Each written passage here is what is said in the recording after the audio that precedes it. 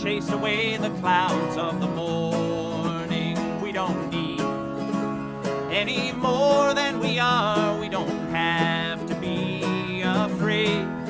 There is a power in these legs and arms and the voices that we can raise, saying no, we won't go away.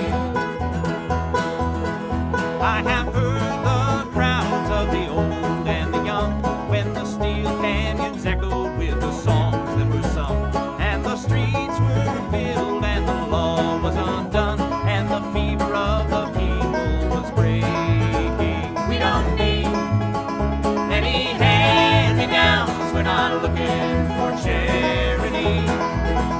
We've been fooled, we've been jerked around, and there's only so much we can say. No, we won't go away. Oh, the time it will come all over the earth. We will lay down our tools, their concessions we'll refuse. When there's nothing left to lose, throw our bodies on the gears and stop this infernal machine.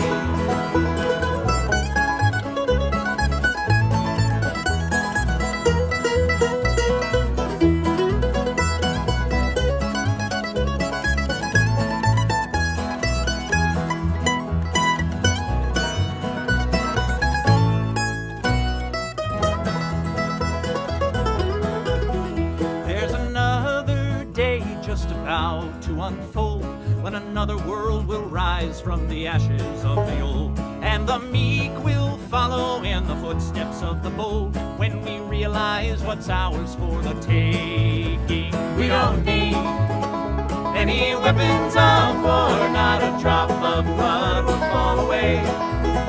They are many, but we are many more, and the sky will echo our refrain. No, we won't go away. Whoa, whoa, whoa,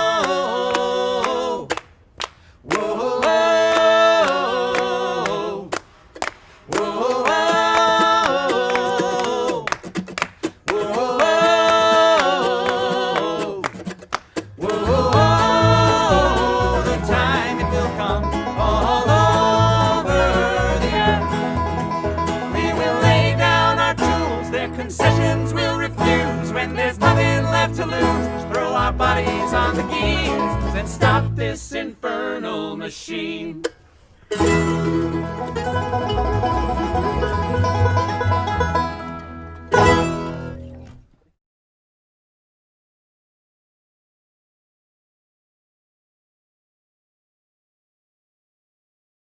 Howdy, howdy, folks. How y'all doing? Hello, Depraved Ambiance. Hello, John Bainbridge. Hello, Lee Kestner. Hello, Petals and Gems. Hello, Ransom Ballard. Hello, Comrade Girl 2018. Hello, Crochet Whimsy. Hello, 2D Synctium. Hello. How we doing, Falcor? Hello, the Stegocephalian. Hello, Ken's sister Sue. Hello. There, do give a fuck. Hello, the last homely house. Hello, Mr. Nemo. Hello, how we doing, Latzia? Hello, Failsafe. Hello, Hail Satan. Hello, Cliff. Hello, Will Kale. Hello, Matatiahu. Hello, Nethercat. Hello, Vox Syndicate. Hello, Small Frog. Hello, Punky Gal. Hello, Salmon Moose. Hello, Michael Natever. Hello from the Blue Ridge Mountains of North Carolina, Michael the Marine. Hell yeah! How you doing? Hello, Bloodfront. Hello, Hella. Hello! How we doing? How we doing? Hello, Sage. Hello, a Clark vibe. Hello, Bin Tarong. Watching your video from the Ilhan Omar being attacked. Fuck that piece of shit and his apple cider vinegar.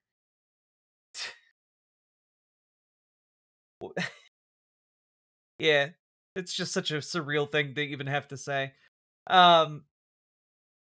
Hello, Utility Maximus. Hello, how we doing? Hello, Zoe Bites. Hello, Magical Girl Madness. Hello, how we doing? Whoo! It's a day. Hello, Maliki. Hello, sweet blasphemy. I might have said hello to you already. Hello, Eddie666. Hello, how we doing, folks? Just catching up on some of the hellos. Hello, a commenter. Hello, Zisu Sultanfuss. Hello, Ashley J. Curtis. Hello, Lemony fucking Snicket. Hello, Dreaming of Kadath. Hello, everyone. How we doing? How we doing? Hello, Paulo Rema. Oof. Hello, Becoming Tanya. Hello, Jazz Dog, the jazziest dog we know. Hello, my name is Mud. Hello, Aska. Hello, Salty Turtle Cupcake. Nova Queen, thank you for getting a sub, and thank you for being the first person to financially support stream today. Very much appreciated. How we doing?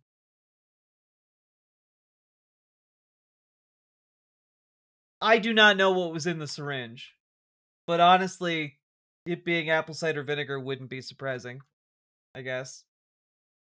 Hello, Nisaba! Hello, I am test subject C35. Hello, CPND. How we all doing? Looking enchanting tonight? Thank you. Doing my best, you know. I'm doing my best with what I got. What's going on? I can't call anymore because I'm at work. Can't call anyone because I'm at work. We just have to keep on putting the pressure on Senate Democrats because they suck. That's like, long story short, they are proving to be difficult, and they need more prodding in the correct direction.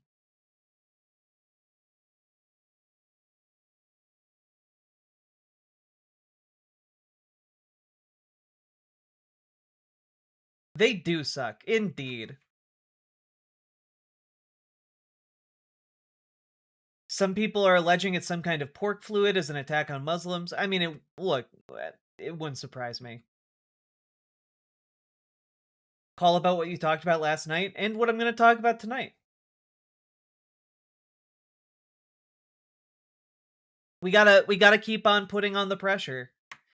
Chuck Schumer is hell bent on watering down Democrat demands as much as humanly possible, and it's bullshit, is what it is.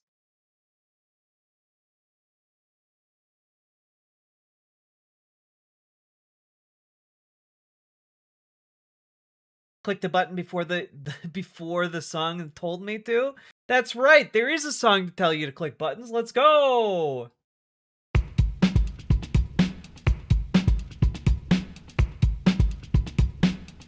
Go. Click the button. Click the button. Click the button. Click the goddamn button. Click the button. Click the button. Click the button. Click the goddamn button. Click the button. Click the button. Click the button. Click the goddamn button. Click the button. Click the button. Click the button. Click the goddamn button. Click the button. Click the button. Click the button. Click the goddamn button. Click the button. Click the button. Click the button. Click the goddamn button. Click the button. Click the button. Click the button. Click the goddamn button. Click the button. Click the button.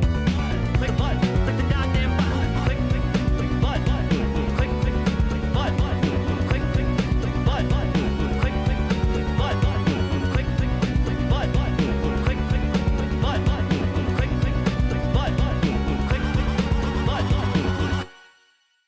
Whew, good question, Penny Ante. What should we do if both our senators are already committed to voting no on any bill that funds ICE?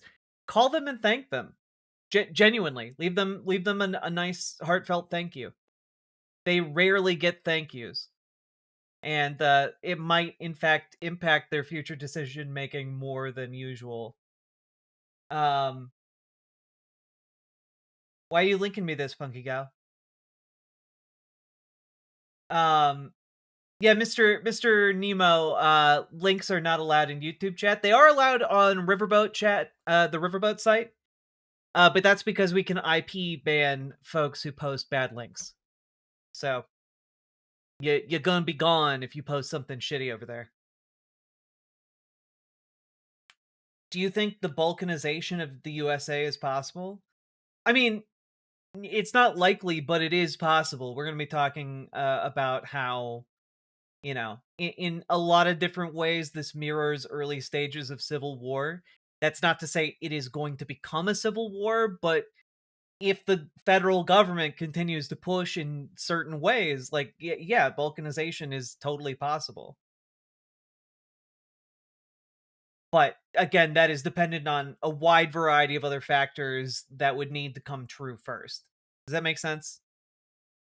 Like, it's not going to be like tomorrow the civil war begins. Like, that's not how that works.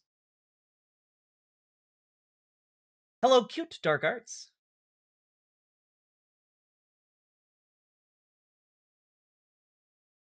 Worthy to be in a Sonic video game? Nani?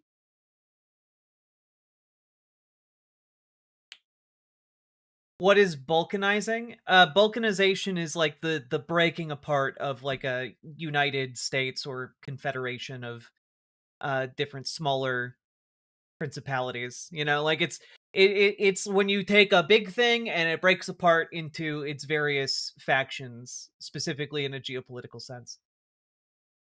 What about vulcanization? uh God. Yeah, like what happened with the USSR or Yugoslavia, or insert any number of large geopolitical entities that the Mongol Empire. um that needs to happen here. I don't know that it's the likely outcome of what's going to happen here. Seeing as how they're trying to project terror, they know they are losing. Yeah, I mean they're basically trying to pull a Caligula. They're trying to pull like, oh yeah, look, they don't need to love me, and we can rule via terror, teehee. And again, they don't really know their history that well, as evidenced by any of the far right thinkers who talk about the fall of Rome. They do not know it very well, and forget what happened to Caligula.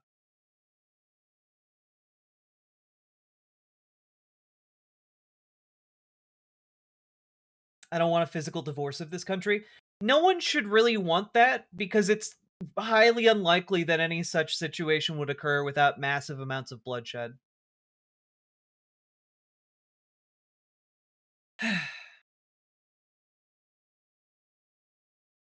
Nothing happened to Caligula. You're right. He was totally fine. He was totally fine. He lived a long, happy life. Nothing nothing bad happened to him, and that's what history knows him for. Just being a chill dude who lived into a ripe old You age. do a woof with a win. If you were a dog, what kind of dog would you be, and why is the answer Blue's Clues? I do like Blue's Clues. I think Blue from Blue's Clues is an adorable cartoon dog. Like one of the top tier ones. Like right up there with like I know not a dog, but Lamb Chop, like top tier children's cartoon character. Also, just speaking of, that reminded me, um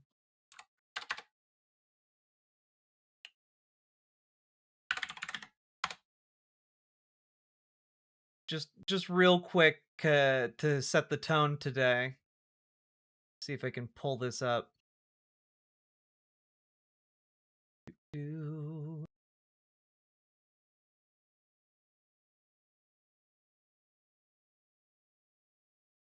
do, do, do, do, do, do, do, do, do.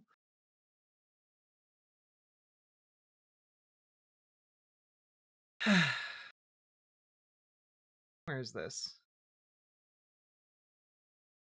I think you guys will enjoy this if I'm able to pull it up.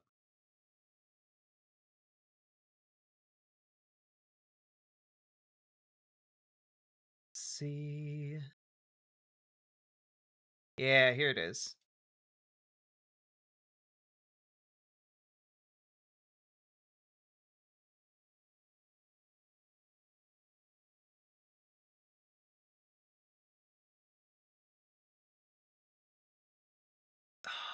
Where is it here?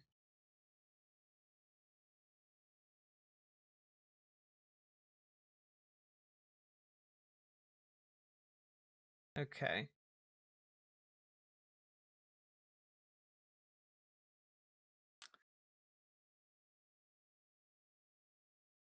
Your house or your small business, here's what the law actually says. 1. They create a constitutional safe zone. If an undocumented person on their own runs inside your home or into the employees only area of your business, they've entered a protected area. ICE cannot enter those areas without a judicial warrant. 2. But you cannot help them get there. You cannot wave them in. You cannot shout, "Come inside." You cannot open the door inviting them. If you do that, you've committed harboring and obstruction, both crimes. 3. You also cannot lie to ICE. If ICE asks, "Is someone inside?" and you say no when the answer is yes, that's obstruction, another crime. So don't lie, don't confirm, don't deny, just stay silent. 4. The only way this is legal is if you do nothing. The person must enter voluntarily, on their own, with zero help from you. If they walk in on their own, you have committed no crime. And once they're in, ICE needs a judicial warrant to come after them. ICE does not carry It's judicial the lamb warrants. chop. 5. Your superpower? The Fifth Amendment. If ICE is talking through your door, if they're inside your reception area, you say nothing. No greeting, no legal debate, It's no asking the for lamb warrants, chop. no shouting that you're calling a lawyer. Absolute silence equals no consent. If you don't speak, ICE cannot legally say you allowed entry, and you are not required to help them in any way. So remember, you cannot help someone escape. You cannot lie for them. But if they enter by themselves, you stay completely silent, and ICE cannot enter without a judicial warrant they do not have. Silence protects you. Silence protects them. If ICE is chasing someone and It's the actress who voices Lamb Chop. Is Lamb Chop a kids show or something? It's like, yes, it's like one of the most famous ones. So we're skiing in Norway. The snow is beautiful, but all I can say is, fuck ice. You know, just this wonderful lady and the Lamb Chop hand puppet going around being delightful and saying fuck ice. Her mother was the OG Lamb Chop. Yeah, and now she's the OG Lamb Chop. Mallory Lewis and Lamb Chop. Amazing and beautiful, right? Yeah, for those of you who don't know, like, Lamb Chop is a very, very famous children's television show in the United States. Welcome, Raiders. Lux Progressive, thank you so much for the raid. Welcome, folks. We're talking about a lot of things today. Boy Meets Minnie, hello. Hope you're doing well. Rip Sherry Lewis. Yeah. Rip Sherry.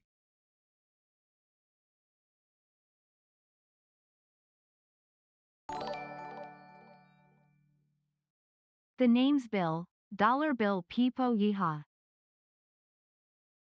Sake Tanuki, thank you for the 10 tier 1 subs. Samantha Maydib, thank you very much for the $10 dono. Appreciated. Thanks for the recent raid as well. Hope you have a great stream. Hope you had a great stream as well. And welcome in, folks. Get all in, get cozy, get comfy. For those of you who need a little refresher on Lamb Chop, what we want is to have an here is entertaining series. God, here is a trailer. It's some old-timey children's programming. Maydiba, I'm sorry. What we want is to have an entertaining series. Yeah. With interesting characters. Yeah, that people like. Yeah, and care about. Yeah. Thank you. You're welcome. In the early days of television, there really were no kids shows. And for Sherry to come along, have puppets, comedy, I just knew this was different. What's that? What's what? That thing? That's a camera. Wow. She made sure you wanted to love those characters. Sherry was able to speak to issues controversial for a woman in that era. You can't be the president. Why not? You're a girl. As a kid, if you saw Sherry Lewis on TV, you fell in love. It was so clear. I had found myself with Lamb Chop. After all, Lamb Chop, what am I without you? Nothing. I feel the same way about you. But there's only room for one son. And Lamb Chop became a big star. Mom wanted to be seen as more than a one-trick pony. And the audience were like, that's nice, where's Lamb Chop? But there was a time when people didn't want Sherry Lewis. When my show was canceled, it was the only time I ever went to Lamb Chop and cried with her. Those years where she did not have a show, I think that was a very lonely, horrible time for her. She did whatever came up to rebuild her career. It was in her DNA. Are you all right? She was a fighter. And not getting it all gives you that fight. There were a lot of kids who had very unhappy childhoods, and their oasis was this loving adult who accepted you. No matter how little you are, you can still be a big help to a friend in need. You create confident and curious human beings by showing them how to do something and then applauding their success. I can, and I will. Okay, good. I was just having fun watching these brilliant characters teach me. I think it's called self-esteem, and it is the most important lesson for children to get. And just remember to make yourself as good as you can be.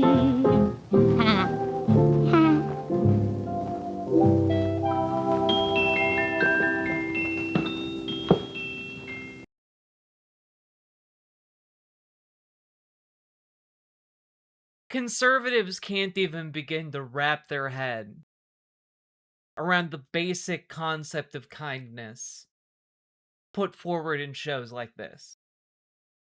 They can't begin to understand it. They can't begin to value it. They think it's a waste of fucking time. They don't I will understand. not call Chucky the Shoe, or Kirsten build a brand. I did send them a fax to inform them just how spineless I find them for kowtowing to fascism and dollar. Hell yeah. That's right. If you can't call them, fax them. Captain Jack is a resident of Minnesota. I appreciate your calmness, intelligence, and humor right now. I appreciate that. I do want to say I have something in the works for Monday. Gonna maybe be talking with some elected officials locally. We'll see. You should be in a mental hospital. Yeah, Kevin Spence, bunch of numbers. I'm sure your medical professional opinion is quite valuable. Thank you for deigning to share it with everyone in the class.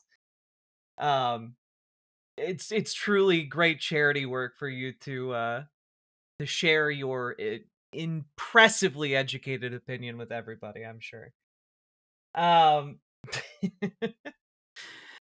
we have a thing in the works for Monday, maybe. We'll see.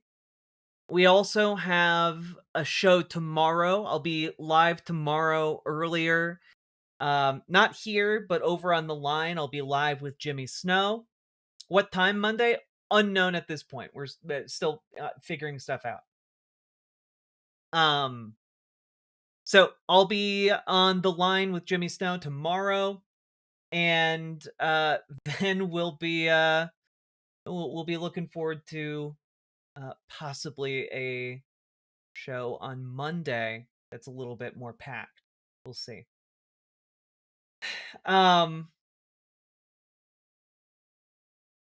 Your ability to let trolls not get under your skin is admirable. Yeah, like I don't know. I think it's fine to like jab them back a little bit and then let them go.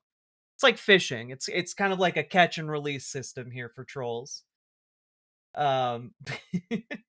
Most of them, the thing is, I'm totally fine. Like, a lot of them like to posture as if, like, I'm an, like, I've lost the argument because I've banned them and therefore they won something. But, like, the thing is, conservatives are allowed to be part of this community. They are allowed to like come in and like learn and like be a part of it. But they I have do to be need a Rambo respectful. dual-wielding grenade launchers with ammo belts image with a giant hammer and sickle flag waving behind with "True Protest" on a plaque under. Do it. Do it, Sake. Thank you for the 2 tier 1 subs. We get such low quality trolls these days. Yeah, remember back in like the heyday of like my debate days when we'd still take call-ins before Nazis with like copious amounts of the N-word really really ruined call-ins for everybody. There was that one guy who came in and was just like, "I am but a mild-mannered, moderate conservative." And then I talked to them for like 2 hours, and it turned out they were literally a member of like a neo-Nazi fursuit gang. Like, now that was a decent quality of troll right there. We used to be a real country, but how many holes are there? Yeah, furry Nazi. Yeah.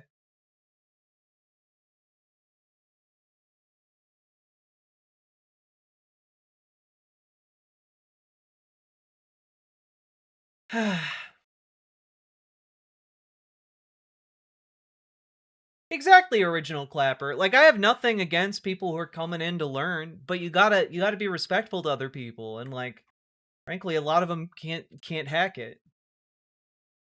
Brian J. Rose, you're amazing, and you have a blessed day. Yeah, 2-hole theory was a wild time indeed.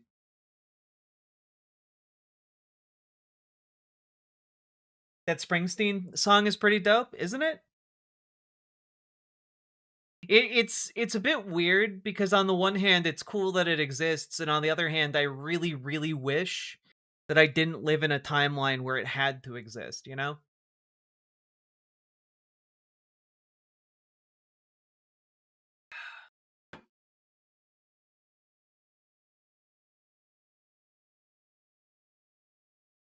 Is there a user here you changed their mind from conservatism? Not sure. They'd have to speak up.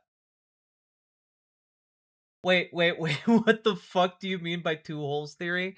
There was a crazy man who I think right now is going by the name Haz al-Din,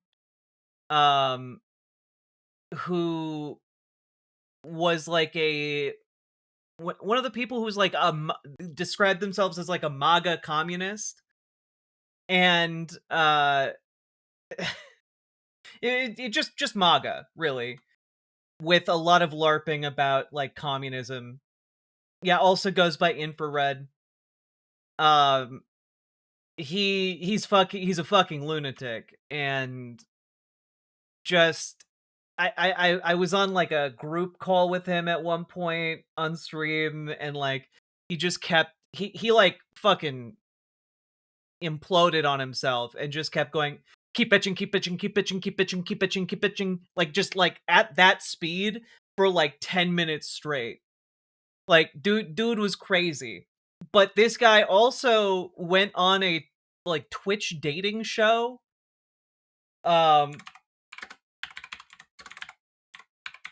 And thoroughly embarrassed himself.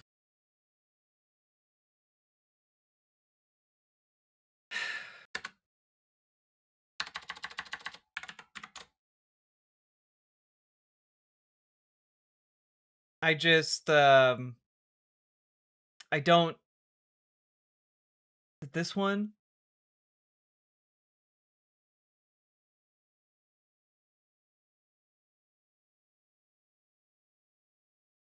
It depends on my mood. Like, I might feel like picking you up. I might feel like, Okay. you know, You like lick me, like, lick my armpits a little? no! I would pick you up, Uh-huh. maybe throw you against the wall, start by kissing your neck. Yeah, you know what I mean? Oh, Like, jeez. so I'll just begin from the neck and, you know, kind of work down a little bit. What does it smell like? What does what smell What like? does my neck smell like to you? Strawberry. To me, Yeah, I'm only interested in 2 holes, not 3. You know. 3 holes? Oh, like your own. Yeah, the Dude, third one is. Dude. How many? I'm not interested. Wait, in. I have a question. How many holes does a woman have from the waist down? 2. Okay, so what are those holes used for? A lot of things. Like, what do you mean? What are you asking? Yeah, it's just a general, like, an easy, like, biological question. What are those 2 holes used for? I mean, like, bathroom wise. Yes. Poop and pee. Poop and pee. And then where's the sex one, dude? The pee one. Oh my okay. gosh. Oh my point? god. That's What's so the joke? Cute. That's so fucking cute, dude. It's like, dude, you really never had a woman like. What is going on? What, you pee from your butt? Anyway, I feel like that's sufficient. I feel like that's a sufficient demonstration. You pee from your butt? Hello, Blossom loves tea. Hope you continue to love tea. What's your favorite tea? Can I ask a question? Is your name Jacqueline, Jackie? No, it's just Jack. I'm just a girl named Jack. You know? I like it. Anyway, like, this is the strongest of my intellectual rivals. On the right. Oh, God. Smartest conservative. And, sometimes I do reference this video, though. So this is additional part of the lore. Alright? This is an additional part of the lore. Because this guy, for whatever reason, on his streams, would just take off his shirt and get, like, really fucking weird. You doubted me, but I saw 2 with my own eyes. There are only 2 holes! Whoa! There are only 2 holes! Whoa! There are only 2 holes! Whoa! There are only 2 holes! Whoa! Oh, God, he's not a base socialist. He's literally called me slurs based on my identity to my face. He's not based. He's a fucking bigot and stupid as fuck. Like, I'm sorry. Don't do this. Don't die on that hill, comrade. All right, don't be shipped off to Stalingrad like that.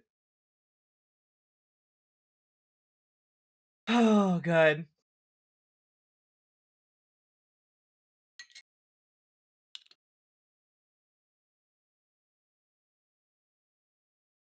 The dumbest people alive have to resort to slurs, it's true. Alright. How we doing, folks?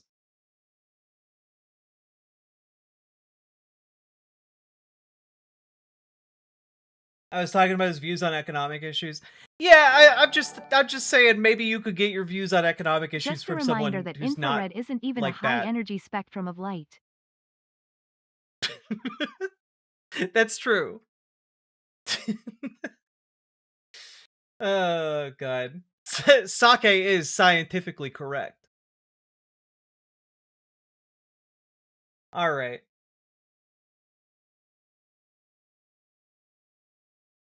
Can we watch him try to fist fight Dylan Burns? Nah, we've already dedicated too much time. Alright. Are you all ready to jump into some content today? Because it's Broken Clock day out there, and we got to talk about the broken clocks that are correct.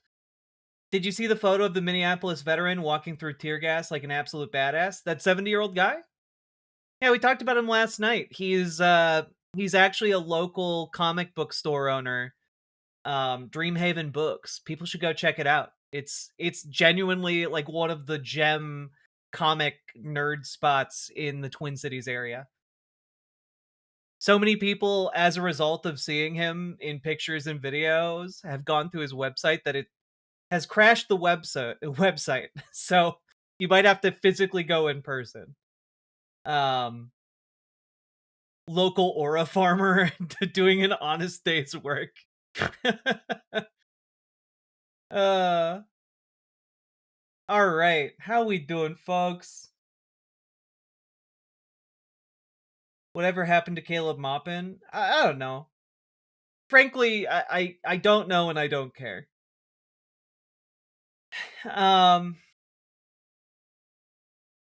Let's see here.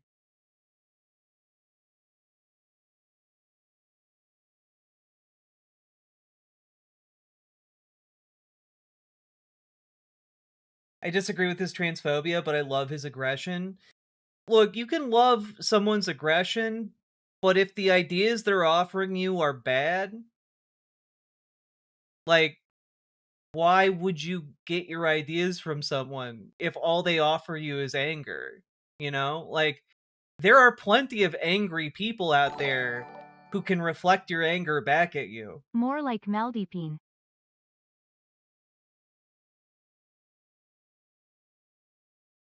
But, like, you can also get exactly that from somebody who's not a jackass. I never learned your pronouns since I started watching you. She, her, actually. Also, Sake Tanuki, thank you for the 2 tier 1 subs. More like Maldipine.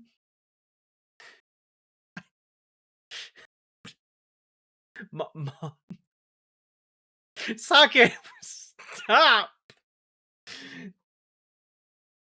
That had a delayed hit on it. You just saw me do the mental equivalent of a double take.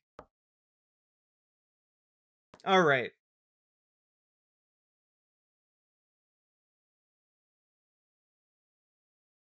Are y'all ready? Y'all ready to jump into some content?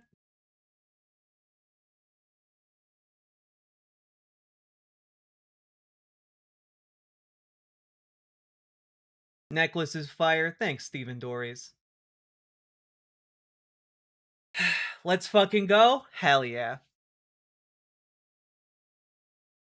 So, folks, let's open up the show tonight by talking about Senator Rand Paul, who I have to tell you guys has no business being correct about anything, because I've been watching Rand Paul for quite some time, and most of the time he is incredibly incorrect about the things he's talking about. And yet today he managed to go on kind of a tear when cross-examining Marco Rubio. And we're gonna take a watch and see what you guys think of this, because it's rare for me to see Rand Paul actually do something correct.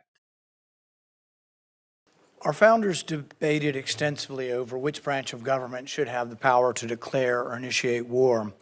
Virtually unanimously, they decided, and what was entered into the Constitution was that the declaration or initiation of war would be the power of Congress. Now, we have many advocates, many of whom are here today, who have been advocates for an expansive notion of presidential power. They often argue that wars are not really wars, that they're kinetic actions or drug busts. I think, though, if you reverse the circumstances, it becomes very difficult for these arguments to hold up. So I would ask you, if a foreign country bombed our air defense missiles, captured and removed our president, and blockaded our country, would that be considered an act of war? Well, I think... Oh, okay, it's fine. Scotty Too Hottie, it's fine if you like aggression. I can also be aggressive. Fuck you. There, did that help? Do I just need to tell you to go fuck yourself enough, and you'll like me more? Like, go fuck yourself. Stop making excuses for transphobic pieces of shit. Like, does that help? I hope so. If you really like aggression, we can get more aggressive.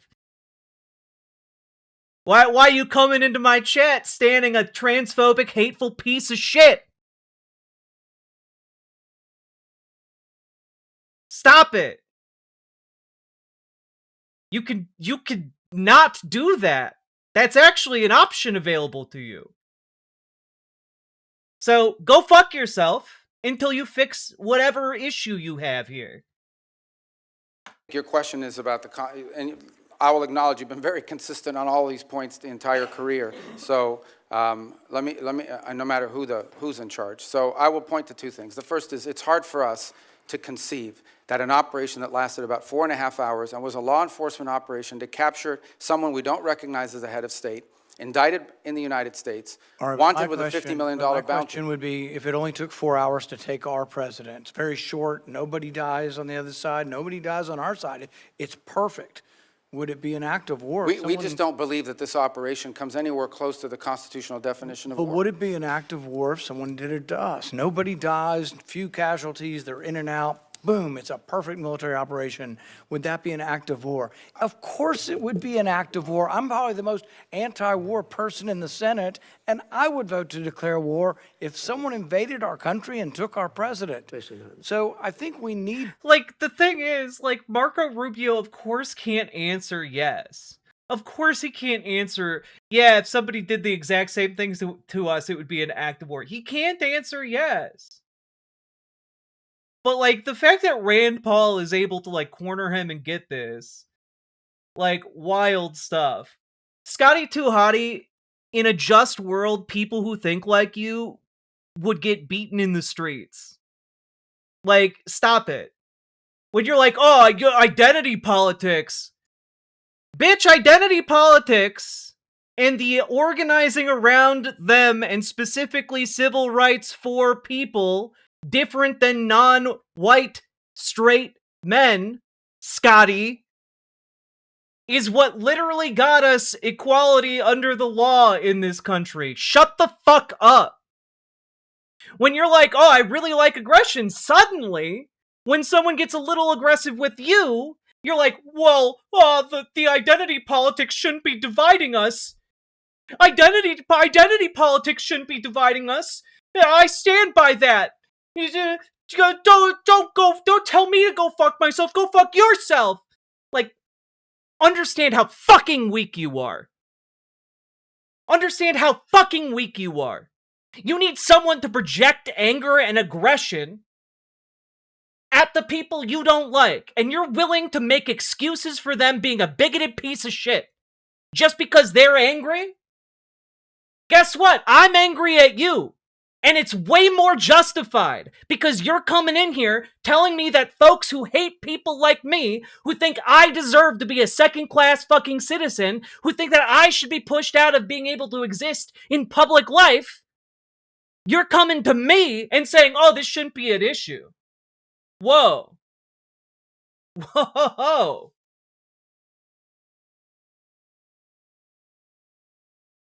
You have the mentality of a child. Of a fucking baby. Think for your goddamn self, Scotty. And understand that there is justice in this world. And that you are on the wrong side of it when you stand with bigots. And when you make excuses for bigots. Bigots are not children. They are free-thinking agents. They can choose to stop being bigots. Stop it. So when I see someone who comes into chat and just has a slight disagreement with me, that's fine. But that disagreement cannot be about whether or not I deserve equal rights to you.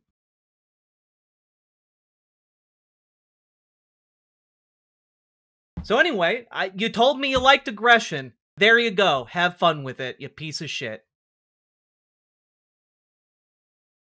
To at least acknowledge this is a one-way argument. One-way arguments that don't rebound, that you can't apply to yourselves, that cannot be universally applicable are bad arguments. So my next question would be, let's say it's not a war. And we're just going to define it away and say it's not a war. That's one of the arguments. So it's a drug bust. I also like hugs, Blossom loves tea. What if a foreign country indicts our president for violating a foreign law? Should we extradite our president, or should we be okay if they come in and get him by force? Look, I think ultimately we're always going to act in our national interest. And so if somebody comes after our national interest, like the case you've described, which obviously does not exist at this time, but the case you've described, the U.S. always has the right to act in its national interest and to protect itself. So really I don't know about this equivalency. Well, does this justify them doing it? We're always going to do what's best for the United States and America. We're always going to protect our system. But the point isn't, and you're exactly right, we will act in our national interest and we should. So I'm not disagreeing with you at all. What I'm saying is, though, that our arguments are empty then. The drug bust isn't really an argument, it's a ruse. The war argument, not a war, is a ruse. It's not a real argument. And we do what we do because we have the force. It's in our national interest for the world to hate us. That is the argument that he's making there, yeah. Because again, in the world of someone like Marco Rubio, the thought process is essentially, oh, well, the United States is the world hegemon. We have a bigger military than anyone else, so no one could possibly retaliate against us in any way that matters. Ha ha ha ha ha. Don't look at the people selling our bonds. Of the might, we do it because it's in our interest. So we wouldn't let anybody come in, bomb us, blockade us, and take our president. We've had arguments about legitimate, illegitimate presidents, bad elections, rigged elections. So there's all kinds of same arguments that we've had in our country that they've had in Venezuela. But we wouldn't argue for an indictment. And these things aren't idle speculation. I mean, Netanyahu's been indicted by the ICC. And one of the reasons I object to Sake Tanuki. Over 115 years of shot reverse shot, and they can't make the two of them face each other? Nope. Impossible. Impossible, Sake. Thank you for the 2 tier 1 subs. We need better cinematography over at C-SPAN. being part of the ICC, and I would C-SPAN, hire Ryan Coogler. Do it. Do it. He's hot right now off of Sinners. Get Ryan Coogler to direct your coverage. say you and the administration probably agree is we're not going to let any international council indict our president and arrest him somewhere in foreign soil. We're not side, but that's a hat on a hat. True. Not going to do that. We actually, most of us probably object to indicting Netanyahu in that way as well. So I think the arguments are invalid. So we did get the legal opinion that Senator Kaine referred to, the OLC opinion, Office of Legal Counsel. And I think a lot of it... Rand Paul is against the ICC, I'll take. Well, yeah, Rand Paul is like, he's basically an anarcho-capitalist. Like, the fact that he's right even to rake Marco Rubio over the coals at all is astounding to me. But yeah, no, he does not think the UN or any kind of like international governing body should exist. Because he's against governing bodies as a concept. Been released. Plus, they came to our caucus and talked most of the open about everything they had classified. So I will talk about at least one of the arguments. They say this war wasn't a constitutional war, therefore it doesn't rise to the constitutional notion of us declaring or having to initiate the war. It just doesn't rise. And one of their main arguments was not enough people died. And so there is some number that they aren't specific, but there is some number. I would assume, although I'm not positive, but the 50, 60,000 soldiers who died in Vietnam might be enough for them to call that a war. But here's the problem. It isn't the number, it's that it happens in retrospect. See, our founders gave us the power to initiate or declare war. Rand Paul also struggled to eat a fun-size candy during a filibuster. Didn't Rand Paul also get beaten up by his neighbor? I think I recall that. They didn't give us other powers to execute the war. Those are left to the president. But if we have to wait to see how many people are killed, we have to wait, as they describe it, as the scope, nature, and extent. If we have to wait to see the scope, nature, and extent, the war has been going on for some time. It's hard to vote to initiate a war that's been going on. And we can say this war is over, but we're still blockading it, and we may go back in.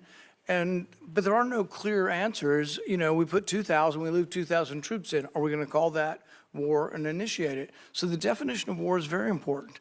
And I think we have to acknowledge the problems with our argument. Calling things kinetic action is a disservice to our soldiers. Oh, you weren't really wounded in war. You don't have a Medal of Honor for... Also, just, okay, yeah, in the attack, his neighbor according to Rand Paul, punched him 10 feet in the air. I don't know how that's possible, but according to Rand Paul, his neighbor hit him so hard that he flew 10 feet up in the air. Yeah, I don't even know how this is possible. Yeah, like a goddamn Looney Tune. War, you have a Medal of Honor for a kinetic action.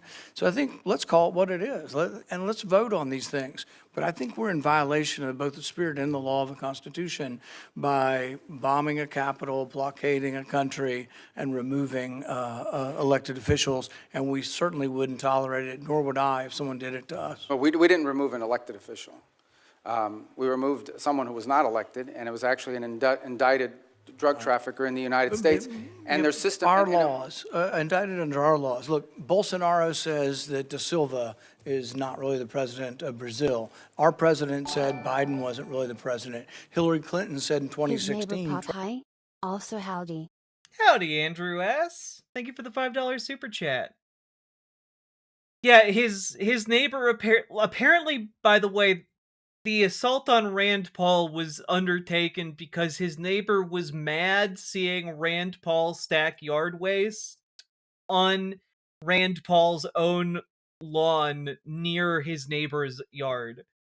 And so his neighbor flew into a rage and just beat his ass. And then got sentenced to like prison time and hundreds of thousands of dollars in fines and damages. Don't assault a member of Congress, folks. Don't do it. Trump wasn't the president. So you have these arguments, and I agree with you. It probably was, and most likely was, most assuredly was a bad election. He wasn't really elected. But at the same time, if that's our predicate, and you don't have to come to us because it's a drug bust, we're just removing somebody, you can see where it leads to, and it leads to chaos. And that's why we have rules like the Constitution, so we don't get so far out there that presidents can do whatever they want. It is this check and balance. And I would argue for 70 years we've been going the wrong way. It isn't just this president, but it's a debate that I think is worth having. He literally can't eat fun-sized candy. Oh my God. Which had previously brought a challenge in federal court to the legality of the authorization to target elected women, released the following statement. This is from the Center for Constitutional Rights. The assassination of al-Awlaki by American drone attacks is the latest of many affronts to domestic and international law. The targeted assassination program that started under Bush and was expanded under Obama essentially grants the executive the power to kill any U.S. citizen deemed to be a threat.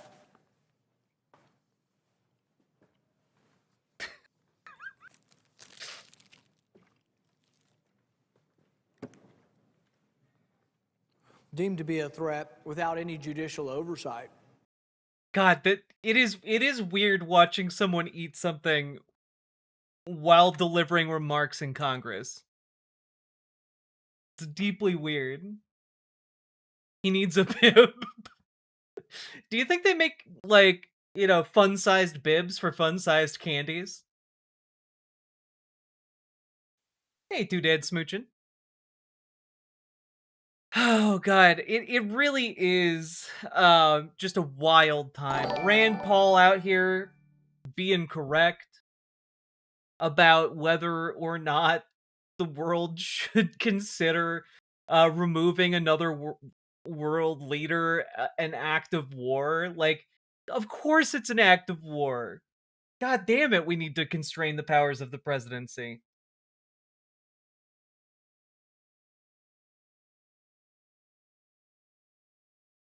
I want to see him and Bovino try to eat a normal-sized meal. Oh, God. I think he wanted to look nonchalant, eating and talking, but it was very chalant, is maybe the best way I've ever seen that described. All right. Also, I just have to say, it's wild that we have to have this conversation in the first place, right? Like, Of course it's an act of war. We shouldn't have to have like a grilling of the Secretary of State in order to establish that sending our military in to bomb the capital of another nation and steal away that nation's leader is an act of war. This shouldn't be like arguable. Of course it is. It's not a law enforcement operation. Like if Iran called it a law enforcement operation and abducted Donald Trump, like there's no one in a position of power who'd be like, that's not an act of war. There just wouldn't be. Like, we all know that that's an act of war. We all know that's a provocation. Like, you don't need like an expert level knowledge of international or domestic law.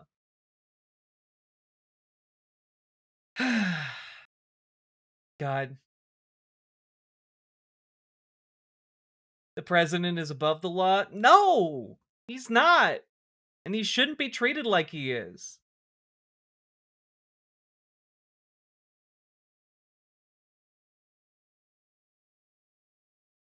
It's just such a sorry state things have come to with the Republican Party that, like, Rand Paul has to try and uh, rake Rubio over the coals to try and get some semblance of a check on the president.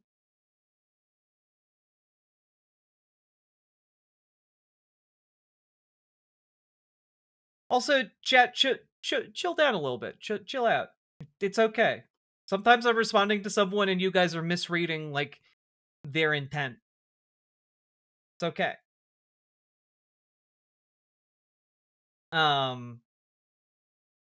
It did not follow extradition policy.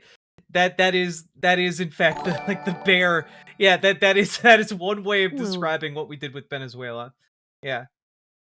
Knifeiest Duck, thank you for subscribing with Prime. Thank you for being subscribed for 45 months, and thank you for being the knifeiest mod. Appreciate you.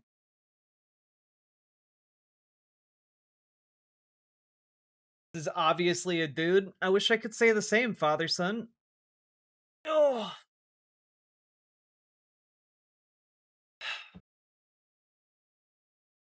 Let's see. That strike through didn't really work out. No, it did not. Hey, Kermit Thorson. The cleavage farm. Yeah, it's a good day down at the cleavage farm. You know, the harvest is good. The sun is shining. It's thoroughly watered and moisturized. Ravana! Thank you so much for the raid. Haven't seen you in ages. Hope you're doing well. And the Airbnb portion, thank you for subscribing. I appreciate you. Hope you're doing well. Hope you had a great stream, Ravana. Y'all, go follow Ravana. Excellent, excellent content creator. Love her. Jack, you just parried Father Son. I know. I like your dress. It frames you well. Thank you. It's a sweatshirt. I guess not a sweatshirt, a sweater.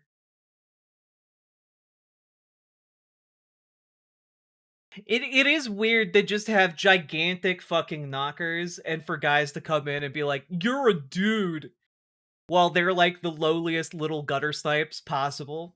It is weird. I don't really know how else to describe the feeling. Hello, DH Express. A cardigan, if you will. No, there are no buttons. It's just like a very deep very deep sweater.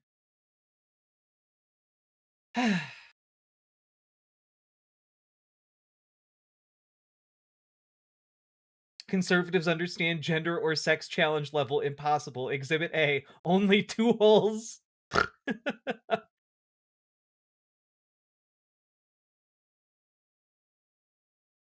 A good day at the melon patch? Exactly. You guys understand.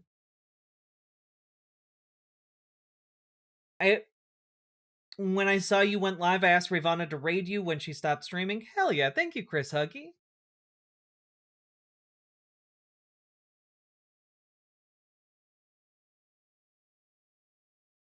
But what about the bonus hole? Oh god. Okay, so you all know, real quick, you all know things are going great over at CBS, recently taken over by Barry Weiss. Things are going wonderfully over there, which is why Barry Weiss, after ratings just plummeting like they jumped off a cliff with no parachute, um, Barry Weiss has now discovered a new and innovative way of like making sure everyone at the network is on board with her executive decisions that are only good and not bad, which is to offer all employees who don't like her a buyout.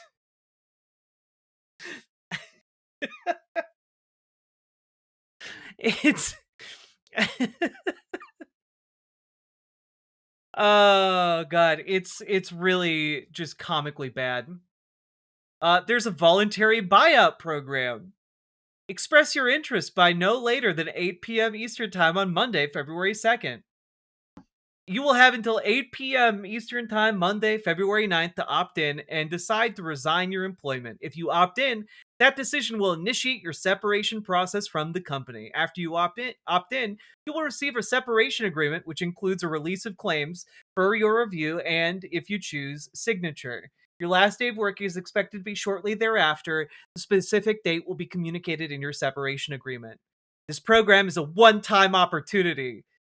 I just really like, guys, there's no upside to signing this buyout agreement. There's no upside. Like, why do that when you can just quietly quit? Yeah, why do that when you can just do a bad job and force them to fire you? Then they have to pay you severance. Like I don't know. Like if you are ideologically checked out, there are easier ways than to like I don't know kowtow to this and and just like get out of Dodge, stay in Dodge, and just be bad at your job. If you get fired, do you get unemployment, or is that only if laid off? I think you get unemployment if you get laid off / fired. Don't get fired for cause. Make them fire you. Make them lay you off.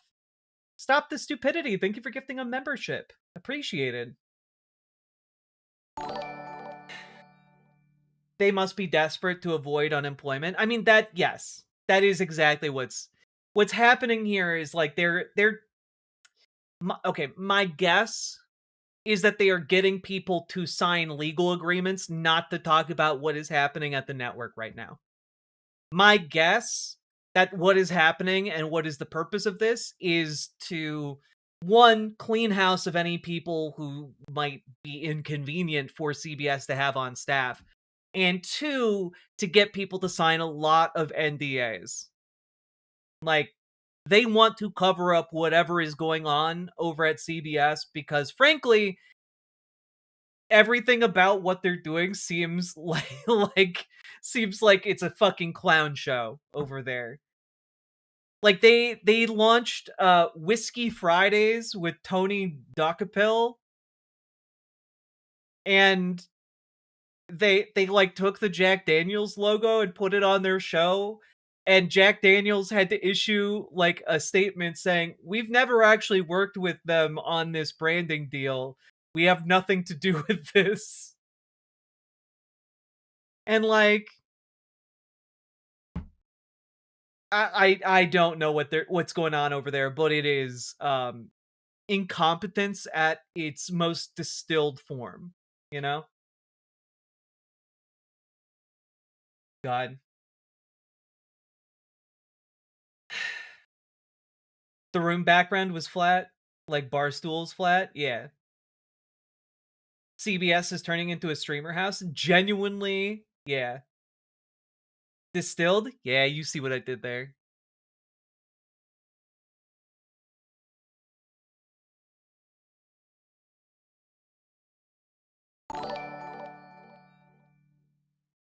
WTH. There is an upcoming Netflix series called Detective Hole. I need to know his first name. Sorry for the derailment.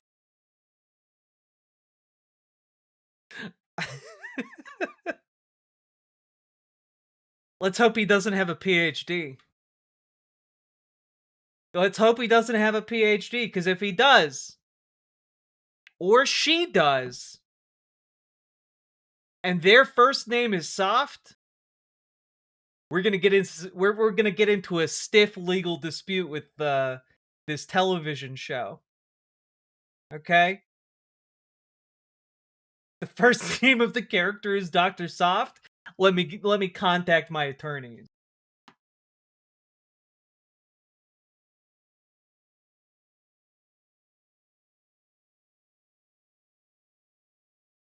All right.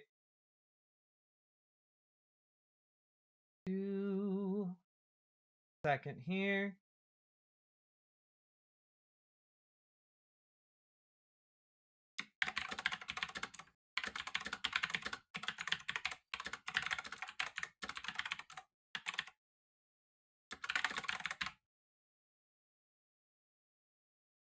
All right. Just a reminder, folks, you do have to really keep an eye on what you're saying in chat. I know passions can get high, especially with everything that's going on, but you can't like talk about doing violence to folks. You just can't. We can't allow it. Our mods can't allow it, etc. So please don't. Dr. Dickhole could be funny. True. I'd watch that. Yeah, don't be a Fed poster.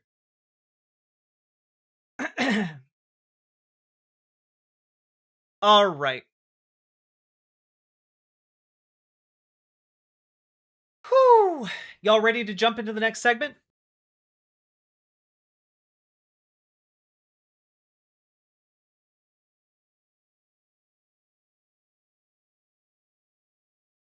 Dr. Richard Hole. That's right. My friends call me Dick.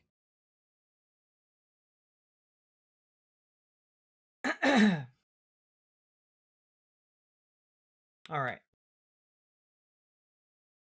So, folks, we got to talk about a news story that has been unfolding today.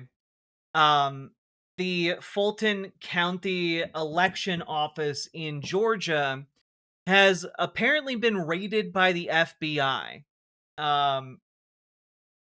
And they are apparently looking for evidence of election fraud. Specifically, it seems like the FBI under Kash Patel is going to be trying to prove that there was election fraud in the 2020 election, and that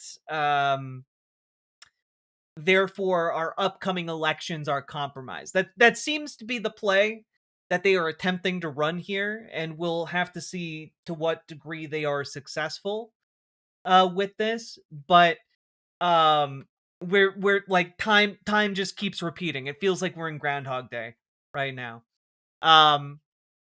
Democracy Docket covered this. 5-alarm fire for democracy. Dems voting advocates voice outrage at FBI rage of Georgia elections office. I think the FBI is doing the president's bidding and trying to create a criminal case against Georgia. And by carrying out this farce of an investigation, they're trying to placate his delusions, said Kristen Nabbers, Georgia state director for All Voting is Local.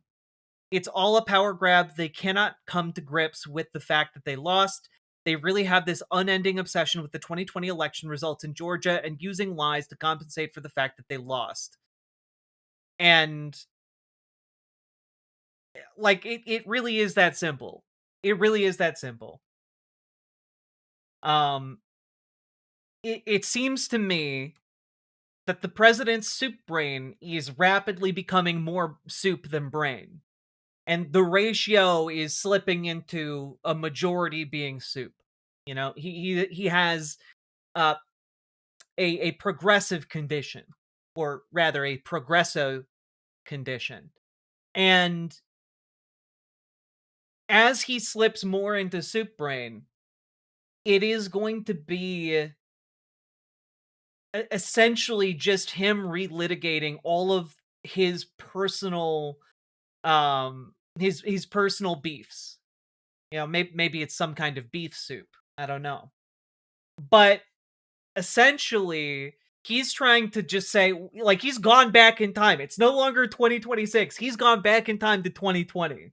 All right? He's gone back in time to 2020, back when they loved me. And he's going to try and keep making this happen because there's no other play for him to run at this point. And like I want to say like this is gonna okay, maybe you know this will pass, like he'll go on to something else. But it is worth noting here that world leaders are concerned. European leaders spoke of shock at Trump's state of mind after a Mar-a-Lago meeting. The Slovak prime minister, a Trump ally, told leaders at last week's EU summit he was concerned about the way the US president spoke to him and Europe, according to European diplomats.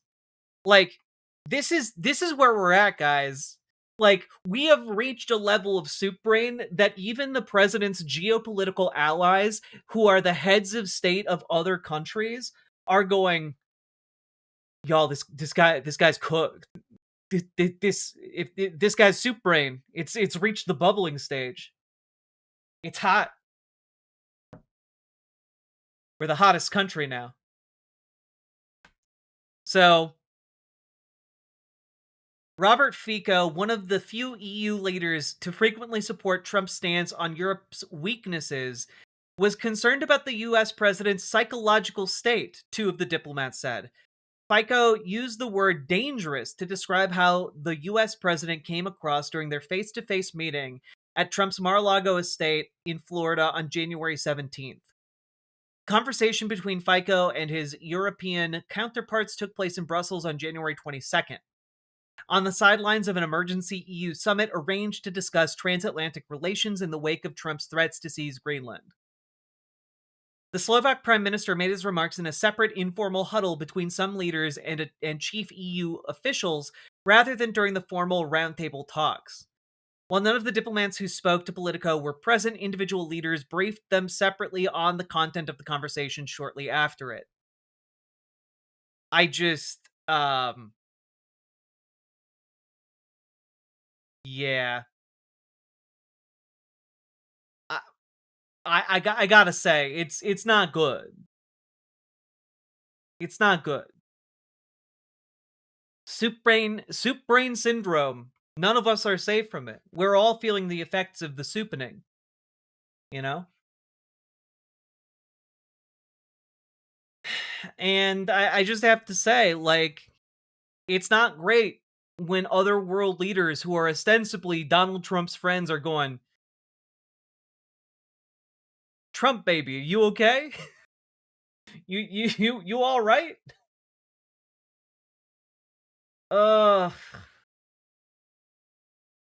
We are we are in a bad state of affairs here, folks. The relitigation of 2020 is, I mean, it could be used as a pathway, of course, to subvert the 2026 elections. But genuinely, I'm more concerned about the fact that this is going to, like, rapidly spin out of control as Donald Trump tries to weaponize different branches of the federal government against the American people in a wide variety of increasingly unhinged ways.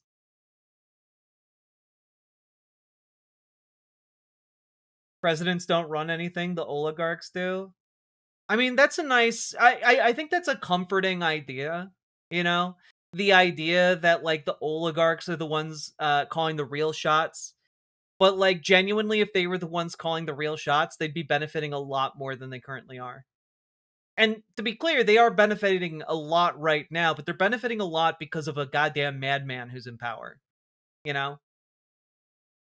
And, like, they would risk world war just to grab Greenland, you know? Like, they genuinely are more unhinged and more self-interested than Donald Trump is right now.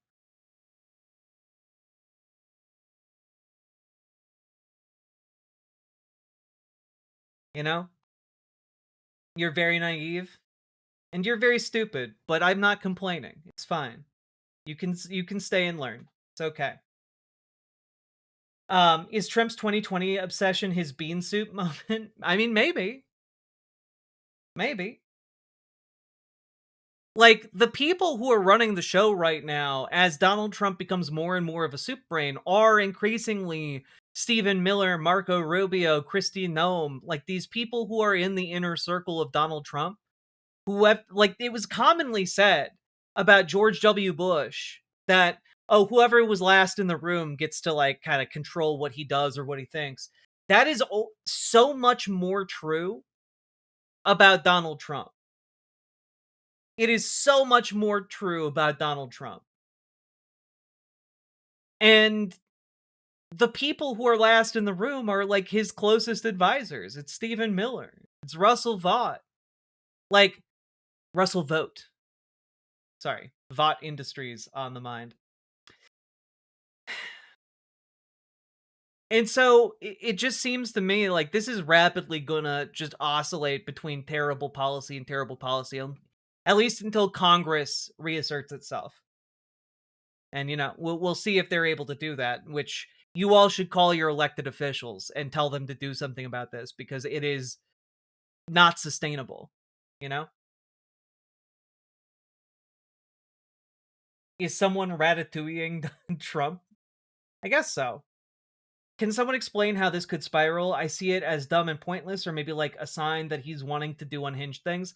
Well, so it could spiral from here by, you know, once you gain access to a state's election systems, perhaps they would find a way to taint it or cast aspersions and doubt about the outcome of, or partiality or impartiality there of upcoming elections. They could use it in ways to frame our electoral process as flawed, and essentially claim it's all just too flawed. We need to suspend this until we understand what the hell is going on, right? They've been asking for voter rolls in many states. I guess the apparent purpose of Operation Metro Surge here in Minneapolis and Minnesota has been to obtain Minnesota's voter rolls, because that is the condition upon which they will remove ICE officers, apparently, from Minnesota. And, like, what we're looking at is that if Donald Trump feels like he can get away with this, it means he feels like he can get away with a lot more things that flatter his ego, a lot more abuses of power, a lot more meddling within different state systems. I think that this could, like, be one of those things where that's just what the FBI can do, mucking about, right? That's not talking about the databases on, like, protesters that they've been compiling. It's not counting the way that federal agents have been threatening people who are inconvenient to their cause. That is, like, there are many other federal agencies under Donald Trump's direct control that could go wild. And so there's a really, really bad set of things that could happen if Donald Trump is just truly at the whim of whoever was last in the room.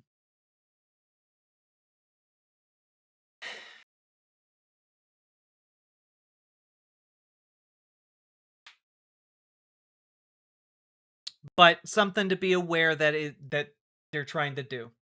We need to be organized everywhere we can on the ground to prevent them from taking control of our electoral process, to prevent them from taking control of our elections, to prevent them from taking us in the night. We need to be organized, folks. And we can do that by joining our local Dems, or joining our local DSA, joining our local organizing apparatuses that are available to us, and getting people on board with putting pressure on local elected officials. You can make sure that ICE isn't, that your local sheriffs aren't collaborating with ICE. That's just one example. There are a lot of other things that folks can do, right?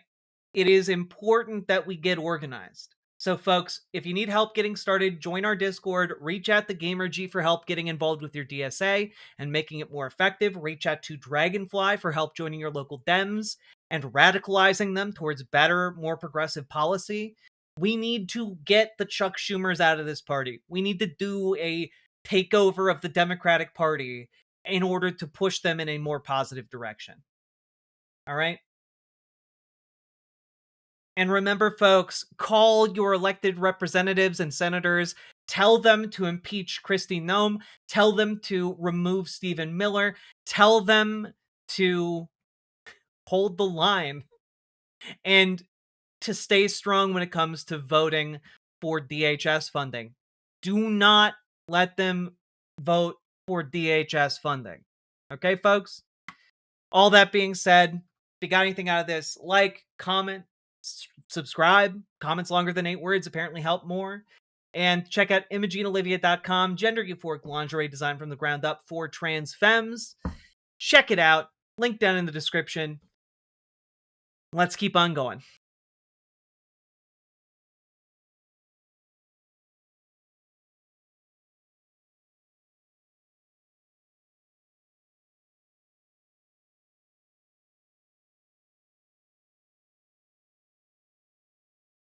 How we doing, folks?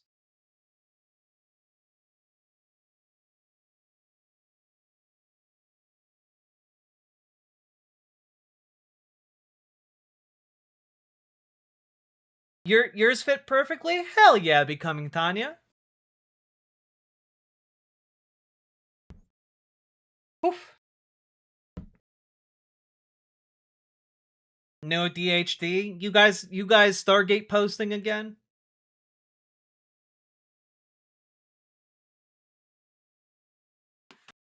All right. Let's talk a little bit about this.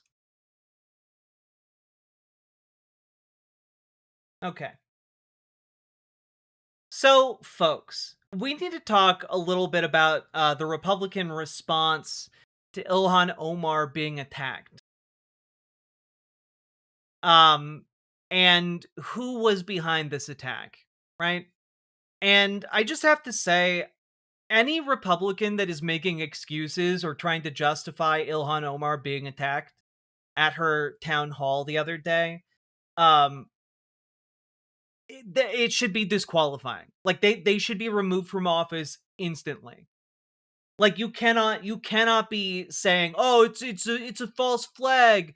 Oh, she deserved it. I blame her for talking the way she does." Like, nah, it's disgusting. It is disgusting open bigotry. It is awful.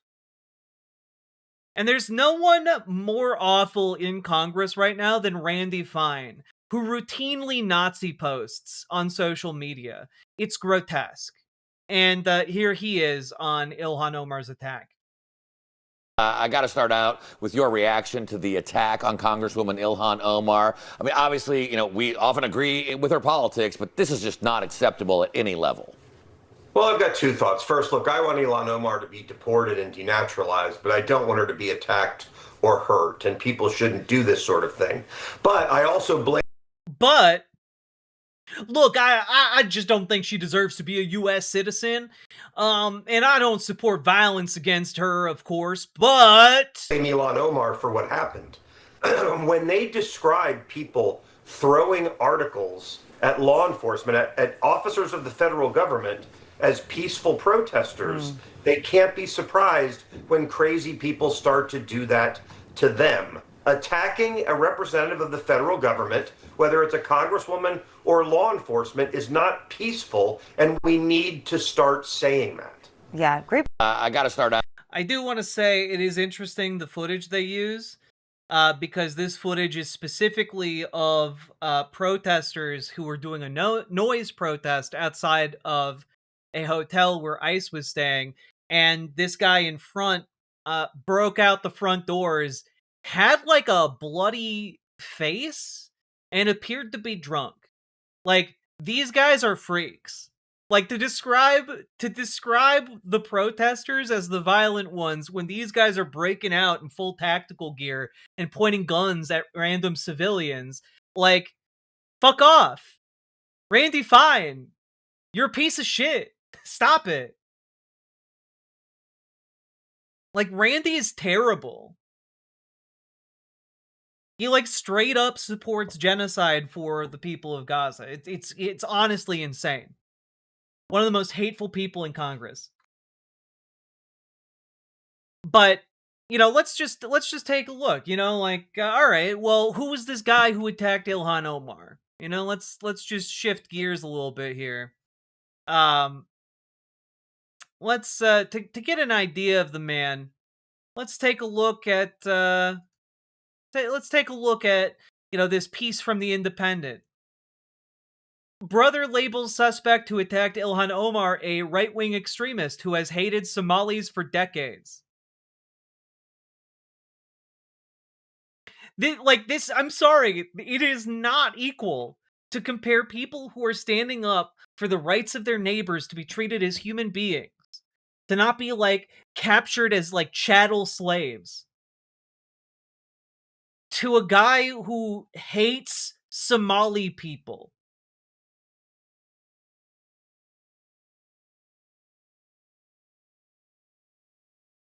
So, the man who attacked Ilhan Omar is a man named Anthony James Kazimirzak.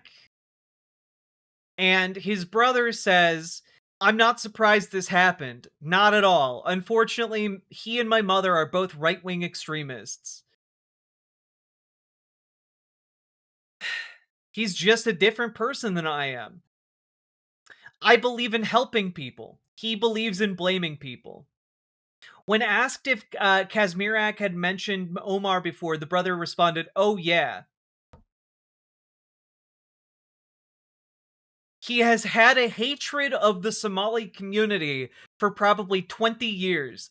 There's a reason I don't talk to him. He's got a lot of anger. I have no idea where it comes from. He's always been that way. In and out of treatment since he was a kid.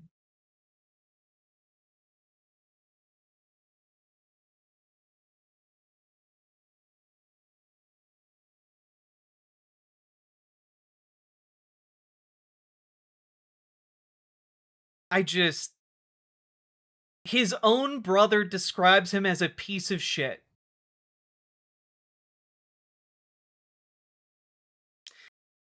The man who attacked Ilhan Omar, his brother describes him as a piece of shit. And I just have to say, the response conservatives are having is that it's all fake. It's all fake. And, like, they're trying to do smears because apparently he has multiple children who are on the left in some way. And they're just like, wow, something doesn't feel right about this. Huh, a hateful, bigoted man has kids who are on the left? What? That's not how children work. We all know that when a hateful, bigoted man has children, they are obligated to be just as hateful and bigoted as he is. We know that's how that works because children are property. Like, that's how they think about this. They cannot compute of the idea that, like, oh, maybe children look at their dad and think, oh, he's racist and we don't want to be anything like him. You know, like, cannot conceive, which is weird, right? Like, conservatives should start to become more comfortable with the idea that maybe their children might be different than them, and that might lead their kids to, I don't know, one day not talking to them anymore.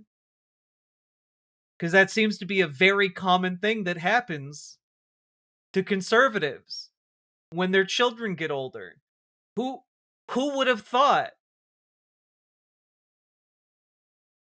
It just seems to me like you should be, as a conservative, preparing for the eventuality that your hateful, bigoted outlook on life might in fact drive a wedge between you and any kind of healthy relationship with your children.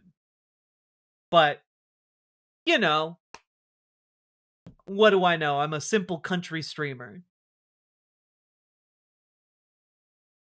Your kids will be adults one day, and no, conservatives don't think that. I mean, exactly. You know, a lot of conservatives just cannot conceive that their kids might one day grow up to be people who are not hateful or bigoted.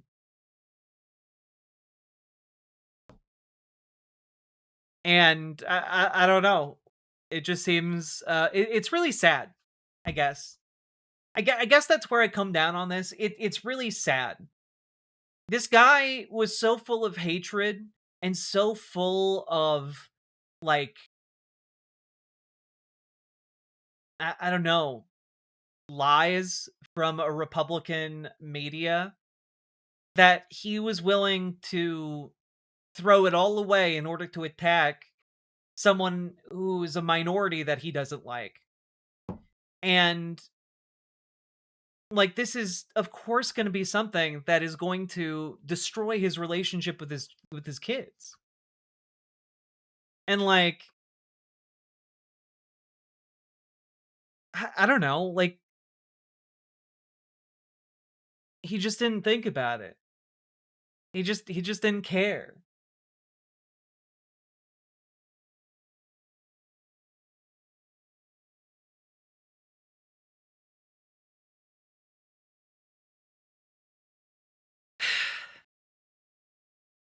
It's really sad.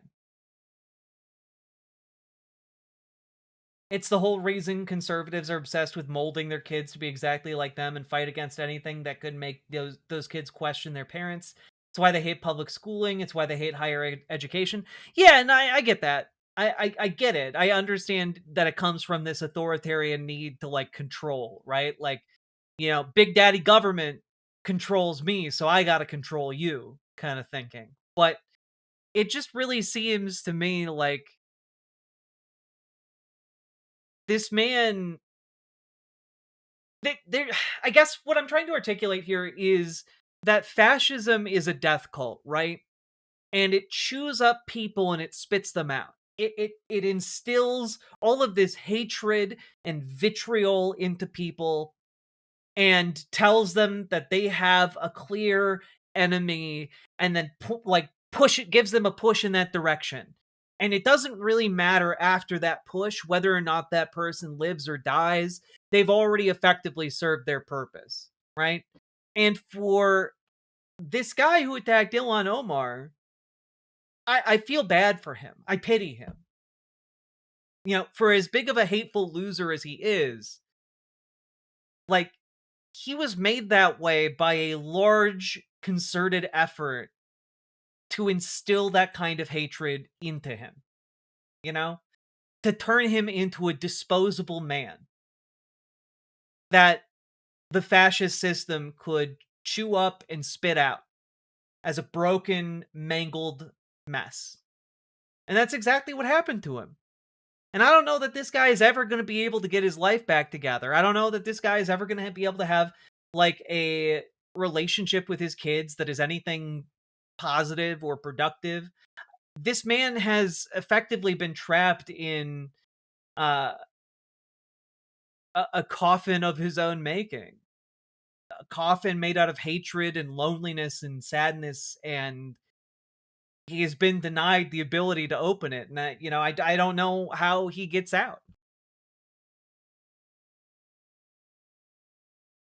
How did this deadbeat hate Somalis for 20 years? I don't understand the question. Are you asking how a racist could be racist for 20 years? Because he never bothered to actually go out and interact with the Somali community.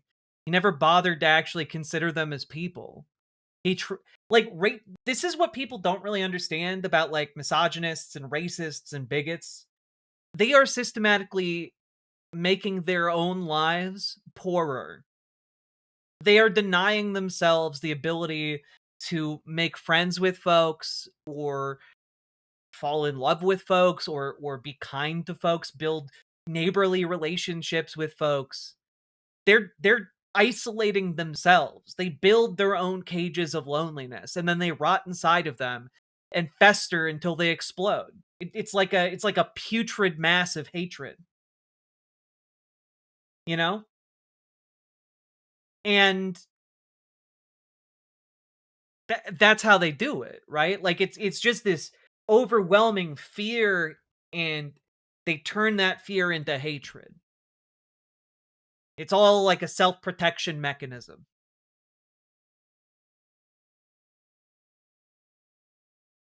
And so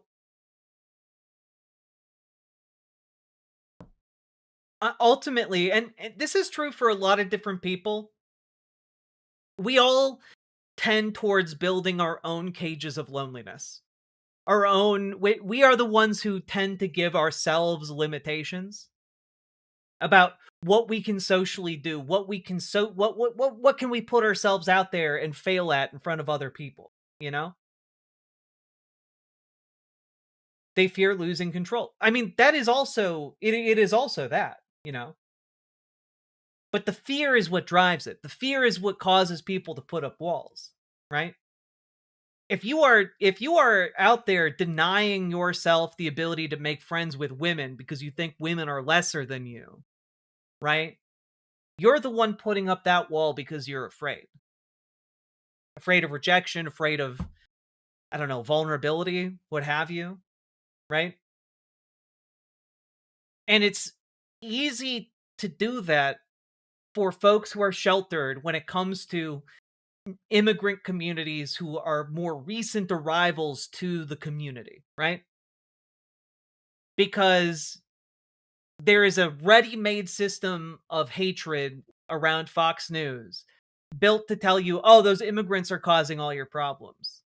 And then, like, these people who are so afraid, they look at these newcomers and they're like, oh, they speak funny. Oh, their food is different than what I'm used to. And rather than being curious and learning more or putting themselves out there socially and interacting more, they want to push it all away. They want to put up the wall. They want to build that wall. Build that wall. And that's that frankly, that's cowardice and fear. Because you don't need walls if you are unafraid. Don't need walls if you have nothing to fear.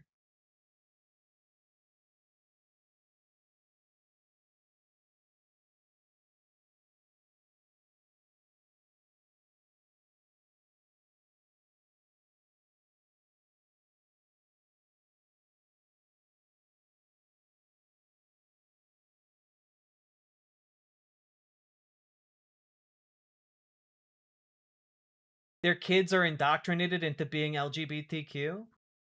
Wait, do you think you were indoctrinated into being straight? That's fascinating. Do you think if gay people were shown more straight media, they'd become straight?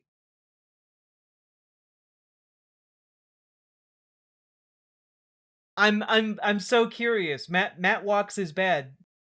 Do you think that if we showed you enough heated rivalry, you'd become gay? And if so, how many episodes of heated rivalry would you need to watch in order to become gay?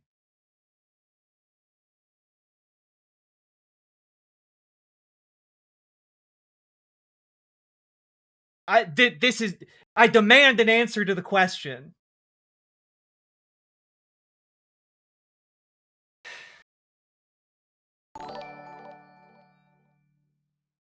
If 10% of the population can corrupt your kids by existing, that sounds like a 90% skill issue. It's true. I am interested here. I'm not talking about gay versus straight. I'm talking about trans. Gay/straight is objectively sensible because it's just someone's preference. Being trans despite XY chromosomes is simple biology. Okay, but are you aware of complex biology? Do you think you are a creature of simple biology? Like some kind of one cell, single cellular life that crawls around on like pond scum? Or do you think you might be a little bit more complicated than that? Just, I feel like, are you more complicated than like the single celled organisms that exist on pond scum? You know? I have XYY chromosomes. Intersex people exist. Do a bio 101. It's true. Matt Walks is bad. No. I'm talking to you now. Ignore everyone else in the comments. We're talking now. If you talk to other If people less than 5% and ignore my can questions, corrupt you're your going to be kids, banned. that's even worse. Shall we run the numbers for how bad the cis are at convincing despite overwhelming numbers? It's true. So, Matt Walks is bad. How much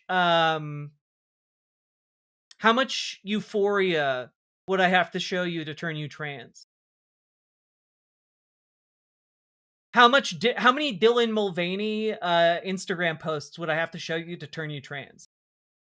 What's euphoria? Don't worry about it. I bet you know more about Dylan Mulvaney. How many Dylan Mulvaney Instagram posts would I have to show you to turn you trans?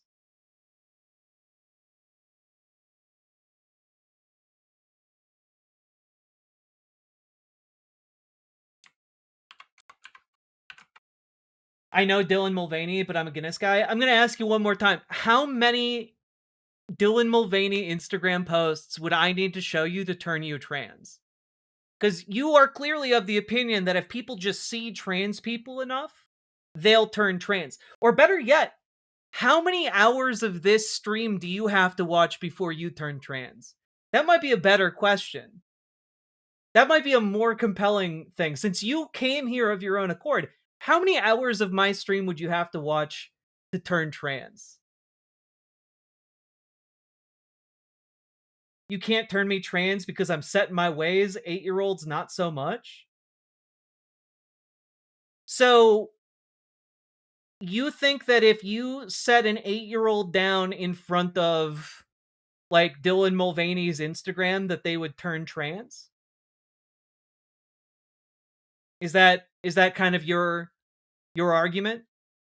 And if so, how many Instagram posts would it take to trans an 8-year-old? Like, 1? Like, if they see one Dylan Mulvaney Instagram post, are they gonna be trans? Is it 5? Is it, like, 20? 100? I think lonely kids who have trouble fitting in are susceptible to anything they can fit in with, like LGBTQ. See, but now you're talking about LGBTQ, and you said earlier that LGBTQ made sense, but now you're saying all of it is the same. So, like, which are you talking about? It's also really convenient that you get to watch an infinite amount of trans content, and you never get transed yourself because you're just built different. It's crazy. It's wild. It's like a superpower. The one that got away from the trans indoctrination camps. Curses!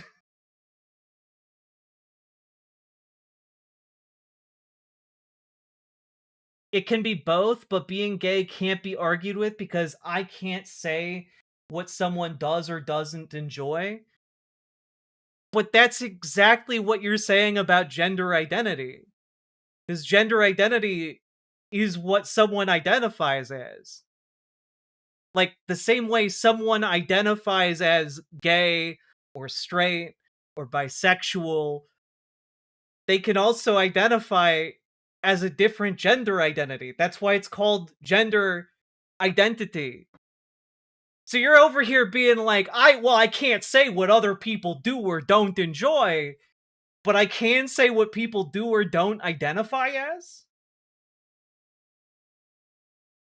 I don't believe in non-binary genders. Why not? This is fascinating.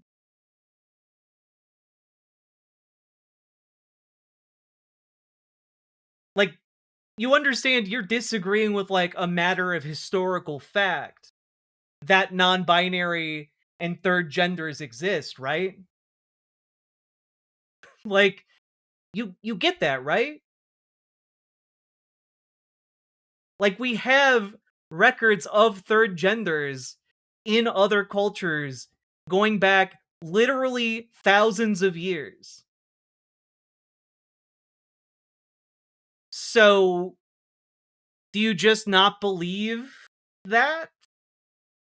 Do you not are you just like, well, like like they were just wrong though. Are we talking about hermaphrodites? We're talking about Hijra. One of the oldest that we have written records of. I believe intersex is the intersex is the exception, not the rule. I'm not talking about intersex, I'm talking about third genders. Some cultures have had 3, 4, 5 genders. So, like, we're not talking about intersex, we're talking about different gender groups.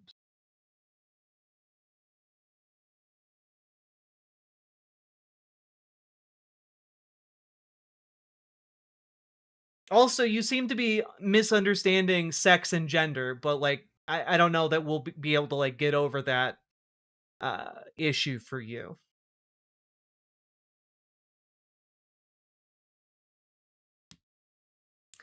Does systemic anti-immigrant rhetoric stem more from perceived economic scarcity or a deeper psychological need to maintain an exclusive group identity? I think it can stem from both. Biology can dictate whether you're a man or a woman, but it can't dictate whether whether you enjoy doing sex with whichever male or female. Wouldn't your enjoyment of sex be rooted in biology?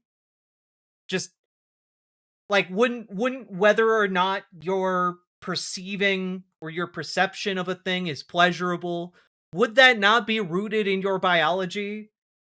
Do you understand how bad and, like, silly you come across right now? Like, your enjoyment of something is rooted in, like, your physical sensation of it. Cis girl that grew up riding dirt bikes, climbing trees, catching frogs, and hated all things Barbie. Still failed to LGBTQ. Straight AF, woman shrugging emoji. Hell yeah. Sorry, you're blue. Thank you for the $5 super chat. So, like, the issue you're having here is that biology doesn't dictate whether you're a man or a woman. That's the issue you're running into at the end of the day here, and that's the problem you're going to continue to run into, which is that biology and gender identity are two different things. I just don't believe in the modern definition of gender. I think male-female sex is real and intersex is an uncommon defect, much less common than people who identify as trans nowadays. But I want to ask you something very simple, Matt. Are people identifying as trans what exactly? Can you finish the shorthand phrase you're using there, Matt? Trans what?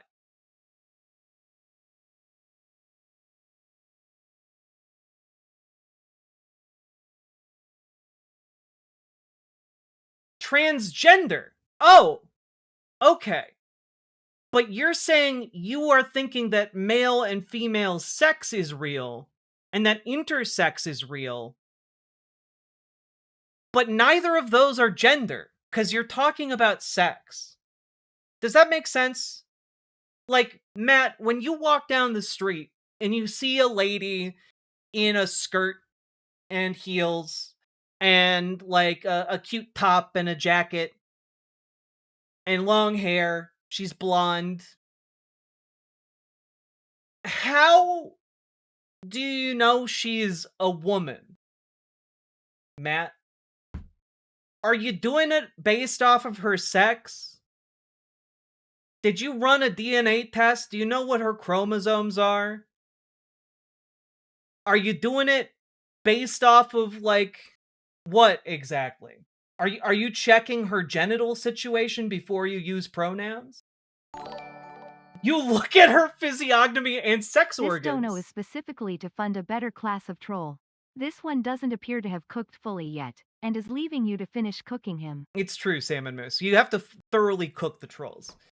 So you before you gender someone you don't know, you assault them and look at their genitals?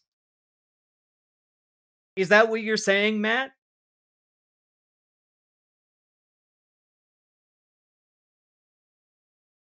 Or are you not in fact basing it off of genitals at all?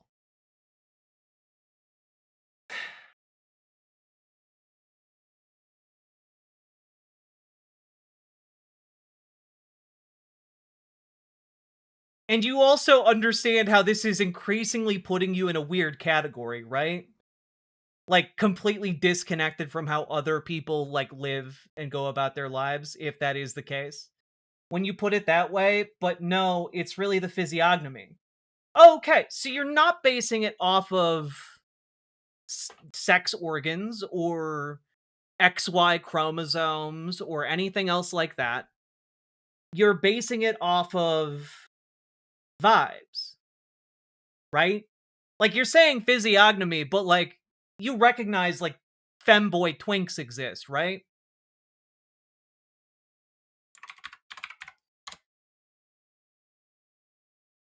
Like, you've been on the internet, Matt. You know femboy twinks exist.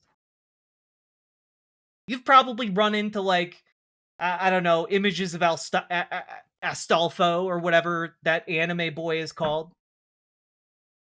Right? You know that there are guys who identify as guys who look very feminine. And likewise, you are familiar with, I don't know, the lesbian category of butch, right? Where a lot of butch lesbians look pretty masculine, right?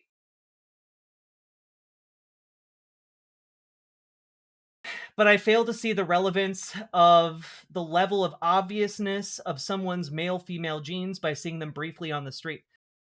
Because, and this is the thing that is going to be really disturbing to you, you have no idea what their genitals are or what their, you know, what their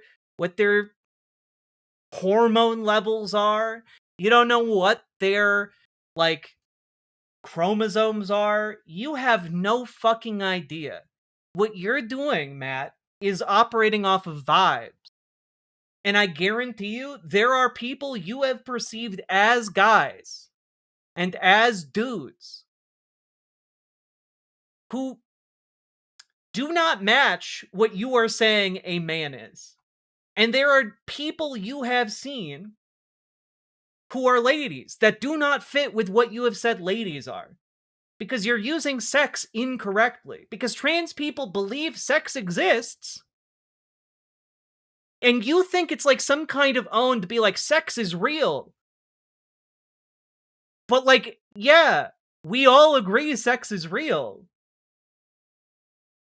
But gender isn't sex. That's the issue you keep running into like a brick wall. Like, I don't know. Like, have you seen, like, trans men who body lift? You know? Or weightlifters?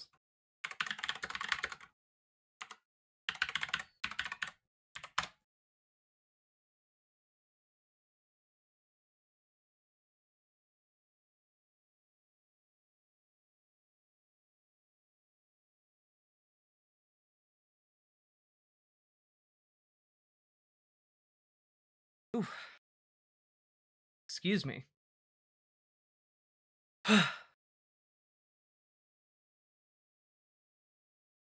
Like, I don't know.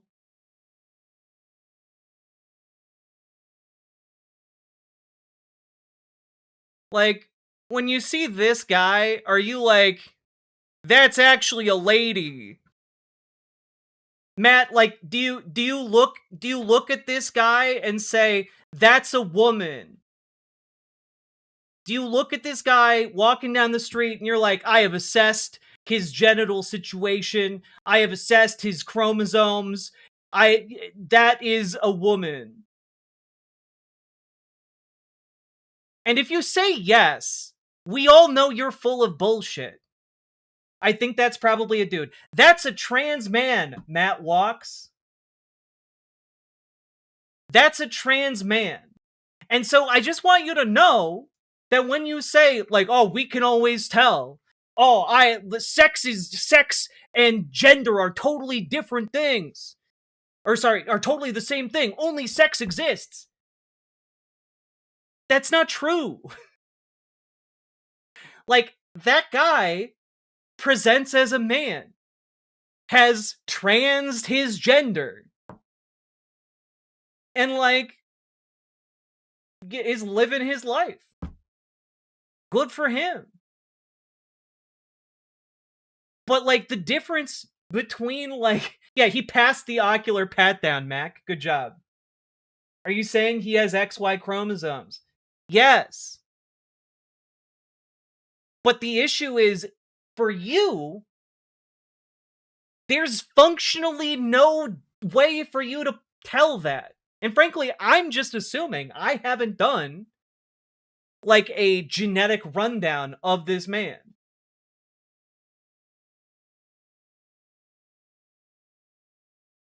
Oh, yeah, no, obviously he has XX chromosomes. Probably. Maybe. I don't know. I haven't done it. But, like, I haven't done, like, the DNA testing, but neither have you. Which is why what we're actually talking about is not biological sex. We're talking about gender identity. We're talking... Oh, okay, let me look into this more. Like, I have a fucking colossal rack, right? I'm a trans woman, Matt. I didn't get surgery to have this colossal rack. I just have a colossal rack. People do not gender me as a man when I'm out in public. But, like, you guys come in here and you're like, we can always tell. There's only sex. There's no gender. Sex and gender are the same thing. But then, like, when push comes to shove, and you are given an example, you're, one, not only can you not tell, but also you're like, yeah, people are being indoctrinated to be trans. It's like, bitch, if people are being indoctrinated to be trans, they're being way more indoctrinated to be cis, right? Like, the vast majority of media has no mention of trans people whatsoever. And your big concern is that maybe someone might identify as trans and be a little bit happier with their own body and with how they identify. It's weird that you are upset by that. It's weird that you concern yourself so much with what makes other people, like, happy. And you make it your life's mission to oppose that. And it's weird because for people like you, Matt, it seems to boil down to, like, wanting to know definitively what genitals someone else has. And that's really weird. That's really fucking weird. I concern myself with medicating kids. What medications do you think they're giving kids, Matt?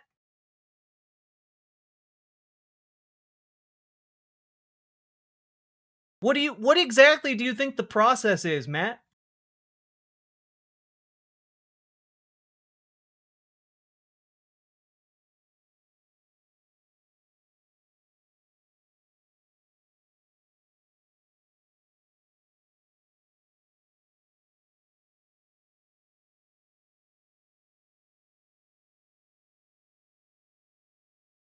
And I do note that you've moved on from saying, oh, the kids are being transed by media, to now you're like, well, okay, some of them might actually be trans, but I'm opposed to them getting medication. What kind of medication you talking about, Matt?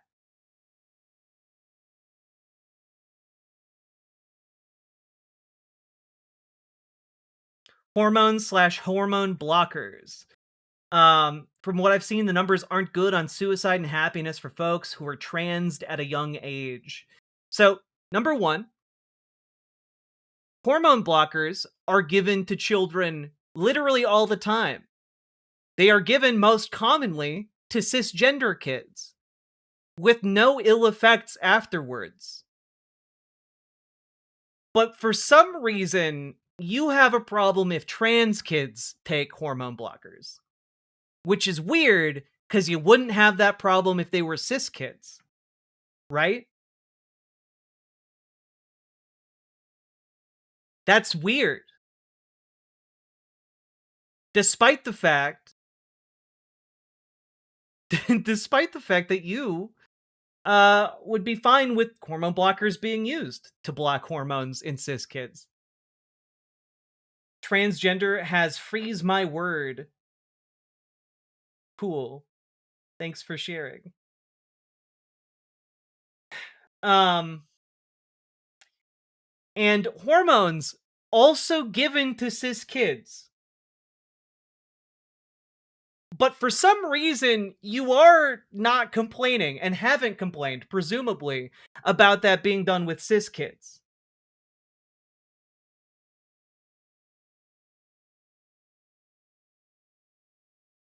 I'll have to check that claim, but even if it were true, the proportion of cis kids is much larger, so that would skew the results by 10 to 20 times. Do you think that the trans kids are biologically different from the cis kids? And thus would have a different reaction to hormone blockers?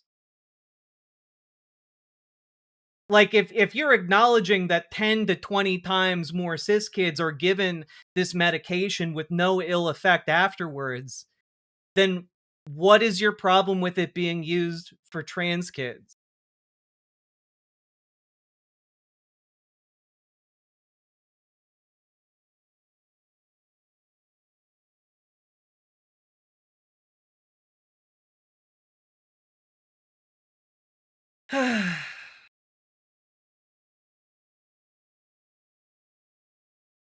Did his argument just say transness is inherent? Yep, kind of accidentally, yeah. Yeah, we're really wrecking on the rocks tonight. I wanted to get through A this and small get to sacrifice some and video games. compensation for Captain and Jack. I love when you pick trolls' brains, but I also know it can be exhausting. Gloomglnya FH Cthulhu Gonagulfthan. Thank you, Kadath. Thank you for the $10 super chat. You said the cis were given them more than trans people. Yeah, because there are more cis people.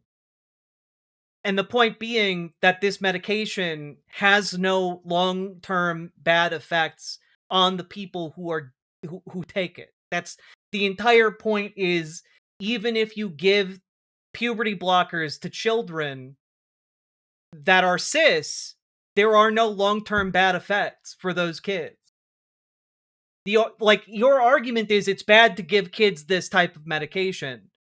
And the reality is it's totally fine to give kids that kind of medication, which is why doctors give kids that medication.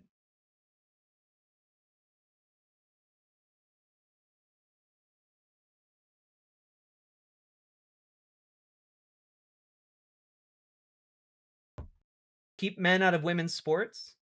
Agreed. Trans women should be in women's sports. Trans men should be in men's sports. Agreed, Dark Gigas. Hell yeah.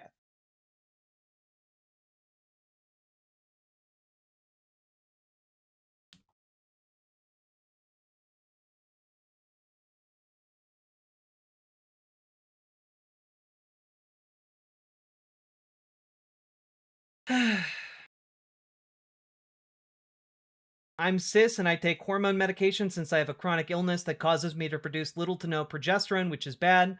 Causes all sorts of issues if I don't have it. Yeah. People take hormones all the damn time. They give, by the way, testosterone to children going through puberty if like their testosterone levels are low and they're a cis boy. I don't know if you guys know that, but turns out um a lot of these folks who come in here and complain about like hormones and puberty blockers for trans kids are totally in favor of hormones and puberty blockers for kids, just not the trans ones. Like, that's the weird part to me, right? Like, all of these medications are safe for the cis kids, but the second that kid becomes trans, these people are all like, whoa, whoa, whoa, whoa, whoa, we can't give these dangerous drugs to children. No, little Timmy, it's totally fine. You're cis. You can keep taking those blockers and the hormones. Like, you people are, like, duplicitous as fuck.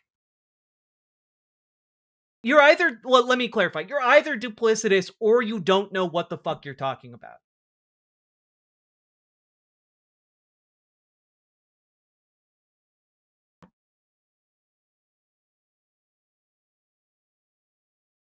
Yeah. We need to cut off all medication to kids. No, little Timmy, not you. You're cis. All medication to trans kids.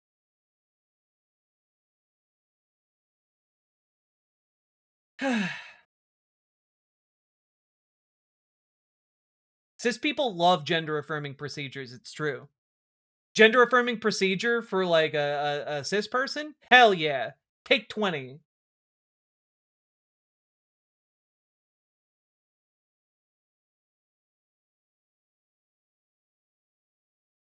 God. All right, I'm gonna stop focusing on this and move the fuck along. We got a lot to do. Got a lot to talk about.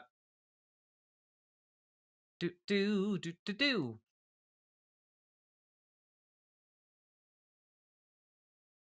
Oh.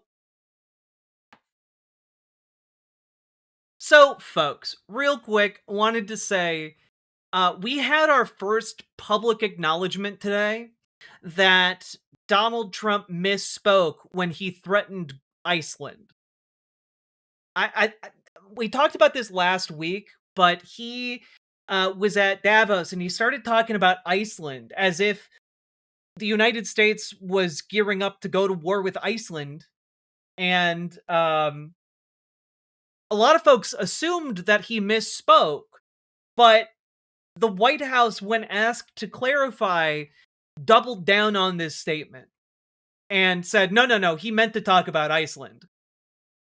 But today we have the first public acknowledgement from someone in the White House. Today it's Marco Rubio. Let's hear what he had to say to Senator Tim Kaine. Speech in Davos. Here's something the president said in Davos. I'm helping NATO until the last few days when I told them about Iceland. They loved me. They're not here for us on Iceland, that I can tell you. Our stock market took the first dip yesterday because of Iceland, so Iceland has already cost us a lot of money. President repeatedly mistook Iceland for Greenland, right? We're not mad at Iceland. They haven't cost us any money. The president just mistook the two countries for each other, correct? Yeah, he meant to say Greenland, but I think we're all familiar with presidents that have verbal stumbles. We've had presidents like that before. Some made a lot more than this one. Nice try. Thanks. All right. I just have to say,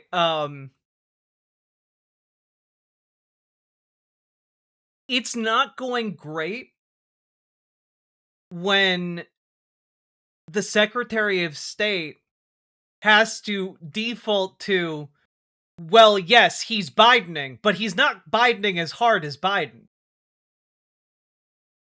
But also, Joe Biden was never threatening conflict with our biggest geopolitical allies, and in the process having a stumble so severe that he threatened another country. That's actually a bigger Biden whoopsie-daisy than Biden ever did. So, it's quite interesting, to say the least. And this administration in particular has been absolutely dedicated to like licking Donald Trump's boots, and the fact that we are now getting like and even an acknowledgement that his brain is broken is really telling. They can no longer hide the cracks. They are no longer able to hide the cracks, and my guess would be they're going to try to like limit his press appearances in the foreseeable future. Maybe not immediately, but like they're going to try and phase him out. Because this guy is Brandoning the hardest we've ever seen since Brandon, since the previous Dark Brandon, even. So, that's where we're at. I just thought this was an interesting update, and let me know what you think down in the comments. Leave a like, subscribe, check out ImogeneOlivia.com, gender euphoric lingerie designed from the ground up for trans femmes, and link down in the doobly-doo. Join your local Dems, join your local DSA. Let's keep on going. Oof. No one can out Brandon. I don't know. Calling Greenland Iceland and threatening them in the process is... I think it might out Brandon. Man, also conservatives are fucking weird. You know, I'm just sitting here, like, talking to you guys, and, like, conservatives will pop into chat completely unprompted and be like, student boys / girls can enter the same toilet at school or hostel. Laugh face. And it's like, why are you guys such freaks? Like, you guys hear, oh, a trans girl in the girls' bathroom? Clearly there must be something sexy happening. And like you guys think is like weirdly funny, and it's like, no, they're just using the bathroom. They're taking a piss and taking a shit and then leaving, presumably washing their hands at some point. But also, you guys are the ones who immediately make it sexual because you guys are the pervert freaks. Can we just like agree on that one when it comes to conservatives? Like, you guys are the ones bringing the weird, freakish, perverted energy to the entire question. Because, like, I don't know. People on the left don't sit around and, like, fixate on little girls and boys going to the bathroom. That's fucking freak behavior. And your hard drive should be checked.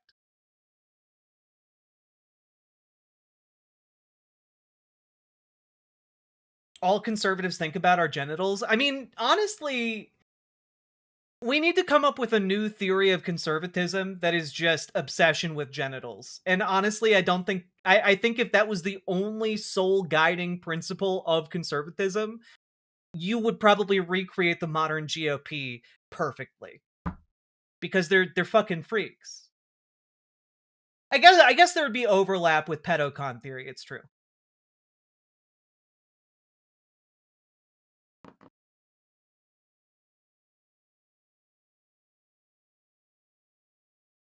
They did the same thing with gay and lesbian people decades ago. It was the same arguments. True.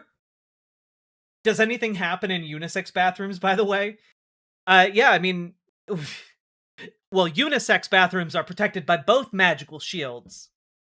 So only the one true sex can get in. It's kind of like King Arthur's Sword in the Stone. Those unisex bathrooms. The Genital Observation Patrol, the GOP. I like it. Yeah. That nailed it. God. The sex unicorn. The unisex, indeed. Yay, a leftist echo chamber, let's fucking go! Yeah! Because no one disagrees with leftists in here! No! No one does! Only leftist agreement! Definitely not a wide variety of infighting and backstabbings that happen inside of leftist communities. Definitely not, like, a huge degree of, like, infighting in any leftist space.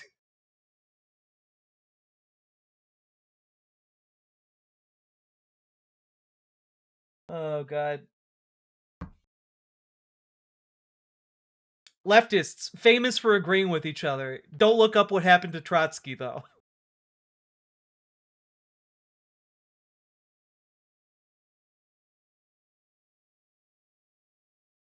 Did you know medical science is leftist now? It's true. Apparently, all of the sciences are leftist now. It's weird. It's weird how that worked out.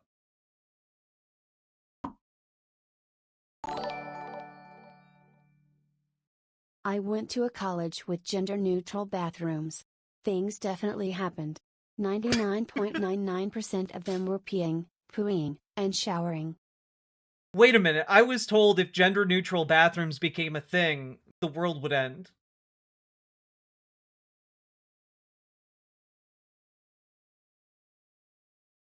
Is the rapture happening now? Are we all left behind?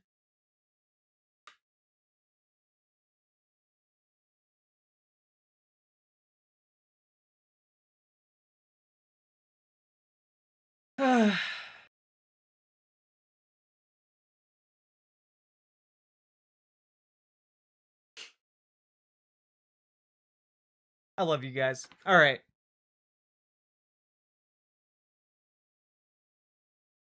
Oh, we do have to talk about this. You guys ready?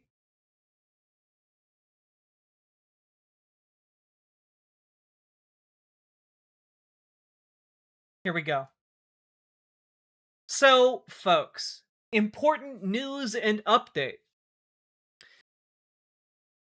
Wired has figured out the company behind ICE's and DHS's face detection app that they're using on their phones. If you have had your picture taken by ICE agents or DHS agents, they're using an app called Mobile Fortify. And this app is created by the company NEC. Now, for those of you who don't know what NEC is, it is actually a former computer company that has, over time, morphed into a software development house for defense contractors. It is based in Japan, actually, and in fact, they have an entire super tower built in Japan. It looks like this, and very phallic, by the way. Excellent work, architects. Definitely not trying to compensate for anything.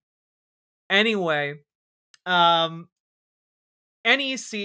is essentially like this gigantic giga computing company. It used to build a lot of hardware, which I think people might recognize some of their early hardware endeavors because they created video games. And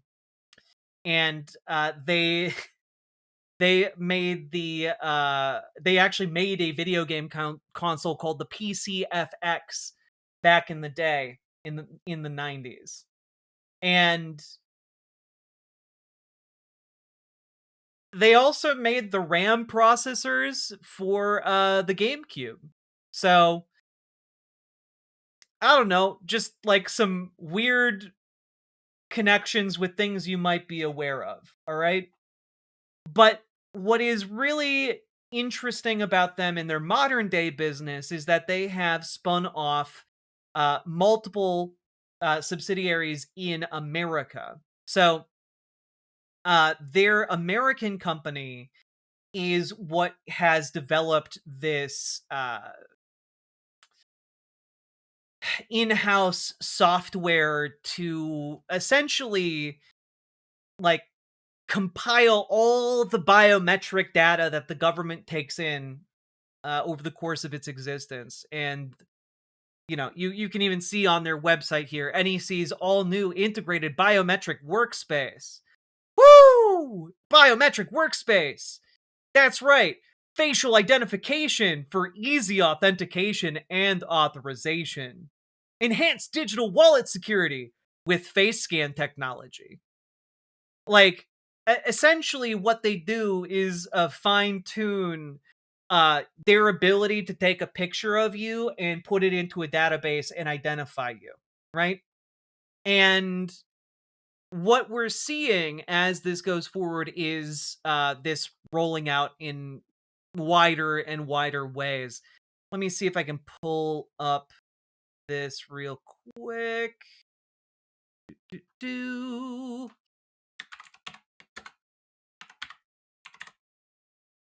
So in America, there are several different bases of operations for NEC.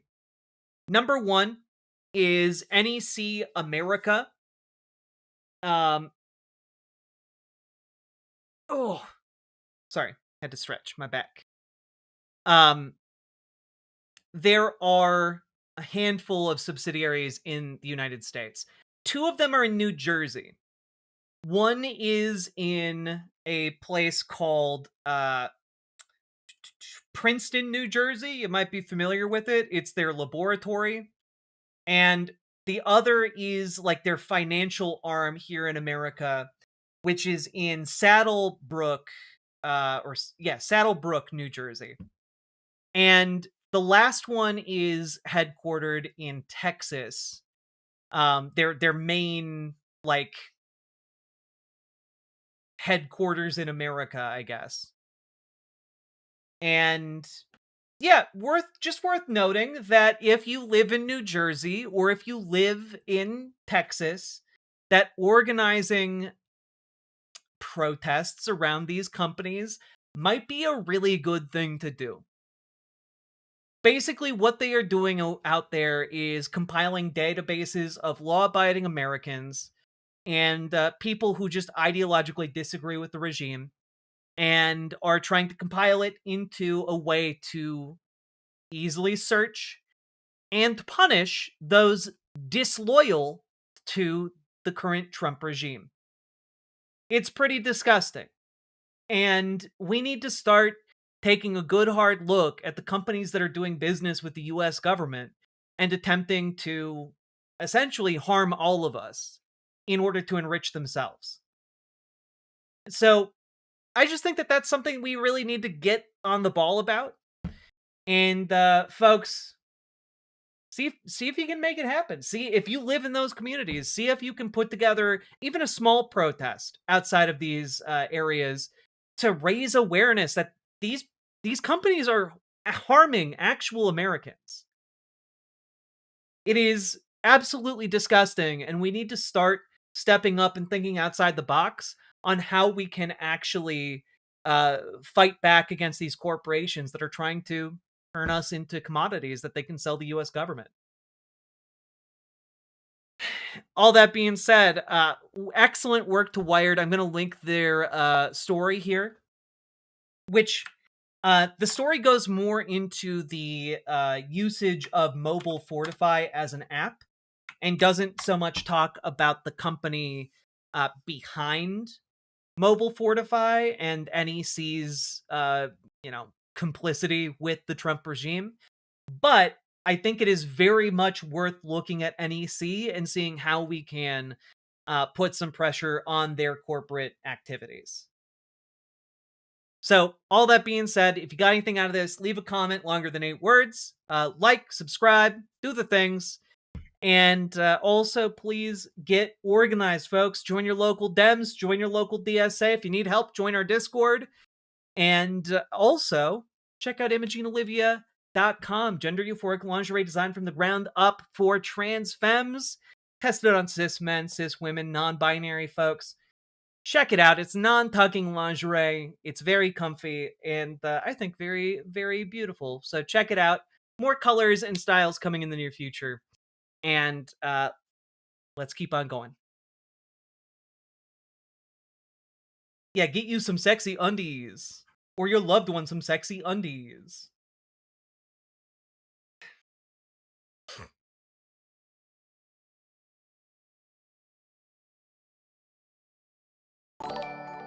Songbird, thank you for the $10 super chat. Try to use the Fax Zero website you mentioned last night, but both faxes I sent to my representatives' offices failed. So I'm just going to print the letter and snail mail it to my rep and senators. I wonder if we've been faxing them so much that they disconnected their fax machines.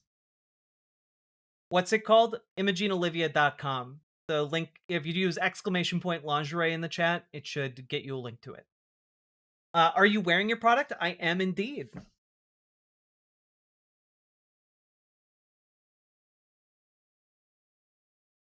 Have you talked about how the USA is starting an independence movement for Alberta, Canada in an attempt to isolate and take the province over? I haven't heard about the United States starting that. I've heard about people in Alberta starting that. I don't know about the role of the US in that independence attempt, but I guess I wouldn't be shocked if there was substance to that. We should have a game stream, Cyberpunk 2077. I really want to stream Earth Must Be Destroyed. It looks like a really fun adventure game. Just gotta say the girls are on a heck of display tonight. Thank you. This shirt always really shows off the goods. That's a great ad for Imogene on its own. Thank you. I think so. This bralette provides a shit ton of support.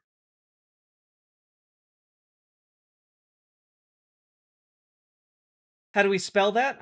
Also, fuck Danielle Smith. Oh. There's a link to it in chat right now. Again, !lingerie. Lucy Hayes, thank you for the raid. Welcome, raiders. Howdy, howdy. Earth Must Die. Yeah, it's a really cool looking video game.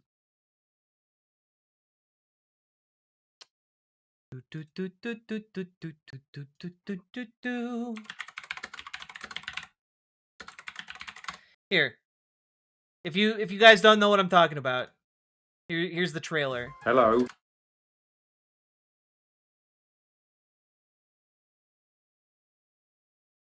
Here we go. Here's the trailer for Earth Must Die. Of Emperor Gargantua, I hereby claim your civilization for the Terranoid Empire. And if you resist, then I'll mount your ugly blue head on a pike and put your flying milk jug in charge. That's it! The Terranoids have got to go! I can't take a moment longer living under these cruel, idiotic tyrants! I do have one idea, but you won't like it. We rebel. What do I know of rebellion? I have such lovely, soft, dictatory hands.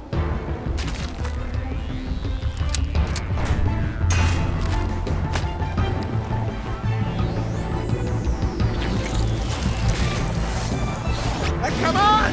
I've got an empire to overthrow. This is taking ages. A visit from the gods at long last. Let me know if you want the windscreen wipers on or anything. I am Snargler, master of the Council of Orgies. You see now, don't you? Now you suffered under the heavy boot of a fascist empire. We'll have to kill them all.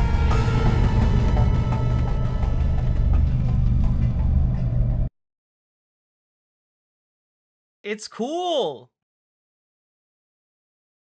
I think it's neat.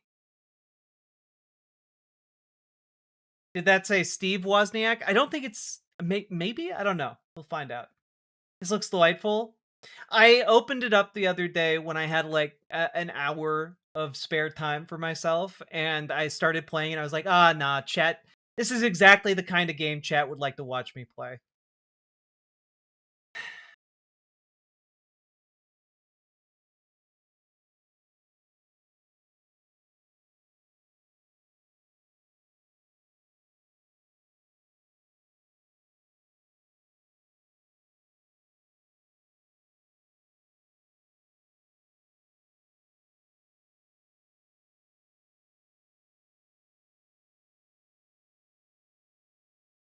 Oh, yeah, I did hear about this. I do think that, like...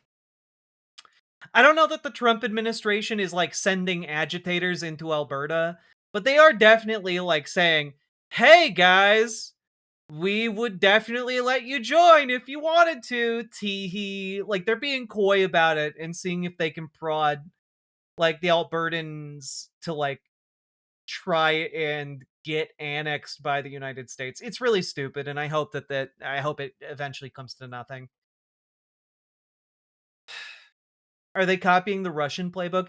The sense that I get is that the Trump administration is not deeply serious about trying to annex Canada, at least at the moment. If Donald Trump has like another, I don't know, worm tongue come into his ear and say like, you should try to get Canada again, like, you know, we could see a massive swing because again, he's goddamn soup brained and doesn't know what he's doing anymore. So like, I genuinely, I'm just, I don't know how serious an attempt is being made here, but like, it fucking sucks because genuinely, there's no way of knowing.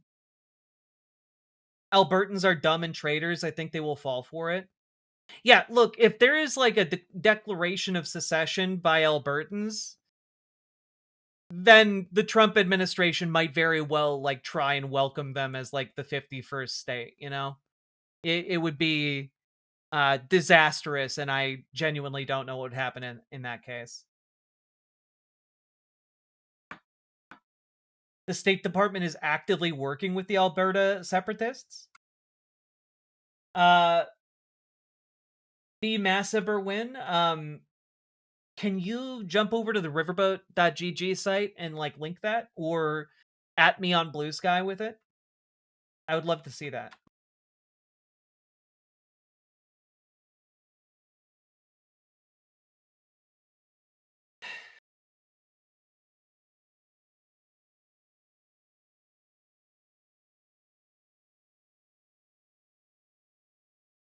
Only Congress can grant statehood, and they need 60 votes.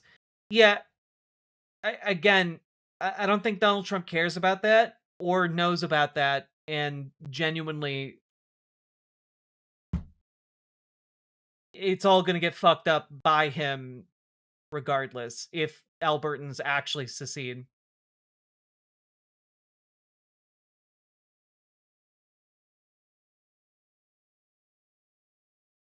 The US will be very disappointed when they learn that Alberta doesn't own most of Alberta. I mean, I think as a person in the US right now, I'm already extraordinarily disappointed with everything that happens in this government every day.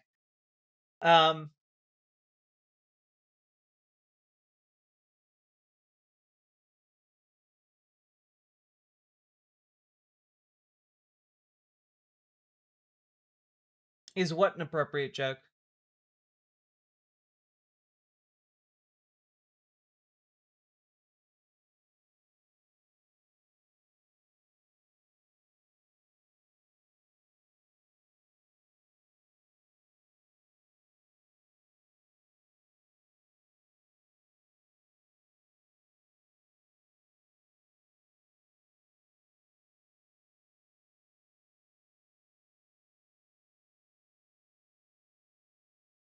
Hey, Icecum, don't use slurs in my chat.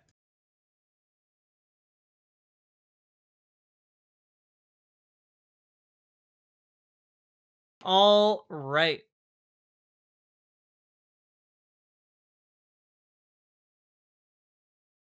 Let's jump into this, shall we?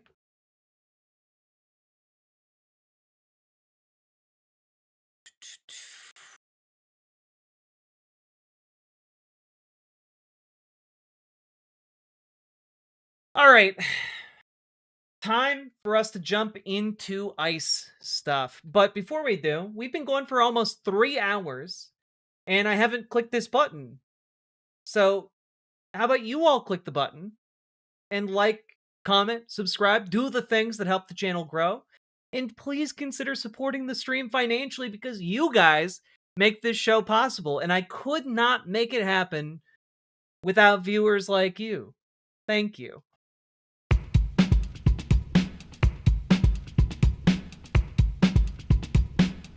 Go. Click the button. Click the button. Click the button. Click the goddamn button. Click the button. Click the button. Awesome Loves Tea, thank you for subscribing. Click the button. Click the button. Click the goddamn button. Click the button. Click the button. Click the button. Click the Epsilon, thank you for the 100 biddies. Sandroid, thank you for the 100 biddies. Click the button. Click the button. Click the button. Click the goddamn button. Click the button. Even like you, WPG Squirrel. Click the goddamn button. Click the button. Click the button. Click the button. Click the goddamn button. Click the button. Click the button. Click the button. Click the button. Click the button. Click the button.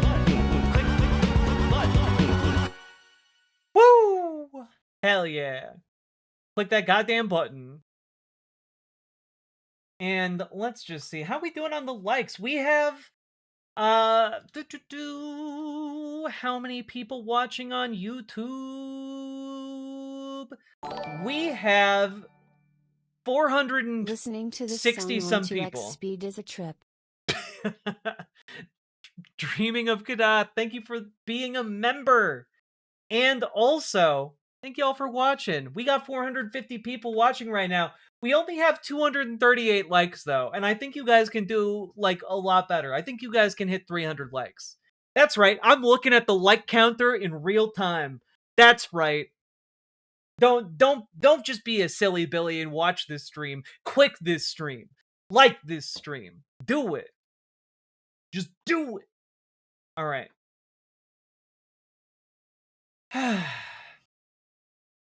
Did my part? Hell yeah, Vegan Rancor.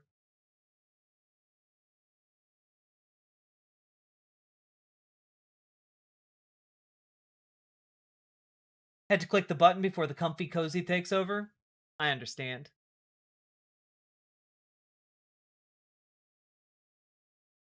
You click the goddamn butt? Hell yeah, Valkyrie Smith. Valkyrie the Smith, rather. Would you be down to have Canadian journalist Rachel Gilmore on? One of the Gilmore girls? Always. No, I know who Rachel Gilmore is, and yes, of course.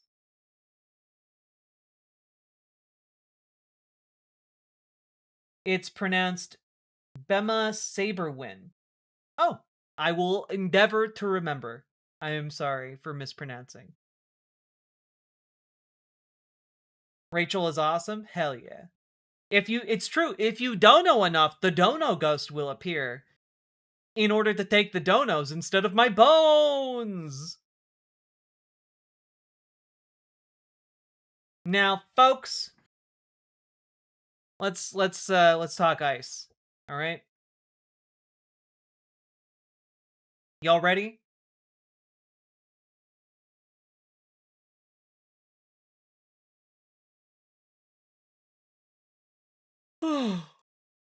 Are the Gilmore Girls progressive? I'd have to rewatch.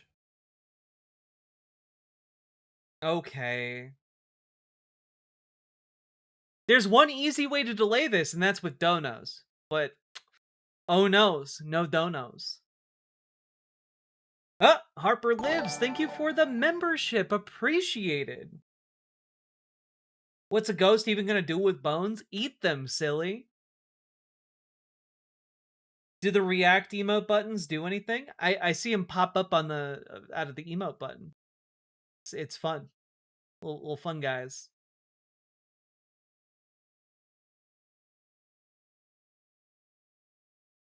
Can ghosts eat? I don't know, but the dono ghost can. Maybe it's more dono than ghost now.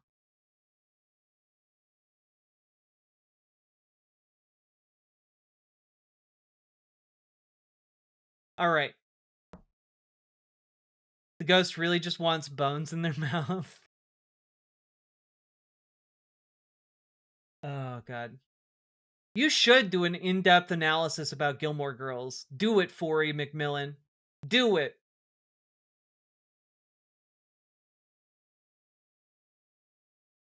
What ghost? The Dono Ghost. The name is answering a lot of people's questions about the nature of the ghost.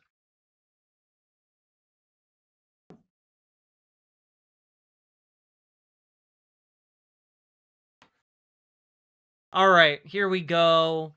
Folks. Just gonna refresh some tabs so that we can get into this. Of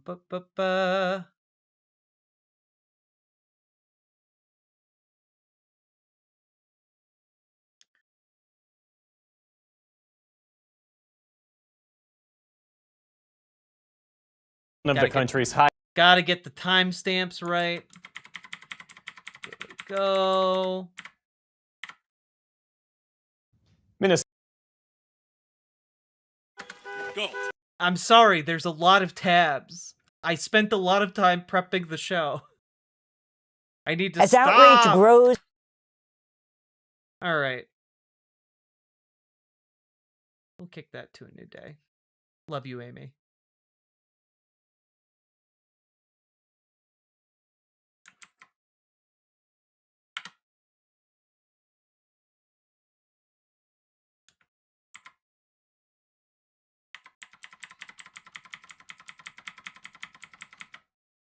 Cool beans. Nothing but cool beans.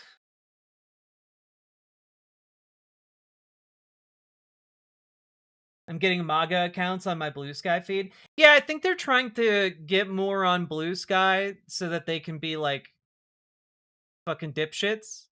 But they are forgetting that Blue Sky isn't run by the fucking Nazi that they all worship over on Twitter, so, you know.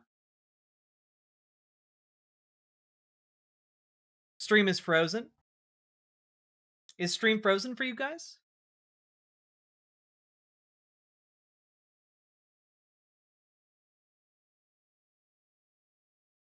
No, it's not frozen. It's fine. Okay. Whew. Whew. Don't scare me, chat.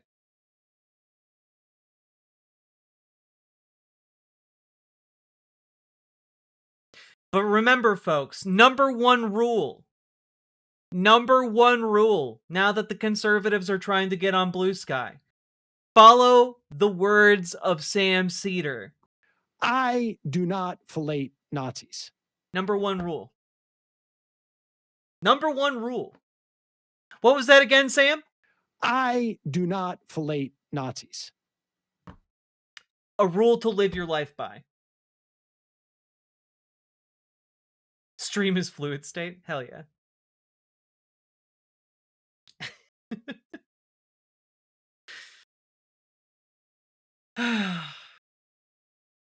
Wait, what? I forgot. I genuinely, it's been a while since I used some of these soundboard clips.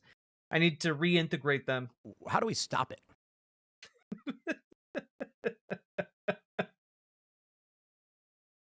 I am very proud of the mental horsepower you have. Excellent. Awesome. What was the longer clip? I don't remember.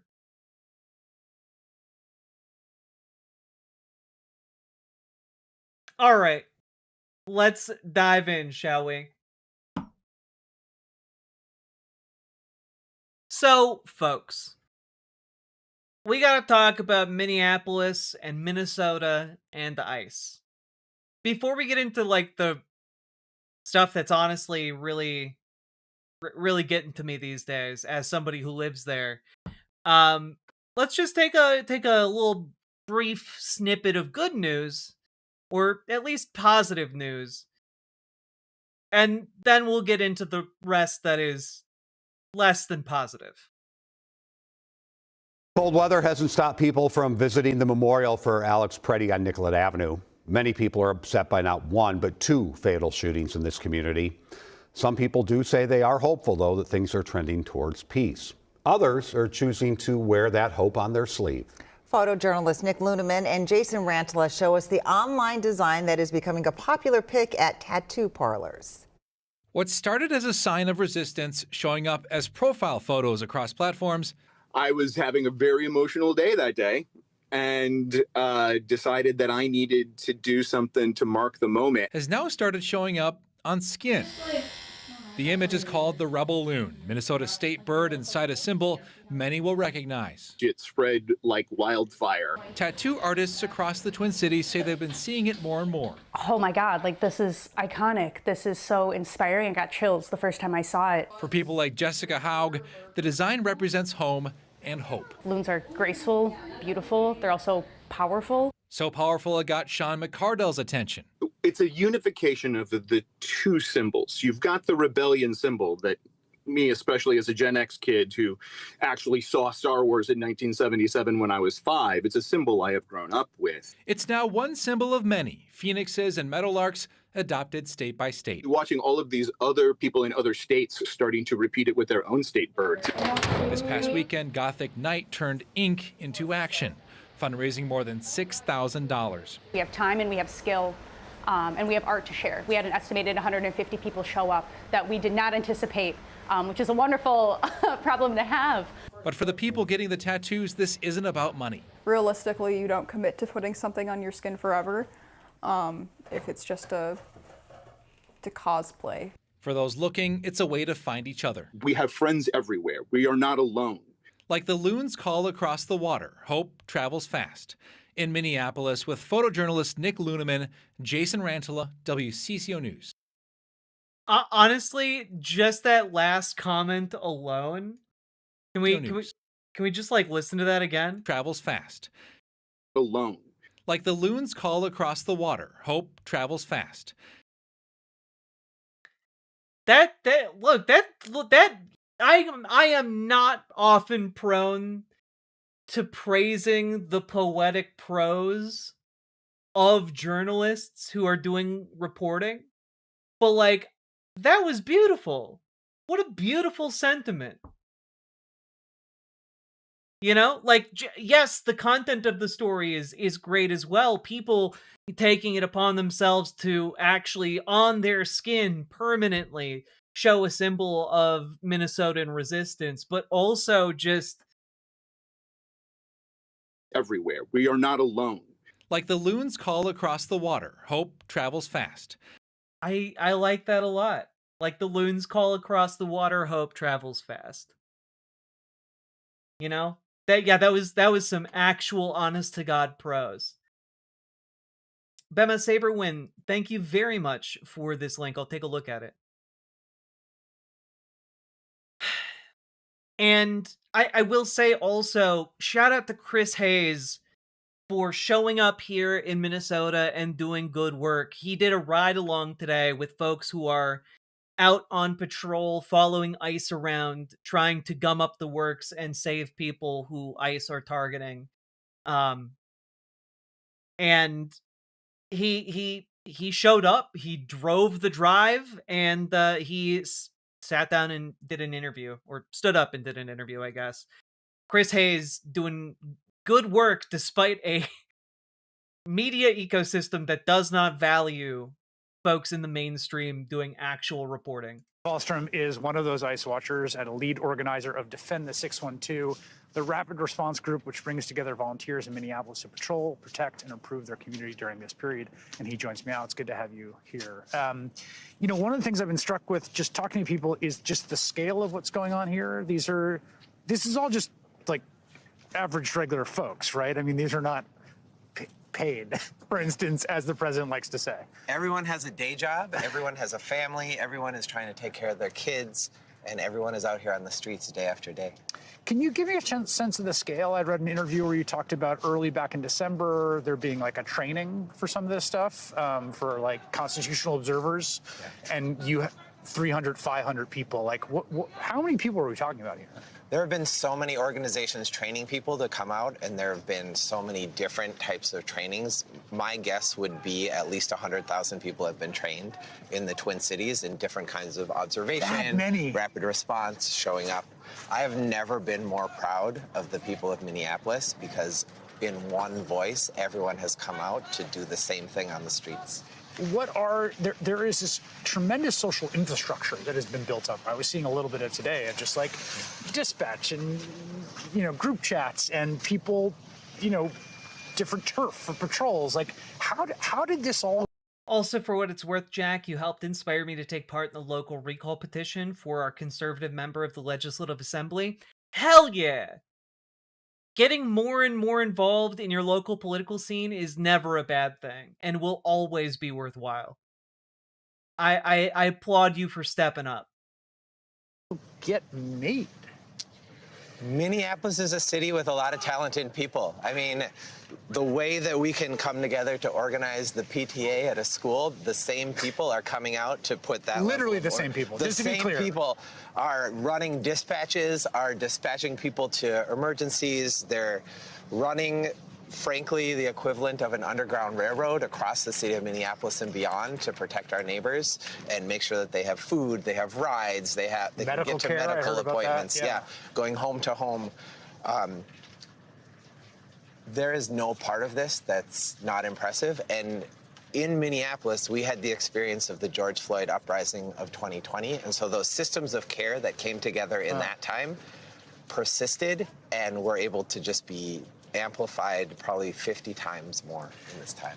When I was riding around today, I was talking to those folks, and I talked to a few other people that have been here that I think this is viewed maybe outside here, and particularly on the right, as like this in this very partisan lens. Like, well, of course, they're anti-Trumpers and they're libs, and it's a blue city, so they don't like Donald Trump. And I've just been struck that, like, it seems to me that people's motivation for doing this kind of work, which we have seen is physically risky, right, is not coming from the place of, I hate Donald Trump. It's coming from something else. How would you describe what is... Wait, why is he saying this on mainstream media? Because nothing that he's doing is wrong or illegal. It is not illegal to film cops. It is not illegal to film feds. It is not illegal to drive where you will on a public street. It is not illegal to have a whistle. It's not illegal to blow a whistle. Nothing that he's doing is illegal. Nothing that in the signal chats that, conservatives are talking about how they've infiltrated it, low-level insurgent signal chats in Minneapolis. There's nothing there that's illegal, because all they're doing, like a PTA, is organizing folks. Most of these groups rise out of parents getting involved with their local school in order to plan like patrols, in order to keep kids safe, so that like kids aren't getting yanked out of there by ICE. Like, when he compares it to a PTA, he's not joshing. Like, that's literally what's happening locally. That's where all of these volunteers initially came from, you know? And I would say, like, if you want to get involved, if you're starting to look at ICE in your neighborhoods, like, go help out at your local school, because a lot of these folks, a lot of ICE, they're looking for the most vulnerable people in your community, and that is always going to be children first. That's where they started lurking, outside of the courtrooms, outside of the schools. Get involved with your local school system and, like, put yourself at the disposal of folks who are scheduling parents or members of the community to come by and watch out for ICE around schools.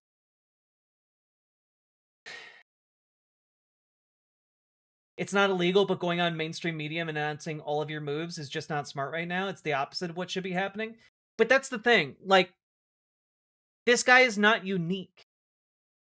Like, that's part of the problem the Trump administration is running into, is that the people who are organizing here in the Twin Cities, that guy's just one of, like, hundreds, if not thousands. Like, that. What is happening here is not just one guy.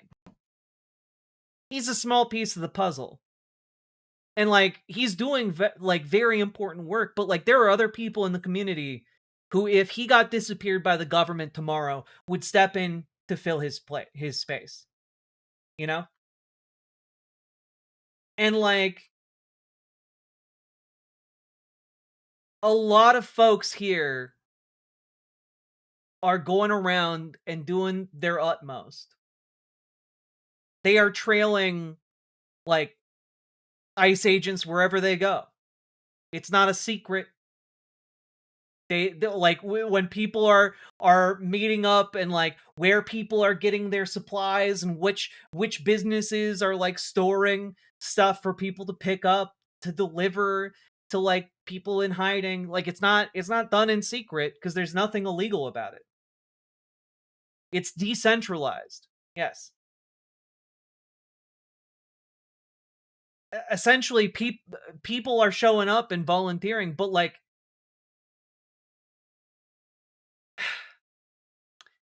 operational security is really important if you need the security, but the thing about this is that we're doing this in the open. And that is to our benefit because it invites more people in. And 99 times out of 100, those people are well-intentioned.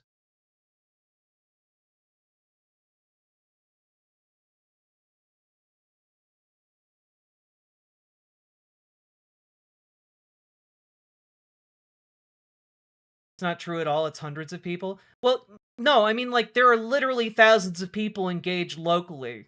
It's not just hundreds of people locally. It is thousands of people are engaged locally. Maybe hundreds of people in, like, leadership positions or de facto leadership positions. But, like, folks are learning now. And, like, the people who didn't know what to do at the beginning, they know what to do now. Like, those folks can step up if other people get disappeared. And more trainings are happening as time goes on. It's really, really cool to see what's happening here.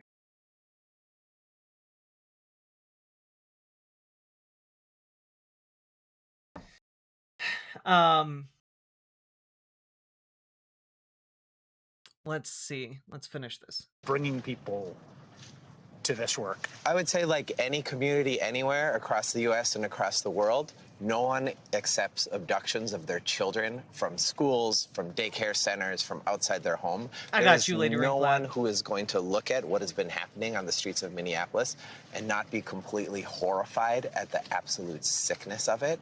And so what you see... The first rule of Help Club is we can definitely talk about Help Club. I like that a lot. ...is people who received, veterans who received care from Alex at the Veterans... Yeah, and Ashley, I think that's what's important about this being on mainstream media, is that sharing the rough approximation of how these networks here work here is really helpful to other places and other communities that are shortly or currently being targeted by ICE. We need organization and decentralized networking like what exists here in the Twin Cities. We need that everywhere. We need that everywhere in this country that ICE is going to set foot in. Administration hospital coming out and saying in one voice, this is not okay. What you see is our suburban friends from around the belt of Minneapolis coming in to do patrol and to stand outside schools to protect children. There is the resonance in the city of Minneapolis, across the Twin Cities, and all of Minnesota. I have never seen anything like this. I keep hearing the word neighbor from people, like as the elemental unit of what they are trying to do. Yeah. I've heard many people say, I'm looking out for my neighbors. I'm trying to protect my neighbors. I want my neighbors to thrive. Yeah. And I just found it very moving and profound that, like, that is kind of the element. I'm either being ignored or shadow banned. You're being neither. I see that you've typed 3 times in chat. I can stop the Jesus propaganda. No chance we lose. Mathematically, you don't have the numbers, nor do they possess the intellect to storm. And then I'm either being ignored or shadow banned. You're being neither. But what do you want to say now that you have my attention? I literally just looked at your channel activity. What do you want to say? I'm giving you the floor. You wanted to stop the show to talk? Like, what's up? You good? You eating all right? You drink your water? What's the idea? What was really important? Looking at several chats with over 600 people. What's up?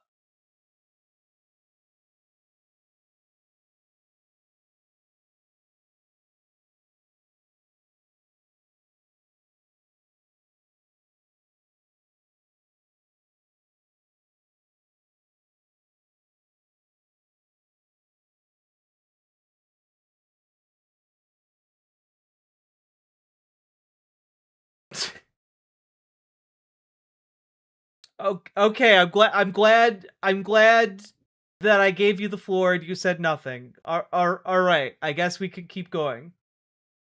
Thank you for your contribution.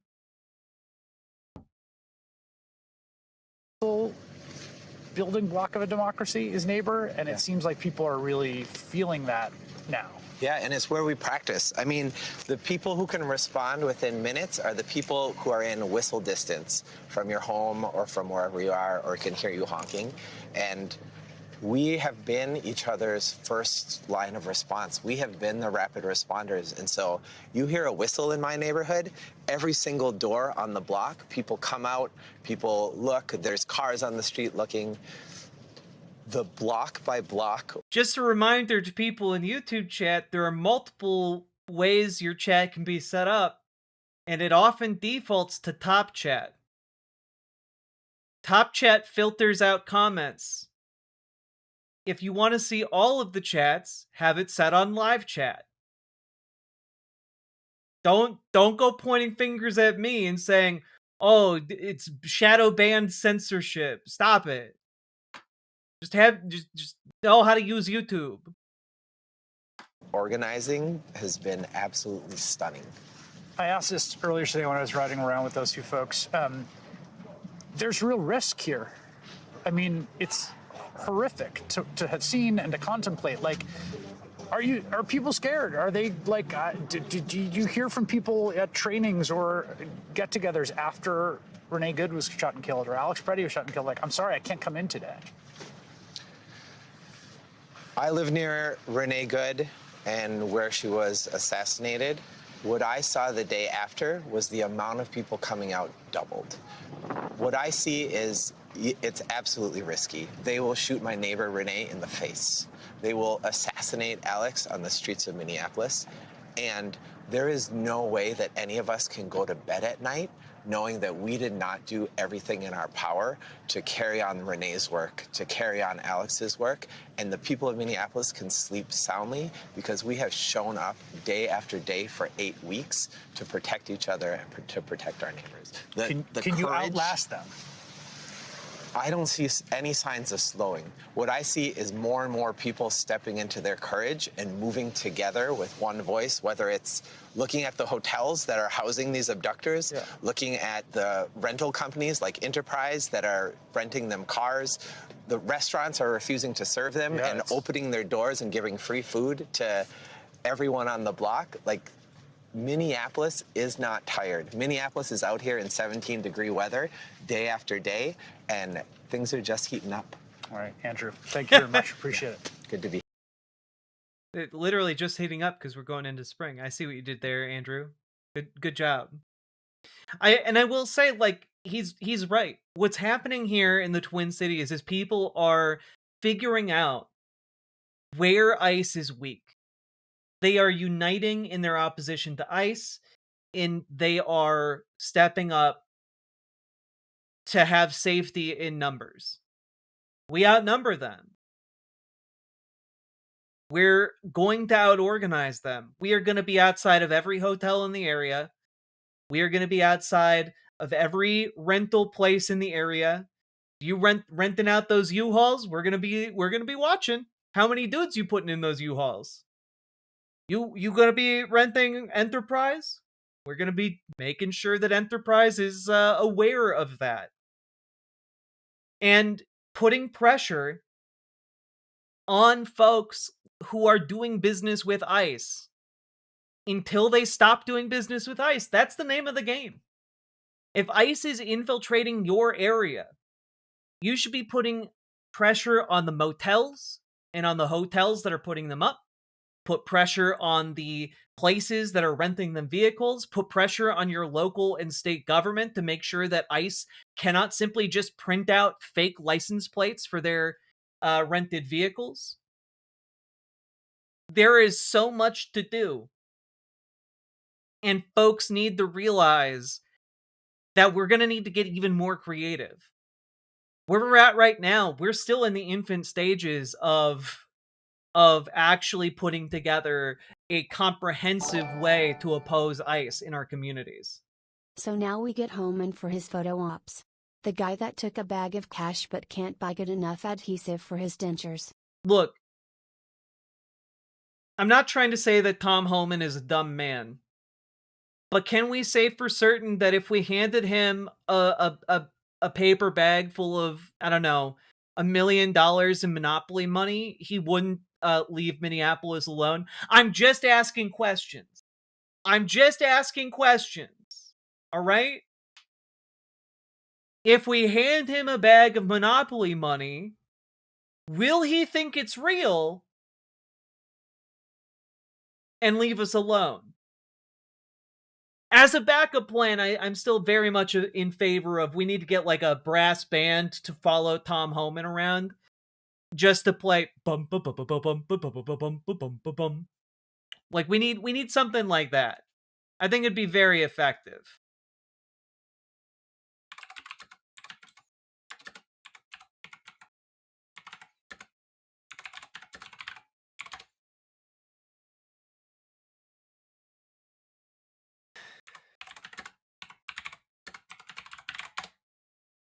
What is it? Is it this one?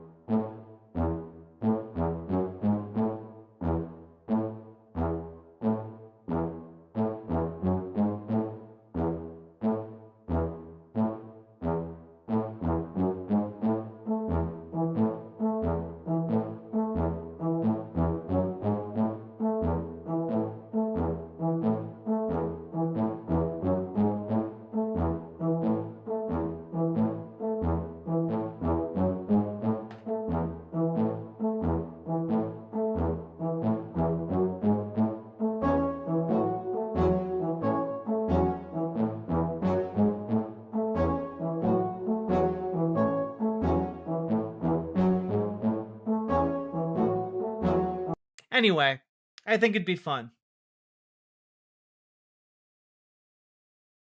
Yakety sax is for the rank and file. The tuba blast is for Tom Homan only. Devin Deadhouse, thank you for the $2 super chat. Appreciated.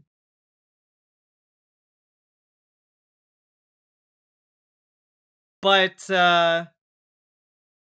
you know, I do have to say the tide is turning when the Catholic Church is beginning to throw its weight directly behind policies that run counter to the Trump administration, which is, by the way, what we are now seeing happen here. This PBS NewsHour segment was really good. Highest-ranking Catholic leaders and a top ally of Pope Leo is sharply criticizing the Trump administration's immigration enforcement, calling ICE a lawless organization. During an interfaith service this week, Cardinal Joseph Tobin, the head of the Archdiocese of Newark, urged members of the church to pressure lawmakers to block funding for ICE. His remarks come after the deaths of Alex Preddy and Renee Nicole Good, and after the detention of Liam Conejo Ramos, a 5-year-old boy who was taken into custody by federal agents after arriving home from preschool and sent with his father to a family detention center in Texas. For more now, we're joined by Cardinal Joseph Tobin. Thanks for being with us. Good evening. Before speaking out, I imagine you must have weighed the implications. What specific moral and theological convictions ultimately compelled you to speak publicly? I think the principal motivator was a concern for the common good. You know, in Catholic way of thinking and approaching social moral questions, it's not simply the vindication of competing rights, but it's rather the preservation of the common good. And so to look at how the actions in Minneapolis or anywhere else affect the common good, those of people like whom you mentioned, the refugees, people without legal status, as well as the citizens of the United States. And you've called not just for prayer, but for political action, calling for the defunding of ICE, as we mentioned. What concrete changes? Like when even the Catholic Church is calling on like the defunding and abolition of ICE, like, man, you're cooked. You're cooked. Get the fuck out of here. Like, just end it already. Do you envision? Well, I think what we want to do is as much as possible is use as a principal motivator the human dignity of people. And I think what I was calling for, and I still call for, and will call for, is the recognition of the dignity of human beings, no matter what their legal status may be. Don't worry, Banana Brains. You'll get your chance on a new day. I just figure we'll give them some time to cool off and maybe reconsider their ability to interact with other people in the community. And we'll see if they come back able to communicate effectively or not, and then you guys can have Adam. How do you reconcile this call to push back against actions you believe are unjust with the church's teaching and the scripture's teaching of respect for government authority? Well, I think that, we pray for our government officials. And as St. Paul says in 1 Timothy, we pray that in order that we can live tranquil and decent lives, and following our values. And I don't know what that means, Jupiter Quake, but thank you for the $2 super chat. And so we not only pray for ourselves, but we pray for others, because we recognize in human dignity, the dignity of especially people who do not necessarily look like us. In your message, you also invoked the rise of authoritarianism. Do you believe the country is headed in that direction, or that we're presently there? And if so, what are the biggest moral choices facing Americans right now? Honestly, we're all just waiting for Pope Leo to excommunicate J.D. Vance. That would be the funniest possible outcome to all of this. Well, I think we have to ask ourselves about the ongoing discord within our society and ask what the roots are. We also have to ask ourselves as Americans, where do we want our country to go? What do we want it to be, both here within our national borders and in the community of nations? These are questions that we require, I think, respectful listening to each other, and also the freedom to express our opinions. Separate from the moral question, there is the political question. And you could argue that President Trump won the Electoral College, he won the popular vote, he won every battleground state running on tougher immigration enforcement, and that lax enforcement under the Biden administration caused real harms. Well, I'd like to make it clear that I'm not endorsing anybody's political program or even the values of a movement. Rather, I think what we need to do is see what's happening in front of us and then recall what I think is a fundamental value for any of us, with faith, without faith. I really hope that the recognition of the human dignity of others is important. And when we see that dignity violated, sometimes in a very egregious and even fatal manner, then we have to say something. Never stop reaching for the furthest star. Ring Planet Yope, 2 hearts emoji. I am so theater brained that I instantly thought about the impossible dream from Man of La Mancha. I don't know if that's what you were deliberately trying to invoke, but it was a sweet memory, and thank you for the $10 super chat, Jupiter Quake. As a faith leader looking at this moment in American life marked by deep turmoil, but also by people coming together in unexpected ways, do you see signs of hope? I really believe that without hope, we're truly in a miserable state. Thanks. This guy not doing a great job selling me on the concept, but you know what? What is important is that he's putting more pressure on this administration and more pressure to defund and abolish ICE. And, I'll take that kind of pressure wherever we can get it, okay? Let's take a look here at an on the street interview from Talia Jane, who came to Minneapolis a few days ago to talk to folks protesting. Intersection where ICE murdered someone earlier today. We have people who are blockading the space to protect it from the state agencies and whatnot. And you came over and you told me to tell the truth, and you said that you were very upset with the press. Can you tell me a little bit more about that? I watched this happen today. I saw the news when it came out. The national news immediately dismissed this guy, tried to vilify him, say that he had a gun and he was attacking ICE. We all saw the video. He was trying to protect two women from ICE. He never pulled his gun. ICE disarmed him and shot him. The news has been lying. You've been lying for 20 years, the national news. Whitewashing Trump, whitewashing everything that's happening. Trying to normalize all the chaos, all the upheaval, all the lies. Trying to just lie to the American people and cover things up like the Epstein files. Like the fact that Trump is stealing from the American people. He's stealing our fucking tax dollars and then killing us in the streets. And we still have to pay taxes in April for this shit. That's my problem. Fox News lies. They are conservative propaganda. All they do is spread lies and propaganda every fucking day, 24/7. This dude's spitting. But like, yeah, we gotta pay taxes for this. Like, why? Like, genuinely. A question I would love folks to answer. Like, I feel so angry every day here in Minneapolis. And it is that, like, there's a part of me where I am extraordinarily furious that the state is trying to coerce me into paying taxes for all of the harm that is being done to my community. It is really, really infuriating. And like, I don't know, this is where normal people are at in the Twin Cities area, folks.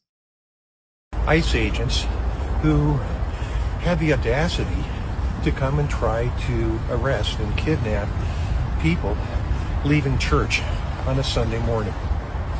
We turned into a parking lot and were greeted by approximately 4 unmarked ICE vehicles.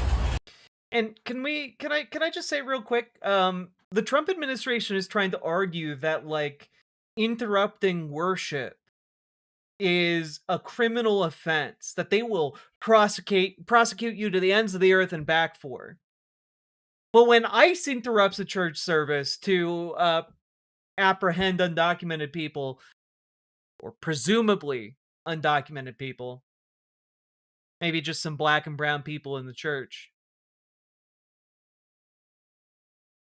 suddenly it's totally fine. Go ICE, I voted for this. Yeah, because you got a dildo stuck in the middle of your brain. Like, the people like you like skull fucked yourself so thoroughly that like you think this is great and this won't wind up on your doorstep. You stupid bitch. People in Minneapolis are fighting this to protect you. Like, this is what you guys just don't get. Like, conservatives like you who come in here like, hell yeah, we voted for this shit. Go fuck yourself, liberals. Like, we're fighting this for you fuckers. Because when your fascist utopia comes about, guess what? They're coming after you. Because if you were actually here in Minneapolis, you'd understand they're not just going after undocumented people. They're going after anybody. Conservative, liberal, doesn't matter. If you filleted Donald goddamn Trump right in the middle of the street in front of everybody, they might still go after you because they don't give a fuck. Like, you think that your dick riding of Donald Trump is going to keep you safe. It's not. You stupid fucks. Like, when you guys are, like, saying, like, yeah, I voted for this, understand, you voted to undermine your own rights. You're sitting on the tree branch, sawing it off, and you're like, huh, this 40-foot plunge will sure show you guys, and I won't feel anything. Because I just smashed my head in with a hammer. Like, you guys are stupid, and I hate you. But I'm still going to do my part here in this city, right here, right now, to fight for you dumb fucks. God, it's awful.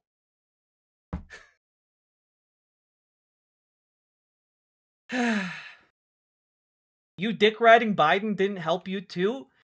This is, again, you've skull fucked yourselves. You don't understand what you're talking about. Because if you did, you'd know that I didn't dick ride for Biden. I hated Joe Biden. You stupid, dickless idiot. God. These fucking morons.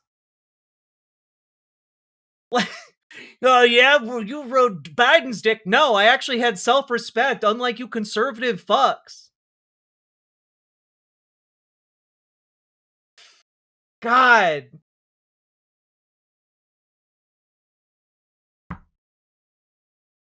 It's wild.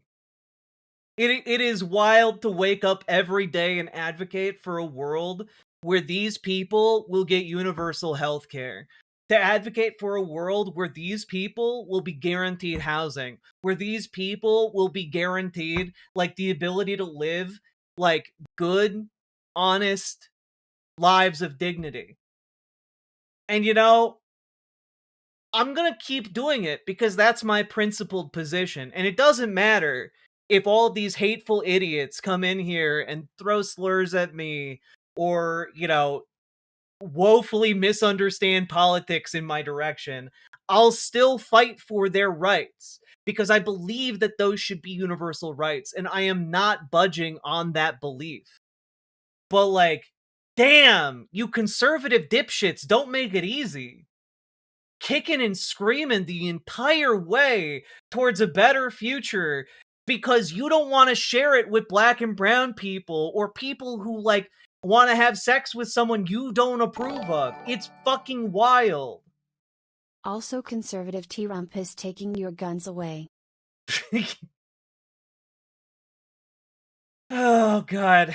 Yeah, he also is now saying that, you know, if you have a gun, federal agents can just shoot you. So, like, I don't know. I think you guys might have fucked yourselves, but what do I know? I'm just a lefty.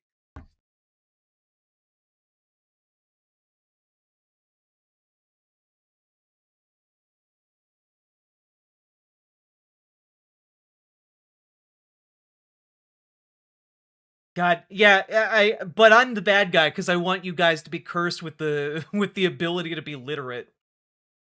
Want to debate? No. I want to finish the segment I was doing. If you want to debate me, though, I'll be on a call-in debate show tomorrow called The Line with Jimmy Snow. You can call in and debate me over there if you would like. And you want to know something? I'm going to make you look like the biggest fool that has ever existed. And I'm going to make fun of you. So I hope you get ready for that. And folks, check me out on The Line tomorrow.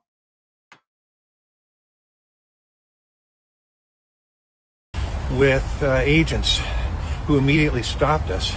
What time? 5 p.m. Central Time. And pointed semi-automatic weapons in our face, asked us to roll down the windows, threatened us multiple times with arrest. I mentioned to them, or I asked them if they had a warrant for my arrest. They said, we don't need one. Wow. And they continued to threaten us multiple times, pointing guns at my wife and I's face. Yeah, you know, this liberal man leaving a conservative church in the area. I'm sure he's super happy about people voting for Trump. Hey, Philly, I'm assuming you live in Philadelphia? Have fun with these ICE fuckos being around your neighborhood soon. You're gonna have to get real good at working with liberals to fight them. Best of luck to you. We'll keep doing our part here in Minneapolis. I hope you are brave enough to do your part in Philly. We were kind of trapped out because we had come in and they jumped, they came toward us Oh, you're in Alaska? You should go to Philly and volunteer. right away with their guns. And so the only way out was really to back up too. Jan was very nervous.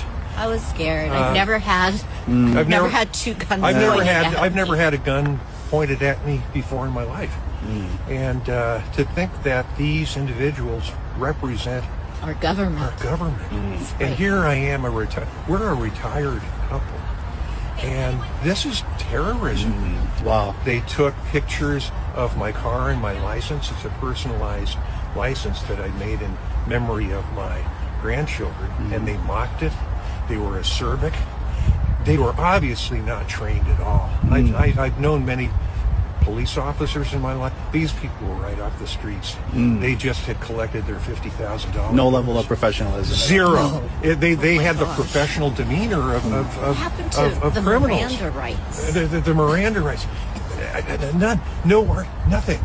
Just unprofessional. They were like the insurrectionists you saw pictures of at the Capitol.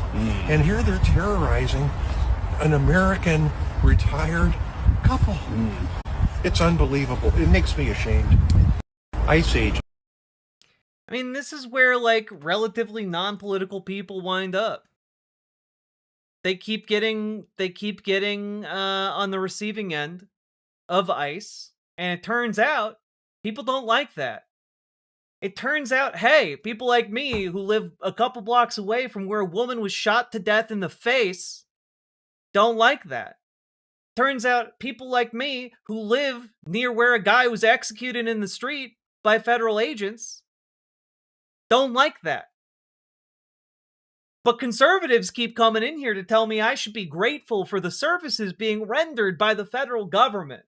I should be grateful for the street side executions that are being visited upon my community. It's infuriating. It is fucking infuriating to have to listen to these bootlickers come in day after day. Have you no shame? Have you no decency? Of course I know the answer to those questions, but like, damn.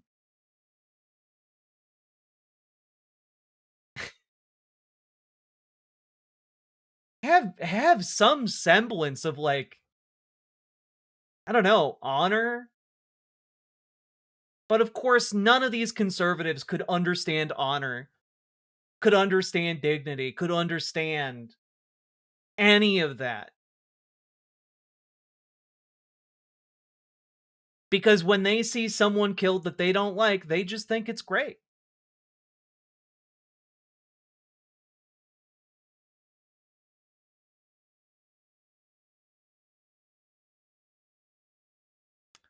Here is Tim Walz on a local, on a mainstream interview.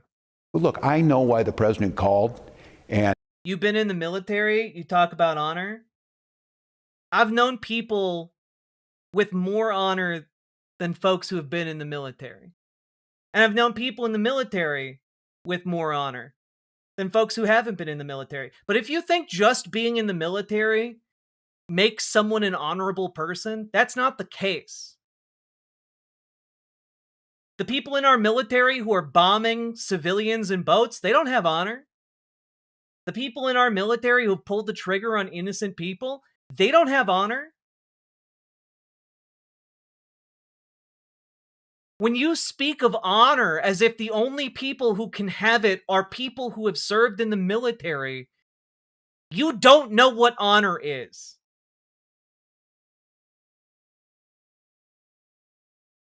Honor is standing up to an armed federal agent in order to defend someone on the ground and saying, "Are you okay?" before being brutally executed in the street for standing up for someone who was in trouble.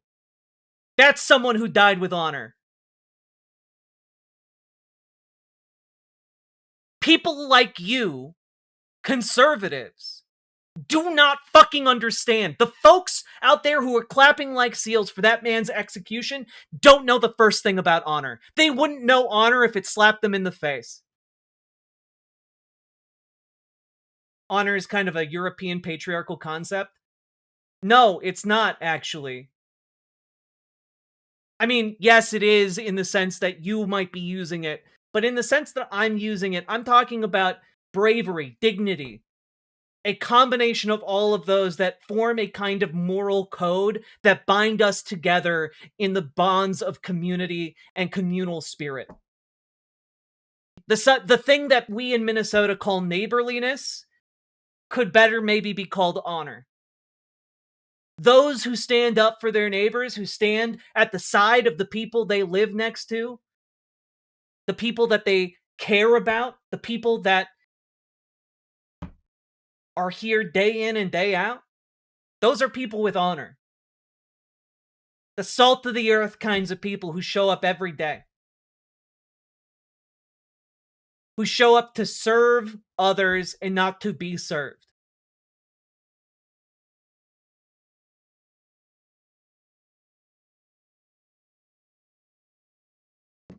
It is infuriating that so many people do not understand this concept.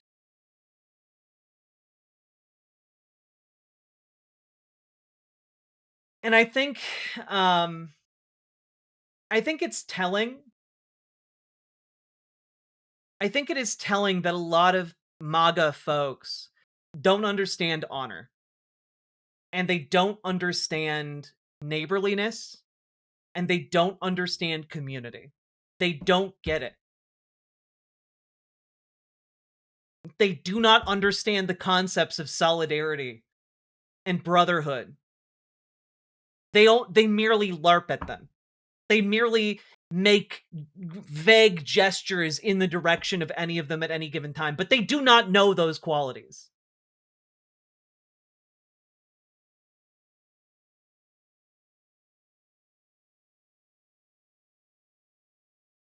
I can think of few more honorable than Alex Preddy. Alex Preddy dedicated his life to serving others. Dedicated his life to caring for veterans, dedicated his life to standing up for his community, and that dedication, that care, that neighborliness, he died for that. It's valuable. And conservatives have no fucking idea what any of that means. Because they just look at that and they clap. Because they think the federal agents are the be-all, end-all of what it means to be patriotic.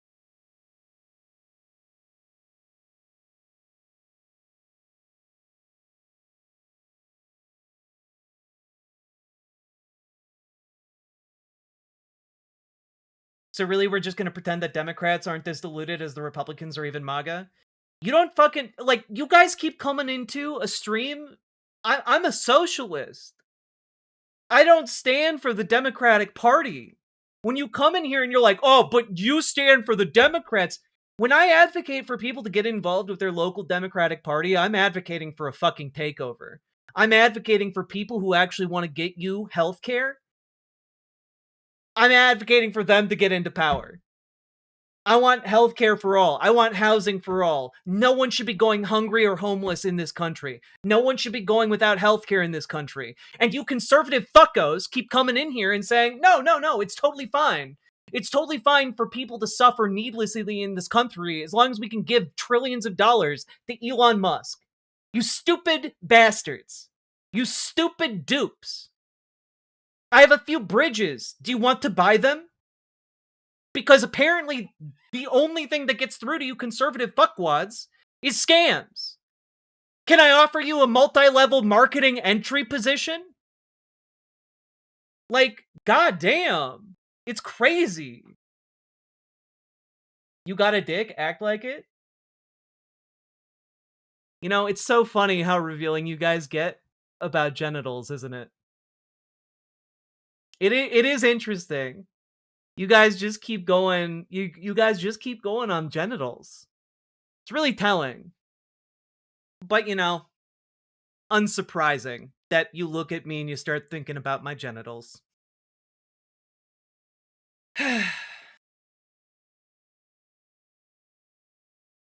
God, why are they like this? Because conservatives are just incapable of understanding goodness as a concept.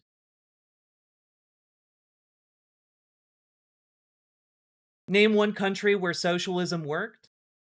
Name one country that has worker ownership of the means of production.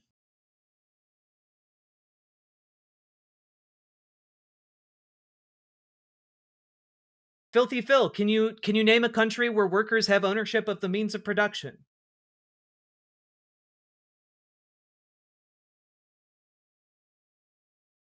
Nice pivot. Well, it's not a pivot because worker ownership of the means of production is literally the baseline requirement for socialism. So that's, if you can't name one, then I guess it hasn't been tried yet. You stupid piece of shit.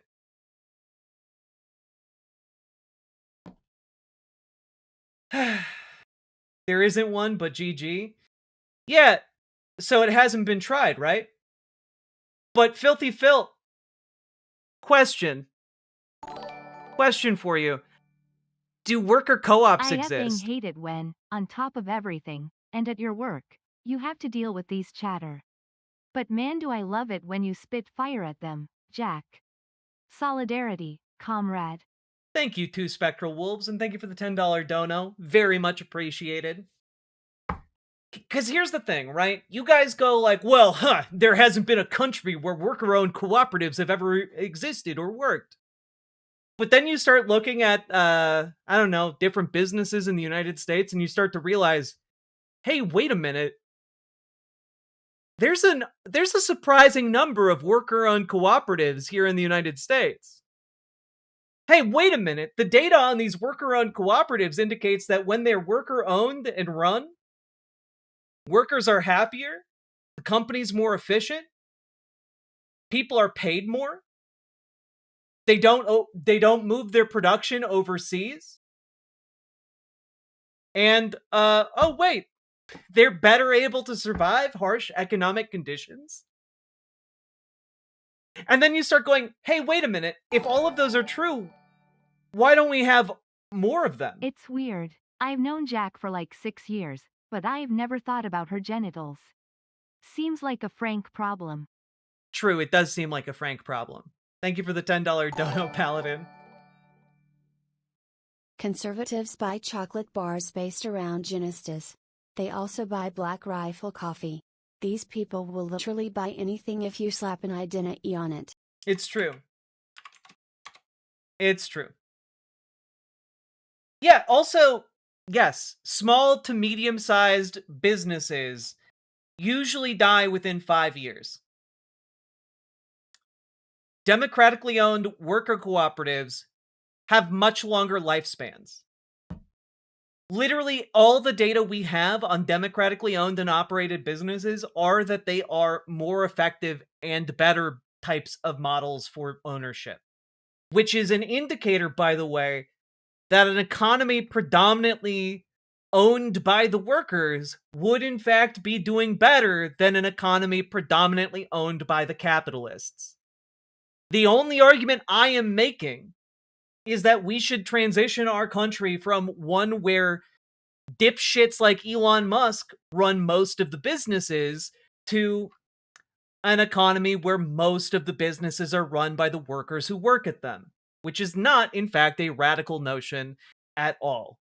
But folks like these guys, like Filthy Phil, come in here and they're like, where's it ever worked before? And it's like, literally here in the United States, right now, democratic worker co-ops represent some of the best agricultural companies we have right now. King Arthur Milling, one of the oldest milling companies in the United States, is literally a democratic worker co-op. Like, King Arthur Baking, rather. There's another, Bob's Red Mill is another democratically owned worker cooperative.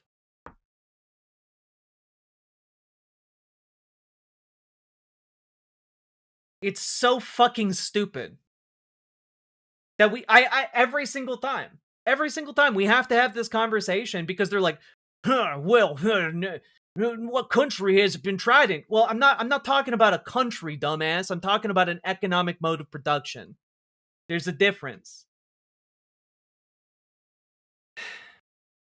Yeah, Cabot and Land O'Lakes are both farmer co-ops, though I will note that there is a difference between a farmer co-op and a democratic worker co-op, because the difference being like who's counted as a worker, and it gets a little messy there, but yeah.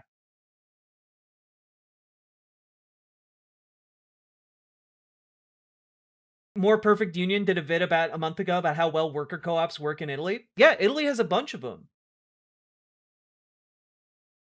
Did not know that about those companies. We'll switch over to buying from them. Also, their product is really good. I love Bob's Red Mill stuff.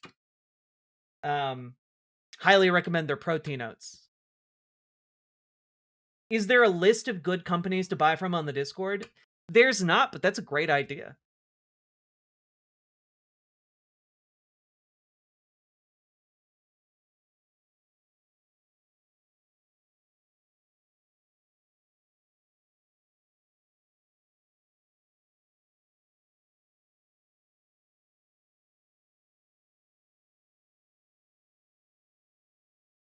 Also, those democratic worker co-ops are like the only thing standing between like the complete obliteration of agriculture in this country for small companies. So just as an FYI. Are there any big companies that go across state lines? I'm unsure what you mean about that with that question, because, for example, King Arthur Baking and Bob's Red Mill do go across state lines.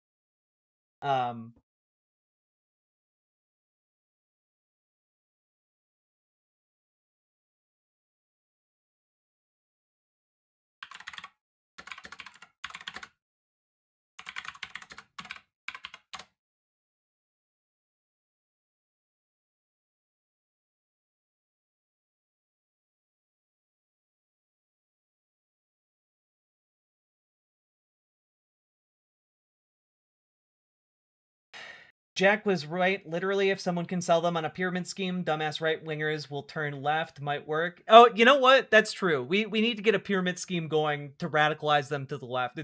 It's the only way. It's the only way.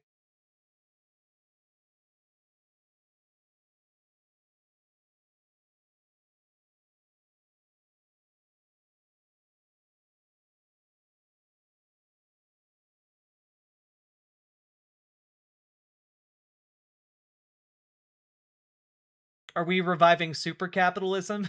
No.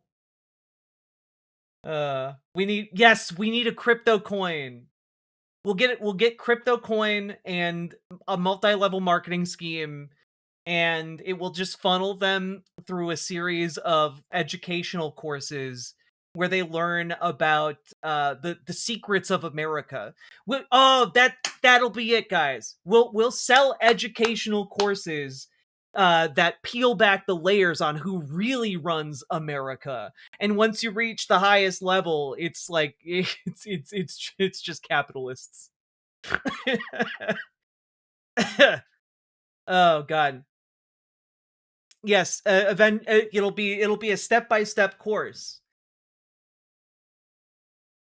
No, we can't call it Lefty University. We have to name it something more simple. Like Patriot U. You know? And Patriot U will offer a course on who really runs America. And it'll be like a 2-year-long course made up of basic civics lessons and various we'll do the reverse of a scam. You can only pay for it with Jack Coin, and you have to sell Jack Coin to your friends and neighbors, and it can only be redeemed with this course. So you get funneled into the educational system. That's what needs to happen. That's what needs to happen. A multi-level marketing scheme structured like Scientology, but the secret at the end, instead of aliens, is capitalism. And instead of teaching bullshit, we teach just American history. Yes, sell copies of the People's History of the United States at ridiculous markups. Yes, this is the way. This is the way. And we'll sell sugar pills as brain supplements, because they love. If there's one thing conservatives love more than multi-level marketing schemes, it's brain pills. Okay? There you go. We'll have all the hallmarks of a classic GOP operation, but instead we'll be feeding them actually good information and not poison in the brain pills. There we go. Yeah, hire artists to make fake AI art. Oh god. I like this idea a lot. Patriot Jack, you. The world is a trash fire vampire. Let's discuss something more important. Should I cosplay Stolas from Ooh. Hell of the Boss? Look me in the eye and say I got this. I already feel feathers sprouting from my butt. You got this. You don't just feel the feathers sprouting from your butt, they are sprouting from your butt. Your butt. Your butt. And thank you for the $20 super chat, Squirter General. You know, when I initially read that name, I put an L in there, so I thought your username was Squirtle General. And I thought, oh, that's an adorable username. And then then on the second pass, I read it correctly. But yes, you should cosplay Stolas. Thank you. I fucking love it here, even though y'all make me not want to work. Well, we gotta do the work. We gotta do the work. It's important. Man, I feel so bad for my editor. Hey, editor, I'm really sorry that we keep getting derailed by the worst people on the planet who are coming here just to be assholes. And I apologize that I keep engaging with them. And you are probably going to have a real bitch of a time editing this episode together. And I really appreciate you, and I'm sorry. Editor, make a Jack yelling at chat compilation. Is that fun for you guys to watch in post? I don't know. I don't know. Maybe. We should start a fund to revive Dr. Softhole.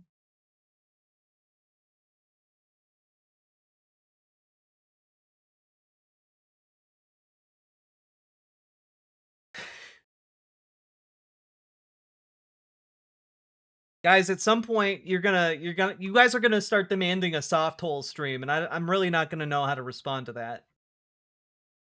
You've got solidarity from Italy. They're thinking of denying visas over ICE being sent to the Winter Olympics. They should. The world should not be coming here with sports teams. It's a fucking mess. To be honest, I'm a Hasanabe fan, and all he does is yell at chat. That's true. But one day, we're going to be bigger than Hassan, okay? Our goal here, we're going to be bigger than Hassan, and then I'll yell less at chat, and we'll be more constructive. That's the goal. The dream.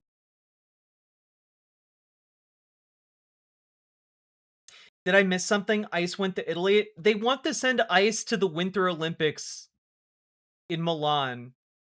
It's causing an international incident.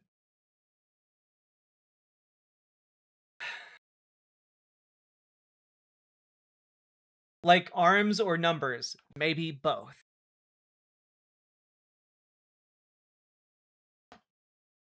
Jack, you can use it to corner the angry hot lady yelling at conservatives about leftism market. You know, as I think about your pitch there, Archangel DeKalb, that's actually really compelling. Because you know, I haven't done an in-depth analysis, but from what little analysis I have done of the daytime television market, there is definitely a market for angry redheaded lady yells at people. I'm just thinking of People's Court. Mostly People's Court. I'm thinking of People's Court. And I think a lot of people really like an angry redhead yelling at people. So I think this is, you know, I think we're onto something here. Ginger snaps, yeah.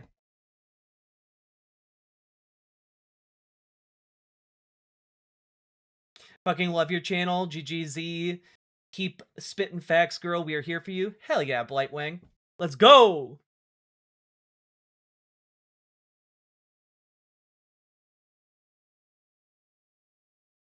Jack, you know some dudes come here to get that experience from you. I mean, it is why 99% of the conservatives pop into chat. It is to get me to yell at them. You're right. And I need to stop giving them the fetish content that they want. You're right.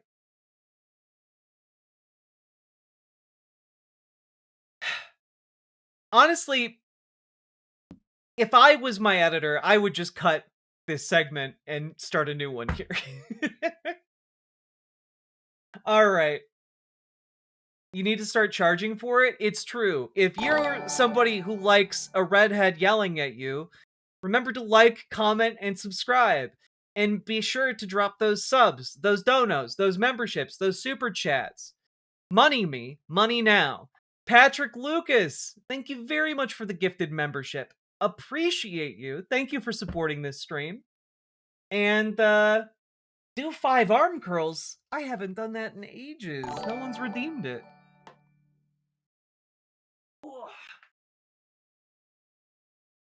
Okay. 1, 2, 3, 4, 5.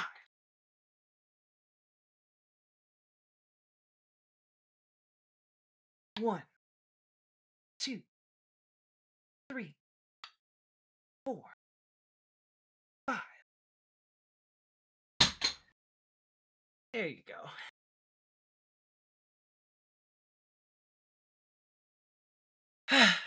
Max Danger, thank you for the gifted membership. Appreciate you.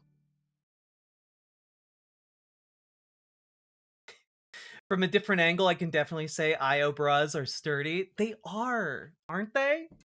And like, got some good support. Also, folks, check out ImogeneOlivia.com. Gender euphoric lingerie designed from the ground up for trans femmes. Tested on cis men, cis women, non-binary folks, and non-tucking lingerie. Check it out. More styles and sizes coming in the near future, and colors as well. I'm wearing it right now, so like it's very comfy. Check it out. What are you doing? What do you mean, what am I doing? I'm sitting here talking about politics. What are you doing?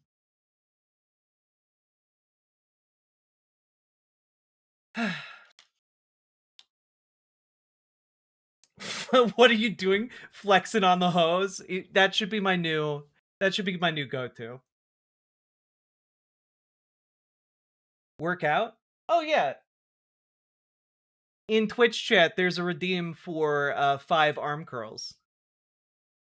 And so when that gets redeemed, I do 5 arm curls on each arm. Makes me buff.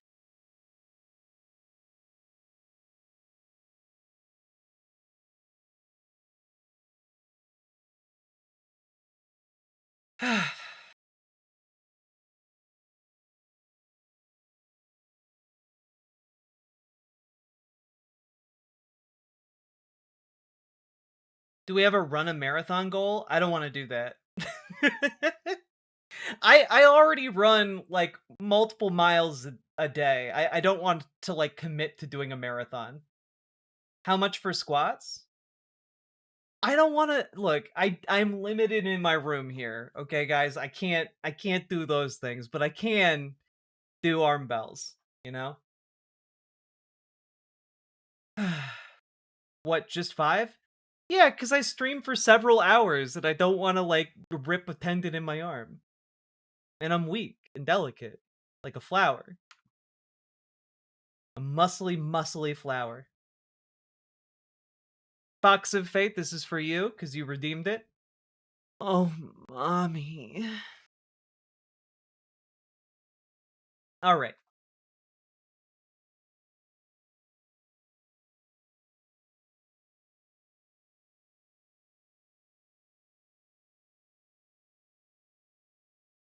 Gotta get to the gym more often. You know, living in Minneapolis right now, working out is like one of the few ways I have to burn off stress. Um, let's see. No watermelon thigh crush then? Look, give me some time in the summer, okay? My goal, look, my thighs are very impressive, but I need more time, okay?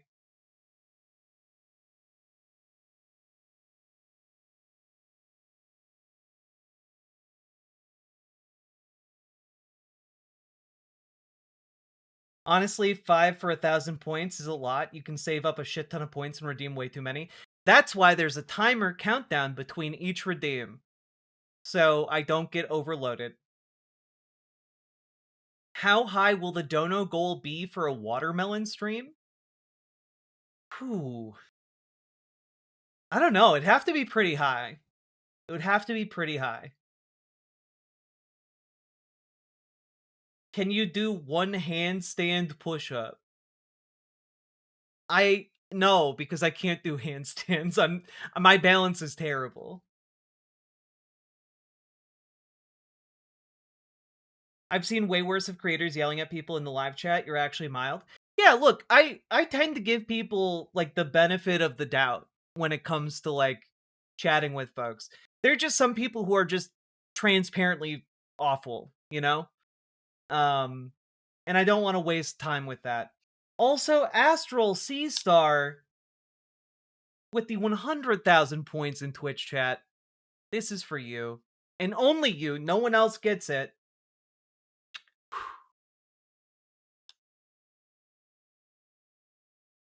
How's your dumbbell set going? Not great. I've really been focusing on the cardio stuff. Because the dumbbells don't quite get me the level of stress relief that I need. Um,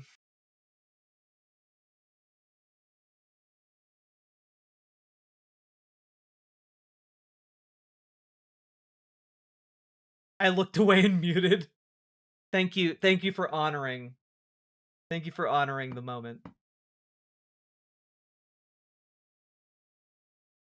Jack will not chicken out with rubber bands. Yeah, if I'm gonna crush a watermelon with my thighs, I'm gonna crush a watermelon with my thighs. I don't want to cheat. Wait, how strong do thighs need to be to crush a watermelon? Let's see.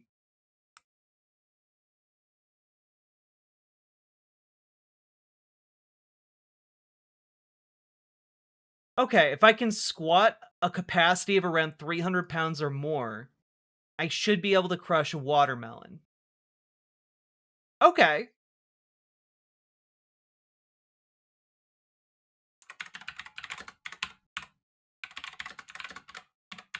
Training regimen to crush a watermelon.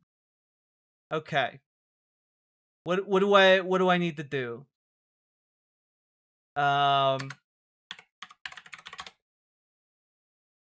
Let's see.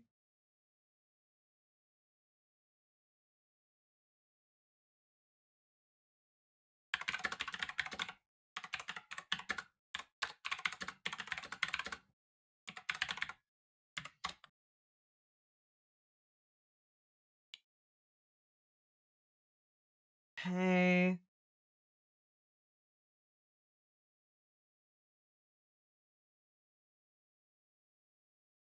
Okay, but what if I don't have an adductor machine?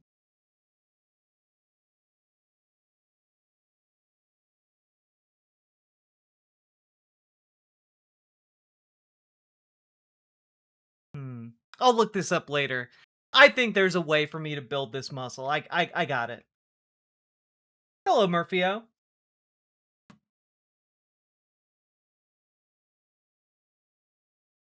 Gym time? I'm not going to the gym, but I will do body weight exercises and use these dumbbells. Free weights and body weight are all I need, baby.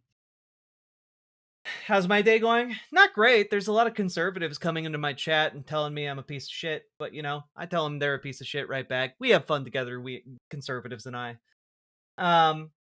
Does it mean I currently carry my big body 300 pounds daily? I can crush one? It might mean that, White Wing. Might mean that. Could use one of those rubber bands people use. I'm not using rubber bands.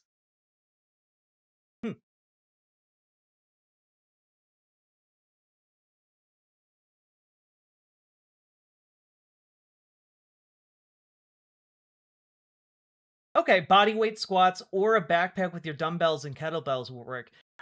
That I can do. I do have dumbbells and weight plates that I could use. So I'll grab a backpack. Free weights are the best. Okay. Guys, I have been trying to like make it through this segment. And I gotta be honest, it's after midnight. We've been going for 4 hours now. If you've enjoyed the show, hit that follow button, hit that subscribe button, click the goddamn button.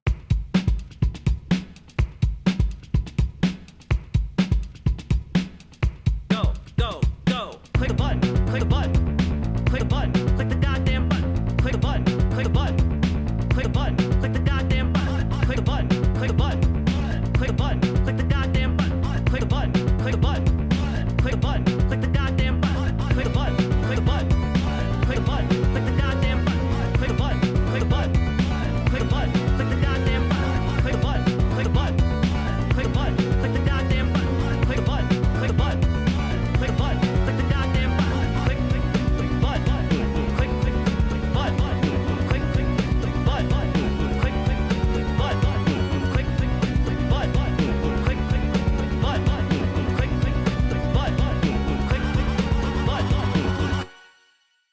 Hell yeah. Okay.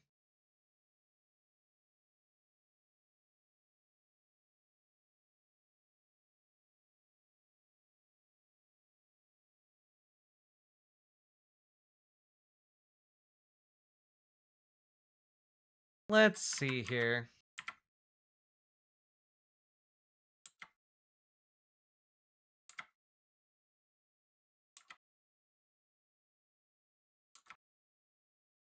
Minnesota. Go. Cool. Let's go. Y'all ready? We got content to look at. Thanks, Haberdash.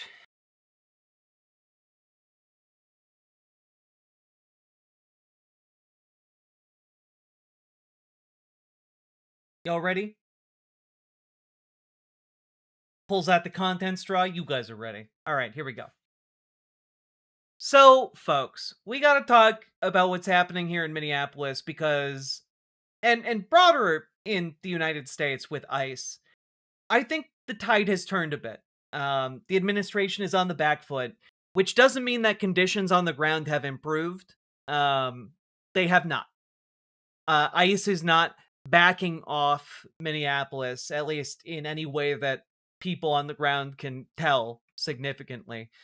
But what is happening is a shift in the national conversation and a shift of what seems to be politically viable right now as things stand with Democrats and Republicans in Congress. So we're going to take a look here at an interview with Tim Walz over on MS Now with Chris Hayes. Let's take a look. And saw this. He didn't call because I talked to the White House. I talked to Tom Homan. I talked to numerous people. And not once did they ever say Alex or Renee's name. Not once did they ask how the people of Minnesota were doing. So look, I know who I'm dealing with, and I know the reason that he was calling me was he needed something from us. He needed it not because this is a horrific situation of a violation of human rights, the potential murder of Minnesotans, an assault on our state that is unprecedented, I think, in American history. The reason he was calling was his poll numbers dropped and it looked bad on TV. And I know that. Do you trust Tom Homan? Well, look, this is a tough one. And then what I said to folks here, and folks on the street were saying this, and I agree with them, is that I said Tom Homan is more of a professional. Tom Homan called me, not something Bravino or Noam would ever do. But the fear I have with that is it we going to get more of the same, but more efficient at this oppression? Well, he's one of the most extreme people when it comes to immigration policy in the federal government. That's right. And I think that's the fear. I think right now, though, that Tom Homan's taking his marching orders from the president. And what I understood, and the reason that I believe there's an opportunity for something to do here, because just to be very clear, what the White House wants is for these scenes on the streets to stop, because it's tanking their approval ratings. And according to the president, it looks bad. If Tom Homan does anything here that makes that continue on, Abrazos. Checking in. Solidarity and good vibes. We will defeat these muckers. Hell yeah, Big Rackle. Thank you for the $5 super chat. president's going to be on him. Look, I understand what he's trying to say, and I don't think he's saying it very well, which is there's a trade-off with Greg Bovino being out and Tom Homan being in. And that trade-off is that Greg Bovino was doing whatever the hell he wanted, including up to and including violating the law blatantly, and giving orders for his people to violate the law blatantly. And when Tim Walz says Tom Homan is going to be more professional, that is his politician speak for saying Tom Homan is more likely to give, at the very least, orders that superficially, follow the law.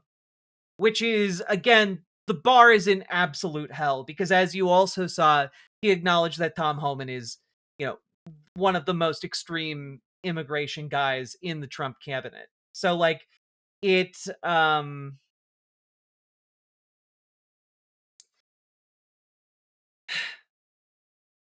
a trade-off, and the hope is that perhaps this will improve things. Well, the reality could be that it is a lateral move at best, and a move for the worst at, in a more likely case. But I understand the hope that it would improve things. And I think as a leader that is attempting to instill people to be calm and soldier on, Tim Walz is opting for the optimism, which, I don't know that is the right call, but that's the thinking that he has in any way, in any case. But this interview went on, and we're just going to skip to this part here, which is what Tim Walz thinks should happen to the folks responsible for what has happened to Minnesota. see the whole thing, make sure we have a real good trial, which should scare everybody to death because that's not his job. What else did he say to you, other than saying he wanted to work together? I mean, what did he tell you about, what did you talk about? He told me that he doesn't understand what's wrong with Minnesota. I don't know what's wrong with you people. I said, nothing's wrong with Mr. President. We're one of the most effective states and one of the best places to live. And he told me that, well, look, Tim, we did this in New Orleans, we did it in Louisville, there's no problems. And I said, you didn't kill anybody in Louisville or New Orleans, and the operation here looks very different from that. And then he told me it was successful in Venezuela. He talked to you about Venezuela? He did. He did. I'm not sure what gave him the indication that at this point in time what's happening to my state that I'm interested in Venezuela, but he told me how well that went. Which really was strange to me was he saw an operation in Venezuela against a foreign nation in the same context he saw an operation against a U.S. state and a U.S. city. Who are you looking at when it comes to accountability and who should be held accountable here? I want to be careful on this, but yes, I think there will be accountability. Somebody gave the orders to this. Somebody empowered them to be out there and do this.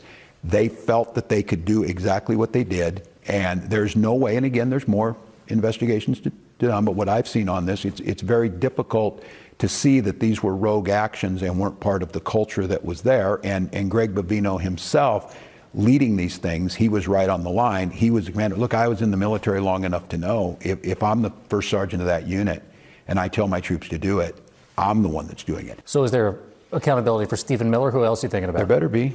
Well, look, I think the accountability goes all the way to the top. You mentioned this fraud investigation and the reason that they're here. Is there anything you think, when you look back, you could have done differently to prevent them from showing up and doing what they're doing here? No, they were coming anyway. It was all make-believe that we'd been at it. Every state had this. And look, I do think there has to be accountability in this. No one in state government was implicated. This happens all over. People did this. We got it caught, we put him in jail or whatever, but somebody needs to be accountable. And I said, you know what, you're right, I'm accountable for this. Let me this year get this all fixed, which we will have. See the whole. I just have to say, like, it is telling that Donald Trump saw an equivalence between Venezuela and Minnesota. You know, this is how he views all of the states that he disagrees with. You know, he views them as enemies that need to be fought with the U.S. military. And I think that demanding accountability from people like Stephen Miller, I think that is good. I think demanding accountability from Kristi Noem, I think that is good. I don't think that we are going, what is realistically on the table right now, I do not believe is impeachment of Donald Trump. That is something that is only going to something that is only going to happen after the midterms. That it's not on the table right now for Donald Trump. But what is on the table is removal of Kristi Noem, removal of Stephen Miller, and shutting down ICE. You know?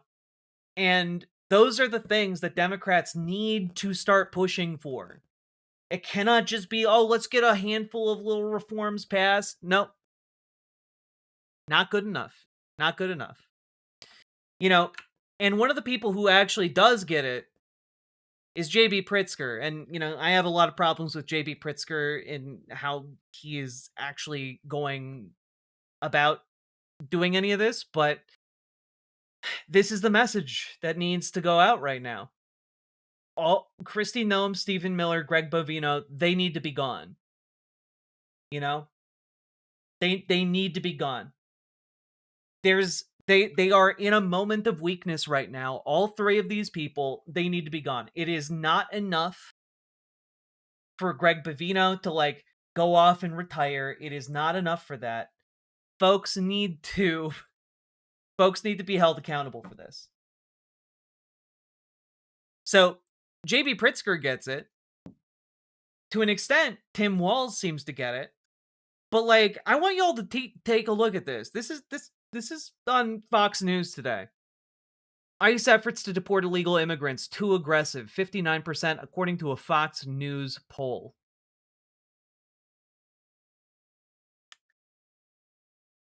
I gotta tell you guys, I think the money is scared. Or at least some section of the money is scared right now. Because I don't think you get polling like that on Fox News at this moment without some kind of moneyed interest being pretty scared of what's happening. And specifically, when I look at this situation and think about what moneyed folks might be scared of, would be ICE expanding its operations across the country and spurring the development of resistance, ground level grassroots resistance, like what we're seeing in Minnesota. Right? And so I think that they understand that is a threat. I think that they understand that the possibility for an awakening for the working class is very real, and they see it happening in Minneapolis and Minnesota, and they do not want that to happen everywhere else. Because you saw earlier today, we went over a segment where Chris Hayes was doing a ride along and talking with folks who are organizing in Minneapolis. There's no one organizing leader of this movement that they could kill. There's no one centralized hub that they could like bomb or set on fire. It's decentralized. It is organic. And that presents a really tough problem for folks who want to maintain capital's chokehold on labor.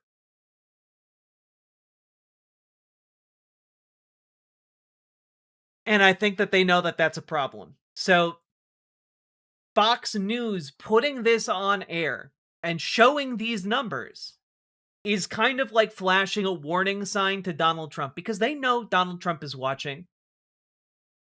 And they know that Donald Trump will see those numbers and think, uh-oh, gotta shift this up. Gotta move this around. And that's interesting. But, I mean, also, guys, here's a segment Fox News played, okay? Earlier today. One poll that caught our eye in our new Fox poll, Tom, is a view of how much time President Trump spends on issues, immigration, foreign policy, economy, and too much time is really low on the economy, and it seems like there. I just want to say, almost 50% of respondents think that he is spending too much time talking about immigration and foreign policy.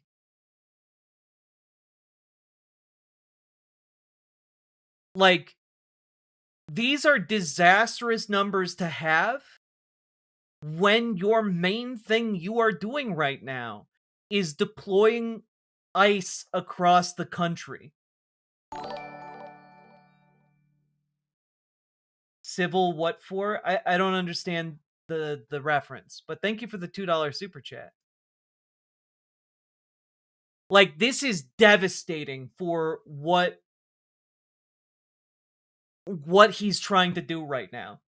They thought everyone would be clapping like crazy for ICE rollouts. But, like, that is clearly not happening. Is this, at least in this poll, and these respondents of registered voters, it's a little upside down. Your thoughts on that? And let me play the soundbite first, because in recent days, the president has been to Iowa talking about the economy. Today, he's talking about Trump accounts. Take a listen. Under this program, the U.S. government will automatically create a tax-free investment account for every newborn American child, something that nobody really would have even thought of. Under this administration, we're going to leave every child with real assets and a shot at financial freedom. Clearly, the administration sees those numbers out there. Yeah, I mean, I thought this was the best event they'd done on the economy. I mean, he went all the way out to Iowa and, gave this speech, but with what was going on in the news out of Minneapolis. I mean, that's the thing, right? Like, this is the problem. Like, Donald Trump wants to be the one controlling the narrative, but every day, the amount of footage and the amount of unconscionable things happening on the streets being done by ICE to average everyday people that are being caught on camera and then shared nationally, he can't shake the narrative. He can't. People are wet dreaming that these tensions will lead to something bigger, but you know why? Well, because they're accelerationists. Like, nothing good happens if these accelerate into something bigger and more explosive. Nothing good happens. The only productive way out of this is all of us getting together and organizing and beating these bastards at the polls, and then continuing to move forward as a united front of working class people. That is the way forward. That is where we get the best possible outcome. And folks who are just like madly self-masturbatory about any kind of accelerationist possibility are entirely self-serving in my eyes. And then he posts to True Social that he's got an armada steaming toward Iran and threatening them. His economy speech ended up being like the fourth news story of the day. Genuinely, most people didn't even hear about it. I guarantee you. At least this was featured. That poll is really disturbing. And when you look at a poll like that, you got to dig into the internals and the partisan splits. Throw out the Democrats because they hate him. They'll never give him credit. Look at independents, look at Republicans, because that's what the Republican Party needs and what Trump needs for the midterms. And 78% of independents think that Trump isn't spending enough time on the economy. That's a huge number. And the economy is the number one issue by an order of magnitude. Inflation in the economy is 36%. The next closest thing is like 15%. So a lot of work for the administration to continue to do on the economic front. One poll that I just have to say, like, I don't know that there's recovering from this. Like, there are too many people with cameras at all times pointed at ICE agents who are untrained and unprepared and who are here to hurt us. Like, there's no reason for them to be here but to hurt us, and that is what they are doing. And they are not going to be able to keep control of the narrative with all of this coming out of Minneapolis.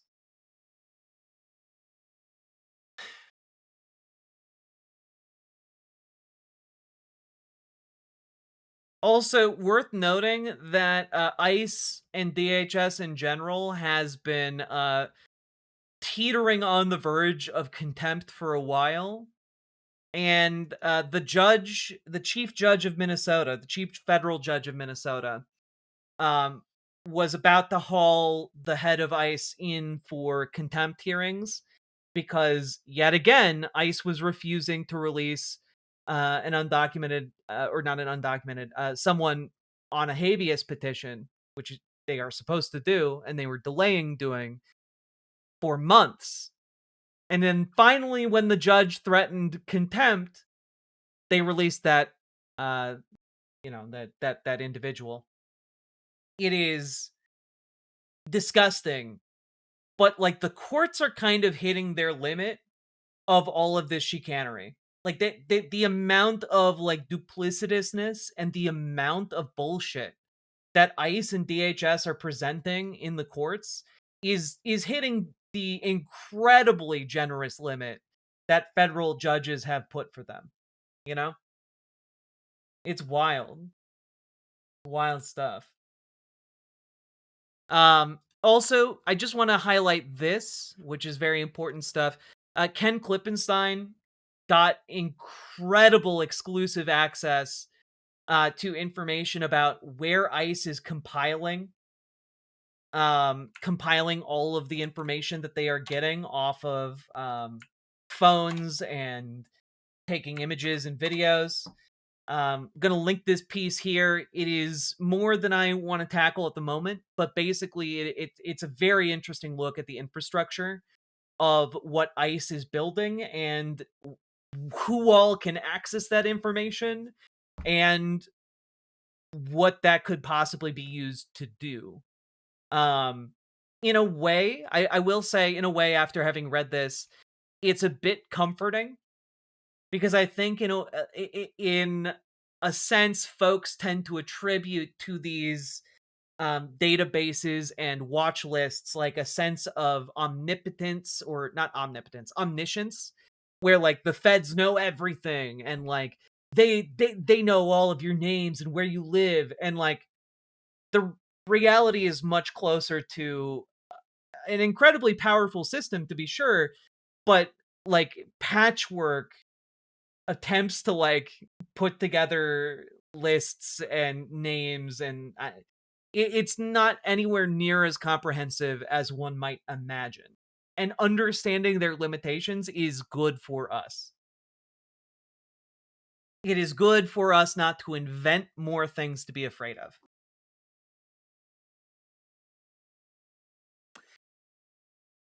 And I will also say, shout out to folks on the ground who are putting up with intimidation, not just from ICE or DHS, but also from white nationalists, white supremacists that are active on the ground. So this was posted by Mercado Media. Just gonna play this. Andrew, your video, it was cute. However, the Temu Punishers, we got your address. We know who you are. Watch your fucking mouth. You hear me? Watch your fucking mouth. Commies, stand down.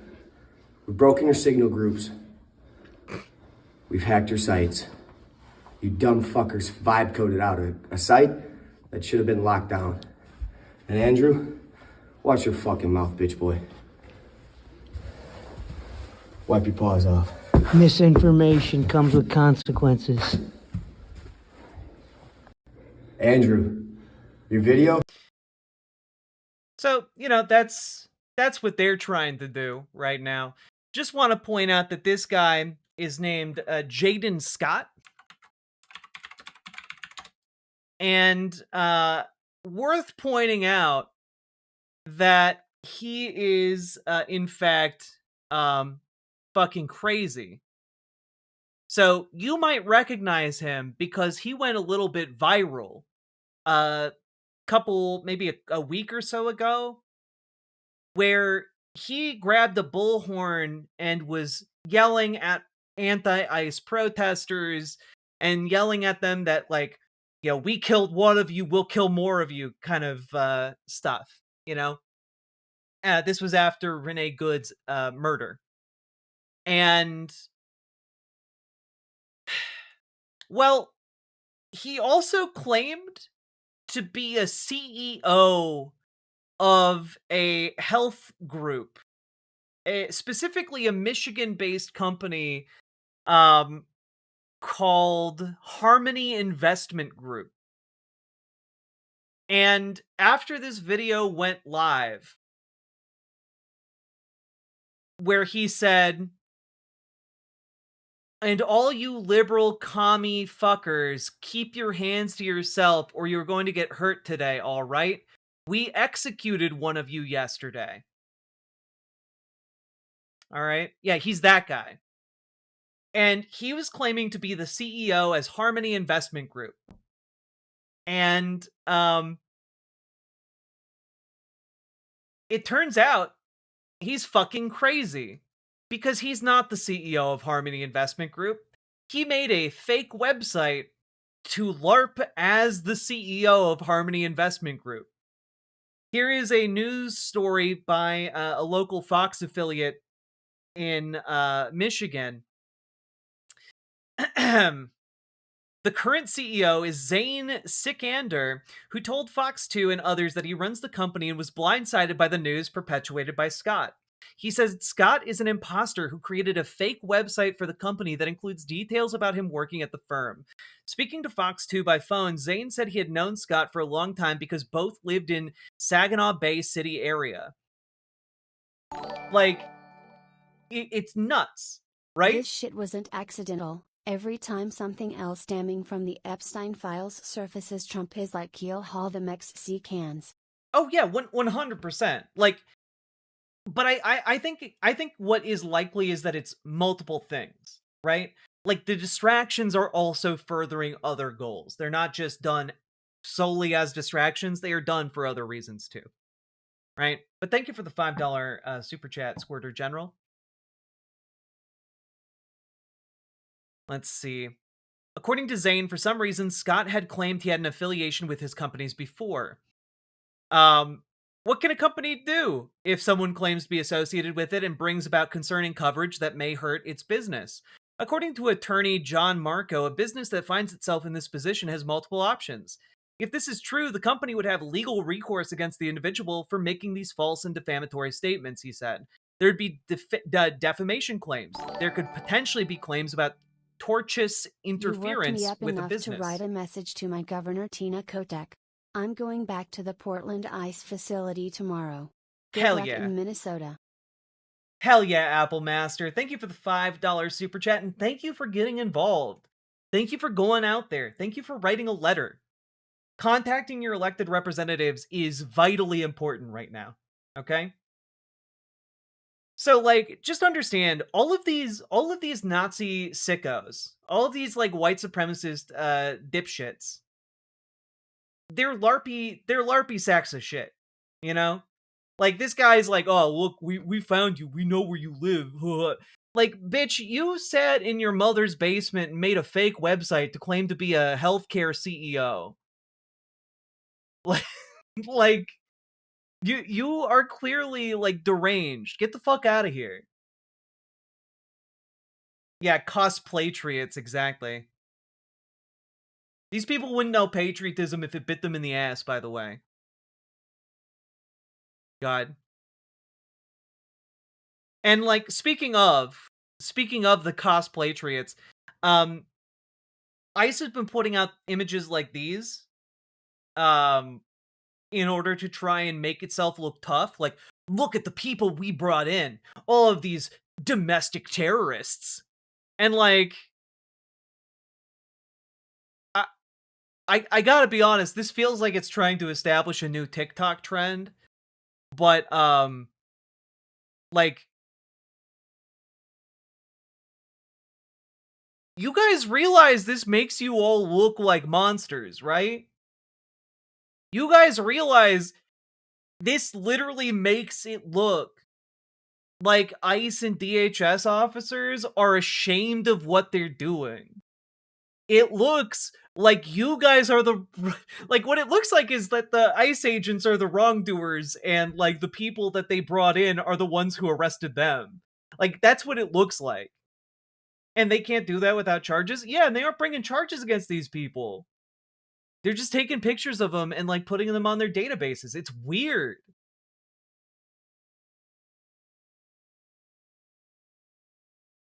Ay. It is bizarre, to say the least. Yeah, still hiding their faces. Absolutely. Like, these cowardly pieces of garbage are out here every day trying to dodge accountability for their actions. Like, they can't even take these pictures because they're worried about being accountable for their actions. Speaking of people who are worried about being held accountable for their actions, here's Kristi Noem to Axios. Everything I've done at the direction of the president and Steven. Thank you so much for all you do, and for being here for me while I wait for pain medicine. Hell yeah. Love ya, Jack. Hope the pain medicine helps, friendo. Carenail, thank you very much for the $15 dono as well. But, like, genuinely what we're seeing here is Kristi Noem trying to dodge accountability. I was just following orders. Not gonna hold up, actually. And I do want to point out, Kristi Noem would not be posting this or saying that to media if she didn't feel like her ass was on the line.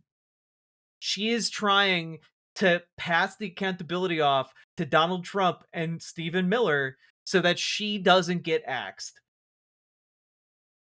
Stephen is being run over. Yeah, like, how much room is beneath the bus? Can I take you all with me? She asks as she begins to fall under the bus. And, like, I just gotta say, like, here, let's take a look at what Republican senators are saying right now. Here's Ron Johnson. ICE and Customs and Border Patrol, they are conducting operations throughout the country to really fulfill the mandate of the duly elected president. I mean, America voted for President Trump because we didn't want open borders. We wanted criminals in particular deported. Where you have states and cities cooperating with ICE, you don't have this violence. You don't have these tragic deaths of protesters who have been incited toward not only obstruction of justice, but also violence toward ICE. So where you have local states that are cooperating, you don't have this violence. You have this problem where you have sanctuary cities who have welcomed illegal immigrants and criminals into their cities, and then they shield them, they protect them. It is crazy. I mean, what President Trump laid out in terms of, his requirements for de-escalation, I think the vast majority of Americans agree with. I just want to say, like,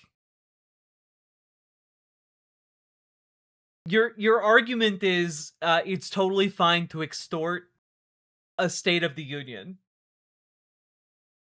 Like, it is totally fine to send a military force to occupy a state because you disagree with their legally enacted policies, their constitutional like laws. And it is fine to beat them and shoot them and kill them until they change their laws. Now, I don't know about you guys, but I think that Republicans would respond a little differently to the prospect of a Democratic president doing these things. And can we just like take a look back at I don't know. I'm just throwing this out there. Jade Helm. Now, for those of you who don't know what Jade Helm was, this was back in 2015. And Jade Helm was a military training exercise conducted by U.S. Special Forces within the United States. And basically, the conspiracy theory was that this was going to be used as a pretext to invade Texas and other red states. And this was taken so seriously that the governor of Texas, who can we just like take a look? Who was the governor of Texas at that time? Who is it? Governor of Texas, Jade Helm. Oh, it was Greg Abbott. It was Greg Abbott. The same Greg Abbott who's the governor of Texas right now. Greg Abbott believed the conspiracy theories and deployed the National Guard, telling them that they were to fire on federal troops if they began to invade Texas. Because the worry that all of these conservative fearmongers like Alex Jones and all the conservatives in the country had was that, oh, well, Obama's going to use the military to put us in the FEMA Hobbit camps.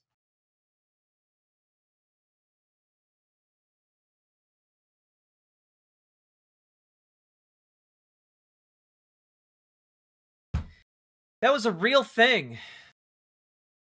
But now all of these same people, a decade later, are simping so hard for the federal government to violently occupy an American state. It is disgusting. And it really shows how full of shit these people always were. Now, what are Dems bringing to the table in order to combat the situation we're in order to stop the violent occupation of our states and cities? What do the Democrats have? Well, folks, we've got Chuck Schumer out there today telling us what he's bringing to the table, and it's not a lot. Here's the deal that he says Democrats are united behind, which is ending roving patrols, which would be good, tighten the rules on warrants, and require ICE to coordinate with local authorities, enforce accountability, so a uniform code of conduct, and require masks off, body cameras, and agent ID. But people are aroused. I haven't seen people so aroused in a very, very long time. None of those things are at all enough as an opening negotiation position. You start with the strongest position you are negotiating for, and you go down from there. You don't start with this milquetoast bullshit and negotiate down from there. It's awful. Like, it's just so awful to see Democrats fail so badly, which is why I'm telling you guys, you gotta call your senators today, folks. Because right now, as I record this, it's 1 a.m. on the 29th, and the government will shut down if nothing is passed by the 30th. So you guys have to call your senators and tell them to stand in lockstep against DHS funding. We need better than the bare minimum. We need better than reforms that are without any kind of muscle behind them, that are just going to be ignored by ICE. We need to do better than reforms that allow ICE to continue to operate with impunity on our streets. None of the things that Chuck Schumer is putting forward here would stop the abuses that are happening here in Minnesota. Not one of them would have stopped what happened to Alex Preddy. Not one of them would have stopped what happened to Renee Good. And we need actual reforms. We need actual reforms. If we're not going to get the abolishment of ICE, we need better reforms than this. We need better reforms than this. God, you guys are so stupid, it's baffling. Hey, Mojo, you try having someone shot to death outside your house by the federal government. See how you feel about them, huh? How about that? How about until that happens, you shut the fuck up?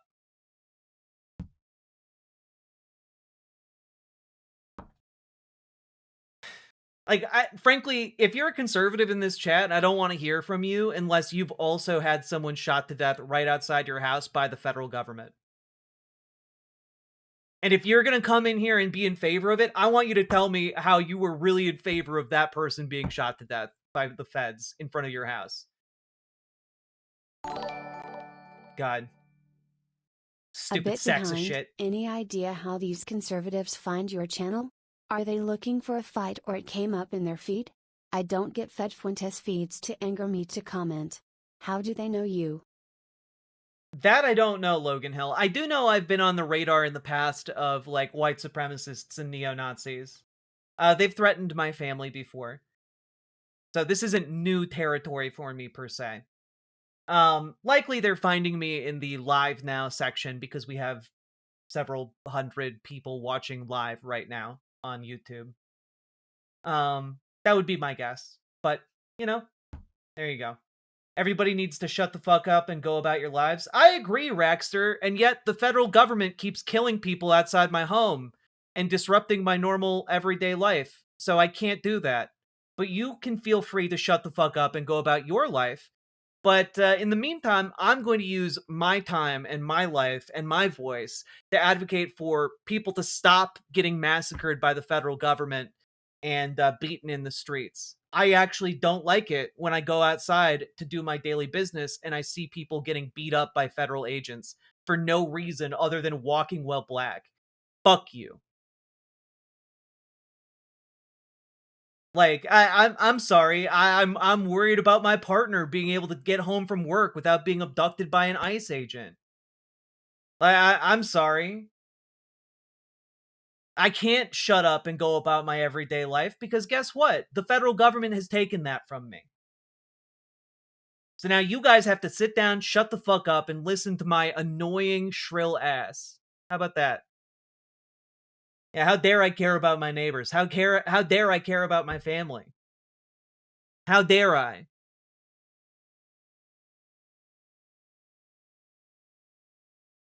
Ah, a drama queen, indeed. You guys get me. It's true. It's me, the drama queen. Turning every murder into drama. It's true. That's me. 100%.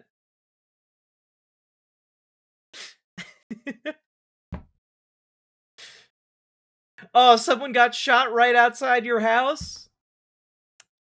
Stop being so dramatic about it.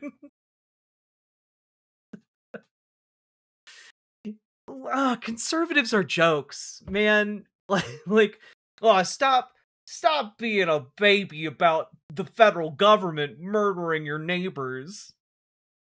Okay. I love how all of these conservatives act like, there's nothing they care about at all. It's really interesting. I don't know what you're talking about. I love your voice. Thank you, John Fallon. My self-deprecation has been counteracted.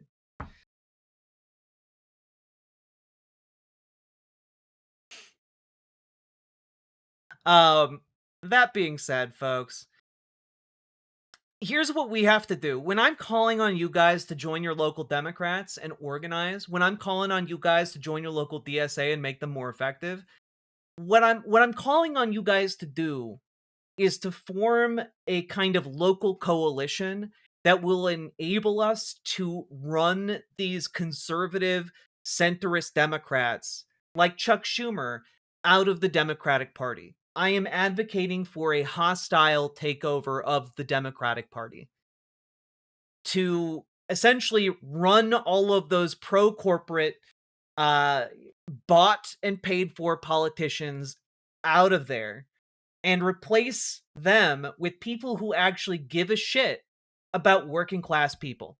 We have folks in this community who will help you do it.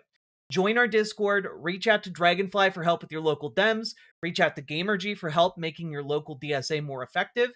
And when I say we need to do this, the people I'm thinking about are folks in the House and the Senate. I'm thinking like nationally, not just locally, but nationally, because folks, Marie Gluesenkamp Perez in the House, I have a very low opinion of her as a centrist Dem.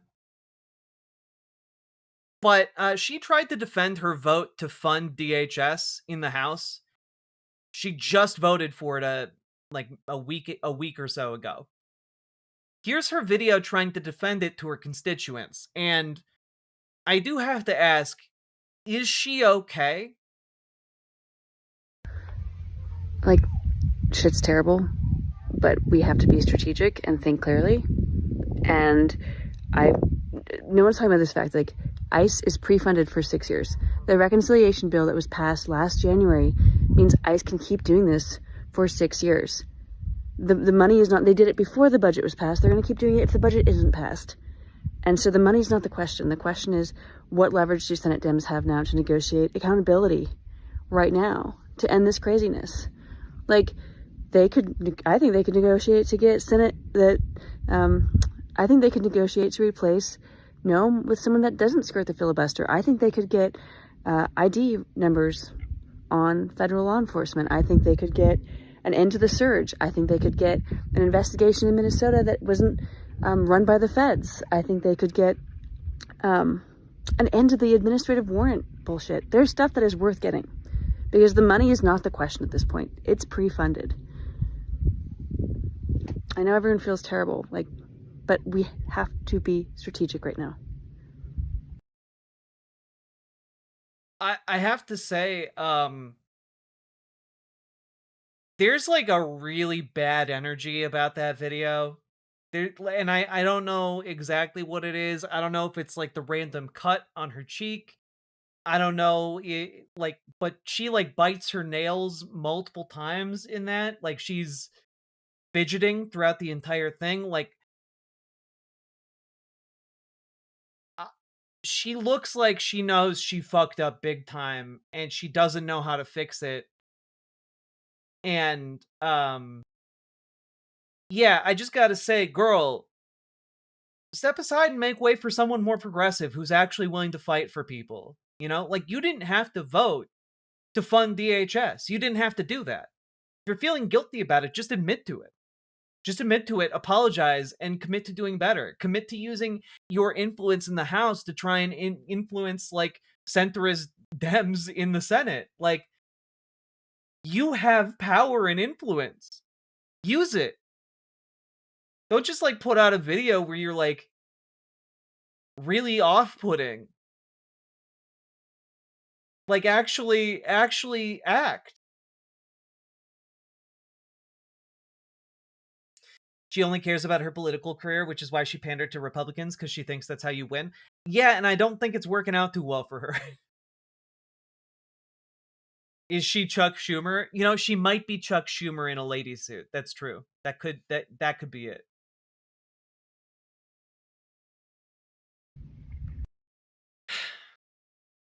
Meanwhile, you got Senator Elizabeth Warren showing up on the floor.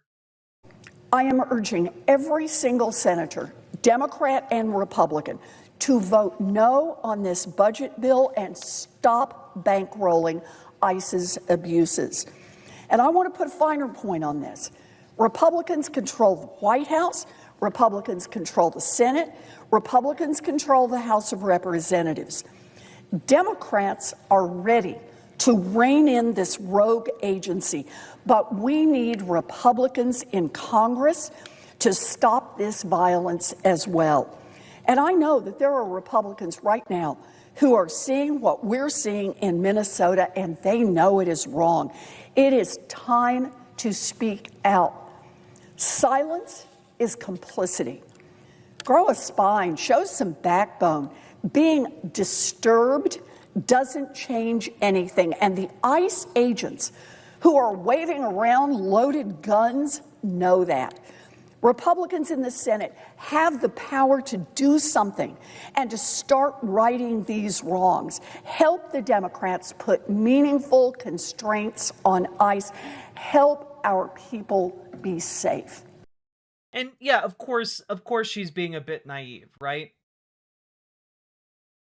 But the issue, but the things that she's right about in this speech is that Republicans virtue signaling that they're disturbed or concerned doesn't mean anything. It means jack shit until they actually act. Like that, it requires them to do something. And that is the point that she is correct about. I think we need to see more Democrats hit on this point and attack their colleagues for not doing more. If you are so disturbed, act, or you're full of bullshit. And we all know they're full of bullshit, but at the very least, use the leverage that they are giving you to make them look worse. You know, put the pressure on them.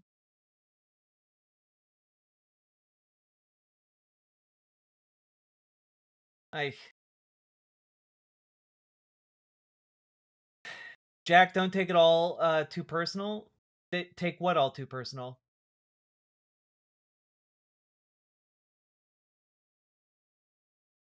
Is it okay to ask something? Yes, always.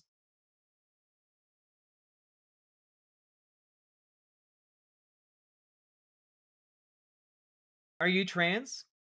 Yes, indeed. Are you?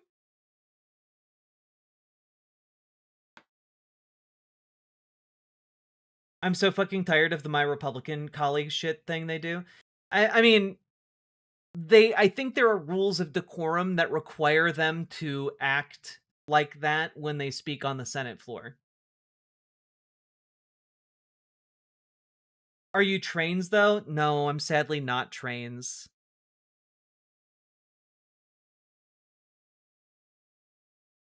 Why is the idea of abolishing ICE, DHS, etc. scary to people in Congress? Well, it's not scary to everyone in Congress, but it is... It has been typically considered a pie-in-the-sky idea, largely because all of the polling on immigration was favorable toward Trump, right? That Trump had popular stances on, like, against immigration. And so the idea that abolishing ICE, the agency that enforces, like, immigration policy, seemed like a really counterintuitive idea, right? So that's why, for a lot of people in Congress, they've been slow on the uptake that abolishing ICE is the new popular position. And all politicians in Congress right now are scared of losing their jobs.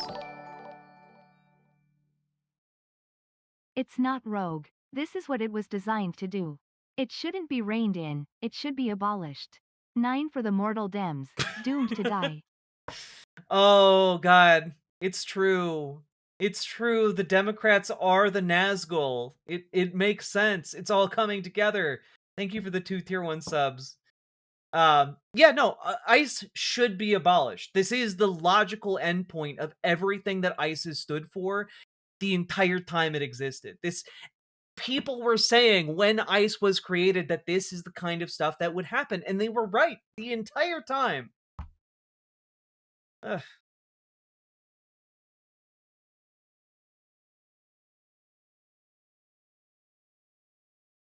God. Was that a Lotor reference? I mean, yes, Sake Tanuki was making a Lotor reference.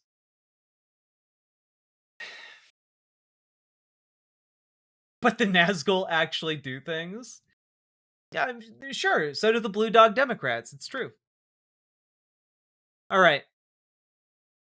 Let's take a quick look at where we're at here. Squirter General, thank you for the gifted membership. I appreciate it. So I've mentioned that the situation in Minnesota is indicative of, no de-escalation of what ICE is doing on the street, right? I've talked a little bit about that. ICE is still doing all kinds of heinous shit. And Greg Bovino might be out, but that has not changed the reality on the ground. And so I wanted to play an example of what is happening here on the ground. Here is a video from the Associated Press. And it's pretty wild. Go. Get out of here.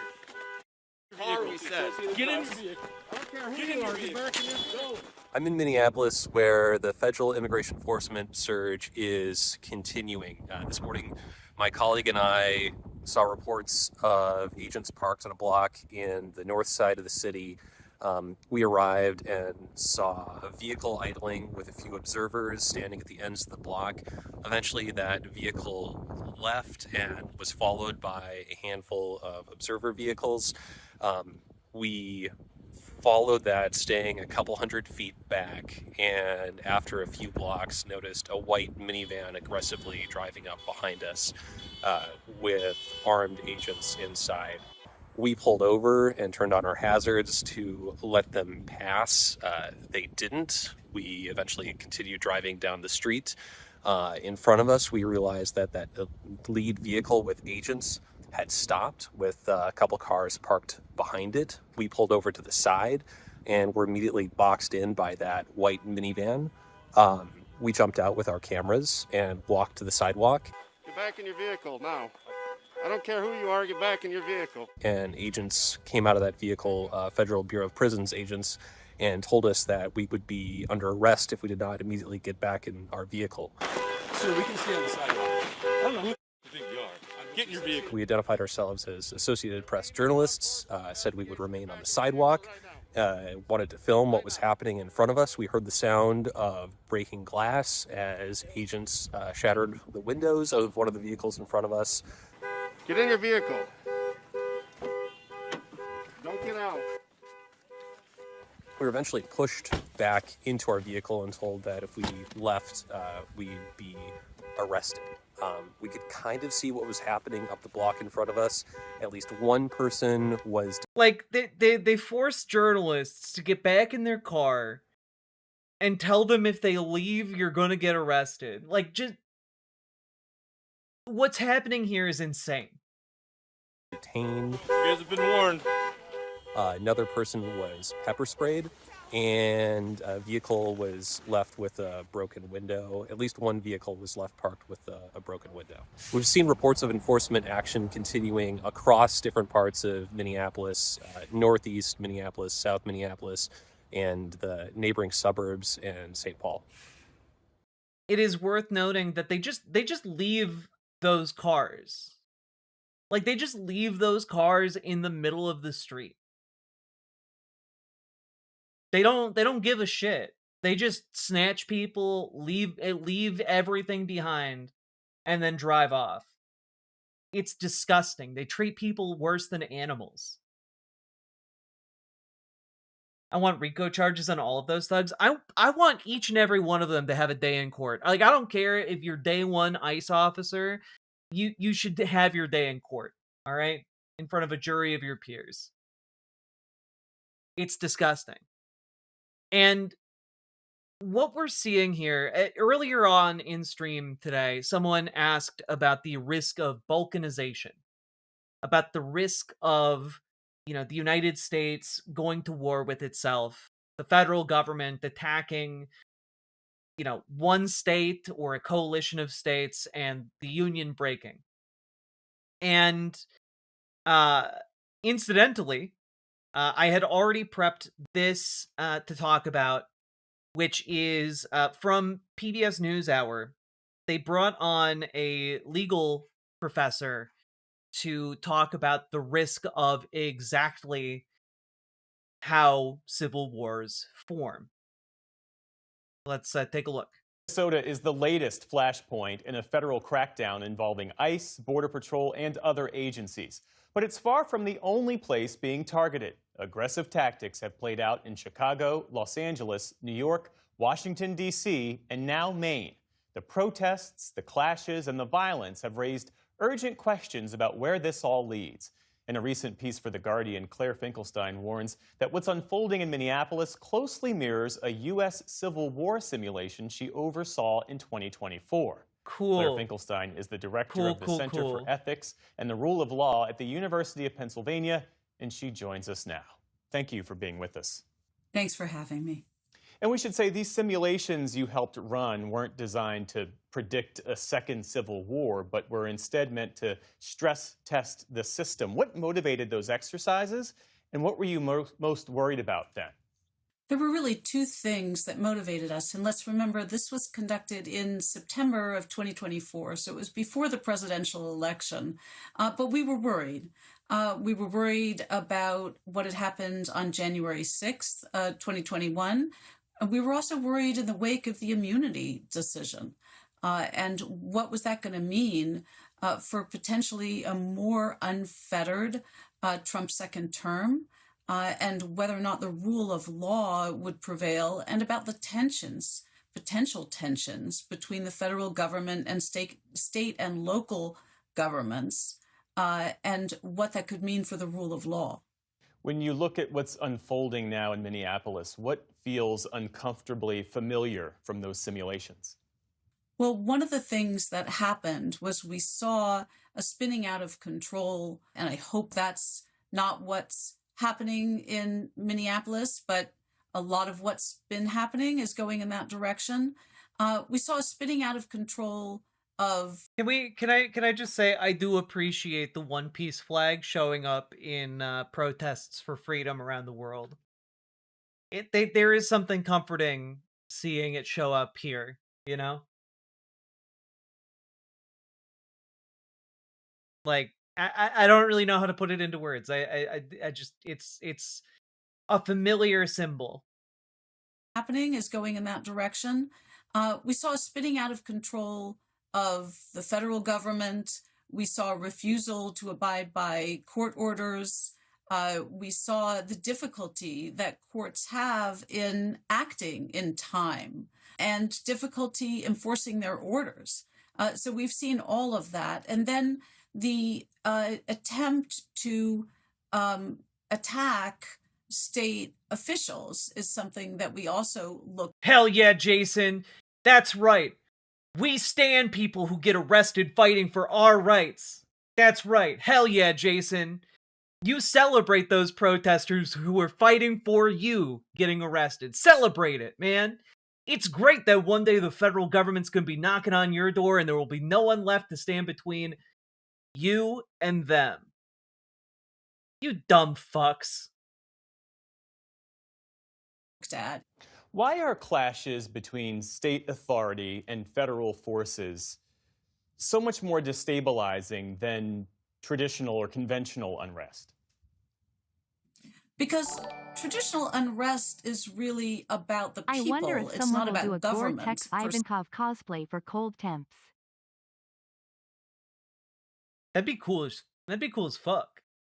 Also, thank you for the 2 tier 1 subs. Y'all are a bunch of fucking weirdos. Go live in Palestine.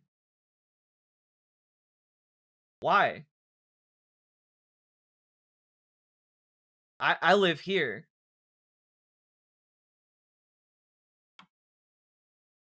I live here. I'm gonna make here better. But no, Furbiz. I got news for you. Conservatives are way fucking weirder than any normie lib. Any conservative MAGA supporter is fucking bonkers, off the wall insane compared to any single normie lib. Y'all are fucking weird. You're trolling through the internet at like 1:30 in the morning looking for people like me so you can pay homage to your great leader who's never gonna know or care that you existed and will sacrifice your life in a heartbeat if it means he's 1 like ounce more comfortable. He would like I don't think you understand, no Furbiz 4434.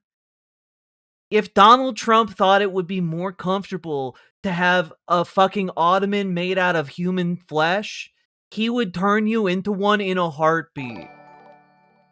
Like, stop standing for a Ironically, man the like option that. of living in a state that should already exist and is not yet recognized is already left of the current Dem Party. Like, God, MAGA people are creepy and weird as fuck. Ironically, the option of living in a state that that should already exist and is not yet recognized is already left of the current Dem Party. True, Sake. True. Thank you for the 2 tier 1 subs and an excellent comment.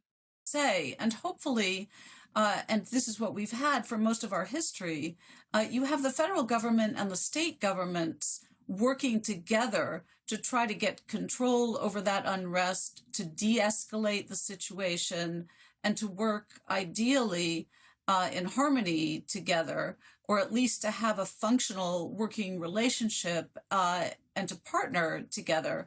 A lot of those partnerships are of long-standing person-to-person relationships.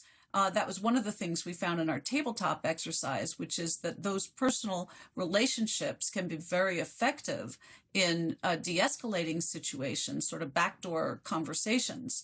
But when you have the federal government and the state government unable to work together and giving different narratives, it's Come at me, bro. I bet you couldn't get Blackluster Soldier on the field if you tried. You set and duelist.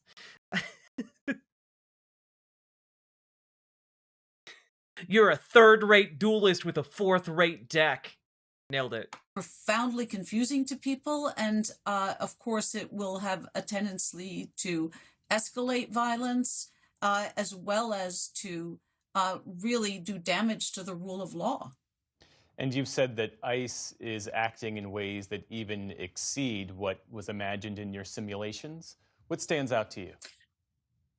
We did not have... What's the feeling on the ground about Minnesota National Guard being dragged in? I've heard their morale is rock bottom. I mean, it likely is rock bottom. But as far as I've heard so far, National Guard has been like pretty friendly towards protesters, bringing like coffee, donuts, etc. for them. Not, advancing and trying to beat them, etc. So, as far as I can tell, it's been a positive move, replacing like the police that were all too happy to beat the shit out of protesters in front of the Whipple building. But we'll see if that remains to be the case. Federal agents or federal troops openly defying the law, firing on protesters, and frankly killing them in cold blood. We had imagined federal agents a little more like what happened in Portland in 2020 or even Philadelphia that summer, where agents were going back and forth with protesters, some of whom were violating the law, and where federal agents were using harsh tactics, but not to the point where they were openly attacking American citizens and actually quite clearly exceeding rules for the use of force. And further applying your insights to this moment, the Department of Homeland Security, its officers have fired shots during enforcement arrests or at people protesting their operations 16 times since July. No officer has faced criminal charges, and the administration has not announced disciplinary proceedings against any of the officers or the agents involved. So how should we understand this moment? 2 American citizens shot and killed by masked federal agents with no immediate accountability. It's true. We have finally found him. The most bald man of all time. And you know what? He's owning it. So you said the right word, which is accountability. That is key. Even if there is a deal struck, and I'm heartened by the fact that President Trump and Governor Walz had a productive phone conversation, but a deal is not enough. There needs to be accountability for the illegal actions of federal agents, at least a full and fair investigation, and state investigators need to be in on that. Beyond that, of course, state investigators have the right to conduct, and prosecutors have the right to conduct their own prosecution in this situation. Now, the federal government will claim immunity or will claim that the agents have at least qualified immunity, but there's a lot to argue there legally, and I think there's every reason to think that those agents were going beyond what they needed to do in order to carry out their official duties, which would vitiate the claims of immunity. In your simulation, at what point does a democracy stop being governed by law and start being governed by power? If courts can't or won't resolve the conflict between the federal government and the state, then we have a serious threat to our democracy. We rely on courts, and everybody should want these disputes to be resolved in a court of law and should commit themselves, whether they like the decisions or not, to abide by court decisions. When that doesn't happen, as to some extent happened in our scenario, then you know you've got a real threat to democracy. Yeah, like, it really does sound like their entire premise for them gaming out the system involved essentially assuming a level of good faith that just does not exist in the Trump administration. Like a level of unwillingness to lie that they have shown no existence of, you know? It is interesting as hell, I guess, to see how little the Trump administration gave a shit about even pretending to follow the law when it came to ICE. And I do think, I think what is going to need to happen is that essentially we're going to need a state-by-state accountability for these ICE officers. Like, they are going to need to come before a body of jury members and lawyers and judges from the states that they wronged and account for their actions. Who covered up for the agents who murdered Renee Good? Who covered up and was complicit with the agents who murdered Alex Preddy? There will need to be a mass accounting. Because when you look at these organizations, it is impossible that just the individuals who pulled the trigger are the ones responsible for the criminal activity. It is everyone who helped them flee the scene, everyone who helped them destroy evidence, everyone who helped them hide, everyone who helped them try to obscure any investigation, and that is basically all of them, you know? Like, what's crazy to me is that this level of lawlessness is not more of a wake-up call for conservatives. Like, conservatives look at federal agents murdering people with impunity and say, well, I simply won't get in the way of a federal agent. Which is easy to say when you're in the middle of bumfuck nowhere. But these agents are going to come to the middle of bumfuck nowhere eventually. Right? There's 3 more years of this, folks. It's a long-ass time. And they are going to be going city to city, town to town, and they're going to be pulling this shit wherever you live too. And it's not going to matter to them once you've allowed this level of lawlessness, once you've allowed and opened the door to the idea that ICE agents can just murder whoever they want, then what you have are effectively a secret police. And if you think you're going to be safe because you support the Fuhrer, you're not. Because any one of these agents on a bad day can take offense to how you look, can take offense to the fact that you want to stand up for yourself with some dignity, can think, I like what you have. I like the way your wife looks. And then they can kill you and do whatever the fuck they want. Which is exactly what they are doing here in Minneapolis. They are killing people and doing whatever the fuck they want. And if you think they can do it here, and that's fine, they're eventually going to do it where you live. We're out here every day fighting for your rights, you stupid sacks of shit. And we're going to keep doing that until we have the better world we all deserve.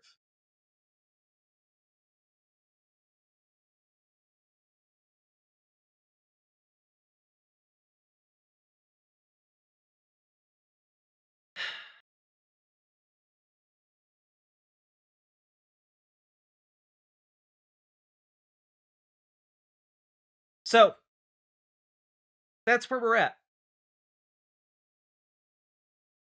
You know? We got fascists sucking the boot.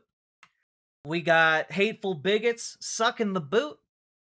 And in the middle, we got average, everyday heroes being executed in the streets, and children being abducted from their schools. Children being sent off to countries that they aren't citizens of. And just to note, some of this isn't being even covered in American media anymore, but we're deporting like 5-year-old children who are American citizens. We sent this girl to Honduras.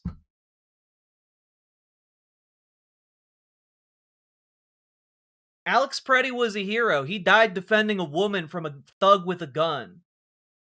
And then it took 8 men to hold him down and 2 more to pull the trigger and shoot him in the back. He died a fucking hero defending our streets from occupation. Would you do the same?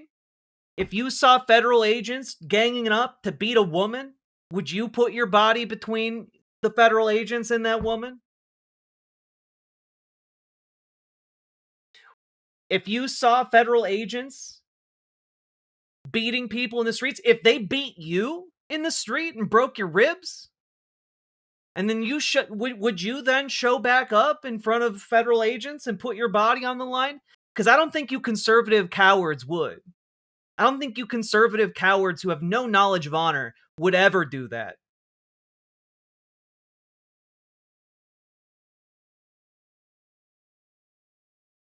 I would take one Alex Preddy over 100 of you clowns any day.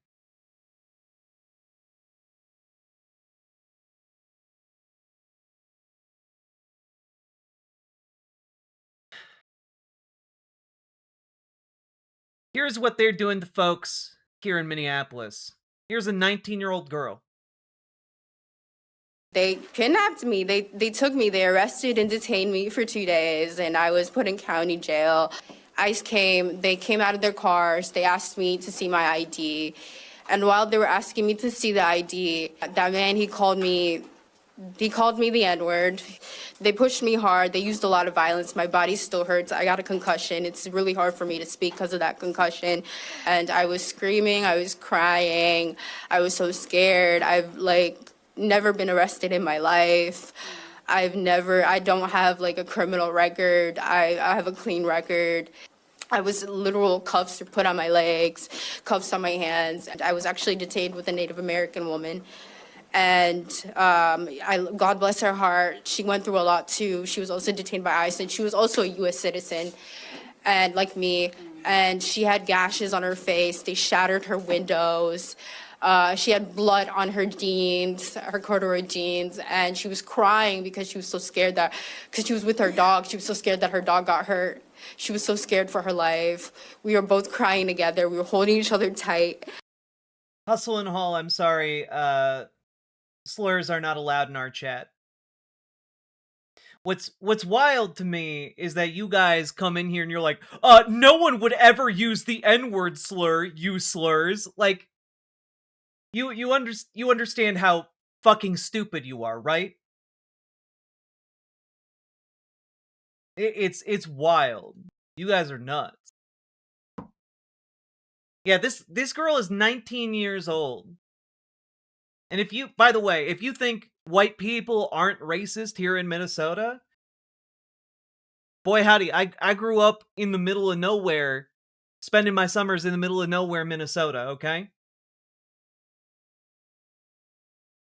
I worked up there. And I can tell you that people do talk like that. White people in Minnesota can be extraordinarily racist. And if you say, no, they can't, you're a fucking liar. I live here. I know those people. And they're no friends of mine, but I can tell you they exist. Whoa, whoa, whoa, calm down, fella. They're only murdering people in your neighborhood. And I'll never forget, the fear that we both felt in our hearts that day. They're abducting children. They're abducting fucking children, beating kids, and calling them slurs. And you know what? It's not just that. I played this this clip the other day. I'm gonna play it again. All right. This is footage coming out of the Texas Dilley concentration camp that the United States has built and maintained there. Encourage you all to take a look and listen.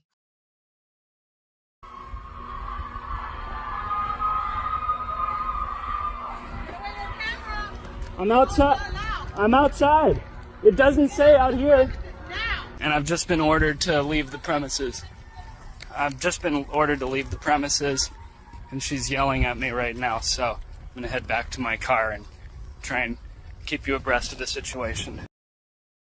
Now, it is really hard to make out what is being said in this video, but other people have been recording what is happening there.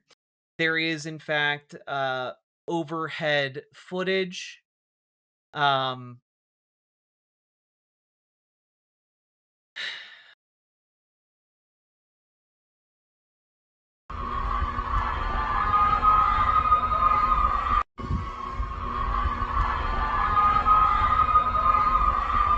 Water is putrid. Even though baby formula has to be mixed with this water, sometimes kids can't even drink it. The food often has bugs, it has dirt, it has particles. This guy is an immigration lawyer named Eric Lee. Medical care is routinely denied. My client, one of my clients had appendicitis, a child, in this same El Gamal family. The officials at this facility, when he came to them writhing in pain, screaming and crying, they told him, take a Tylenol and come back in 3 days. It wasn't until he passed out and started vomiting in the hallway that somebody finally came and took him to an urgent care, where they made him sit for 6 hours, but without a doctor, without an appendectomy, before they finally, in the middle of the night, someone decided, well, maybe we should take this kid to San Antonio for his surgery. That's the type of treatment that these children are experiencing in this place. What does that make you worry or imagine maybe happening at times behind closed doors in these detention centers? Well, I don't have to imagine it. Other clients of mine are detained in places like the East Montana facility in Texas. They are being beaten by guards. They wrap flannel around their fists. They take them into the shower where there's no cameras, and they beat them up so that it doesn't leave bruises. That is. I'm sorry. You hear a story about a child being tortured, and your question is, did he die though? Like. Like, I'm sorry, if you are denying a child an appendectomy when he's in the middle of a crisis that requires an appendectomy, every second you delay is attempted murder. Don't be telling me like, oh, but did he die though? That's like watching someone beat a child with their fist and then saying, well, it's fine because that child didn't die. They're just bruised. Like, what the fuck is wrong with you people? Genuinely. When people say conservatives are weird, when people say conservatives are creepy and gross, they're talking about people like you guys. Is what is being experienced in some of these facilities. It's very difficult to, that was an adult, that particular story. But these children are routinely subject to verbal abuse, to racial abuse, to guards telling them if they try and complain. Somebody told me today, don't waste my oxygen. That's a line that the ICE officers say if you try to ask for a little bit more food, maybe a little bit more privacy, religious accommodations. So the Trump administration, they're professional liars. Nobody should expect anything different. They're now assassinating American citizens in the streets of America. Like, you see footage out of a concentration camp and you're like, oh, but are we killing them yet? Unhuman behavior. Not even inhuman, unhuman behavior from conservatives. Here is Eric Lee again, this time talking with Rachel Maddow. What should we understand about this Dilley facility and what happened here on Saturday? I could tell from your affect when you were filming this that this struck you as a really remarkable occurrence. Well, it was. And if I can show an image that my 5-year-old client drew today that she wanted. Yeah, also keep in mind immigration attorneys have to represent literal children. So when he says, my 5-year-old client, he literally, like, without an immigration attorney, 5-year-old children are forced to go in front of an immigration judge by themselves to represent themselves, which is unfortunately not an uncommon occurrence. So bless this guy for stepping up and being an attorney for a 5-year-old, because if you thought navigating the legal system was hard as an adult, try it as a 5-year-old. But this part is heartbreaking. This fucking gets me, man. Me to show this program. Their name is the El Gamals. They've been detained in Dilley for 8 months. They are 2 5-year-old twins. You can see at the top, I am 5 years old, and the sad detained children behind bars are saying, let us go, let us go. I want you guys to, like, burn that into your memories. Burn this image into your hearts. Because that's what our government is doing right now. When we say abolish ICE, abolish DHS, we mean abolish this system too. This system doesn't need to exist. This system can be replaced with paperwork that provides a pathway to citizenship. This doesn't need to exist. The same way, if a police officer pulls you over for speeding, it doesn't mean that you need to be sent to a maximum security prison and incarcerated for 25 years. We instead just give you a ticket and you pay a fine. The same way that is possible right now, we can make it possible for all of this misery, all of this torture to be replaced with a goddamn form. We have built concentration camps for children.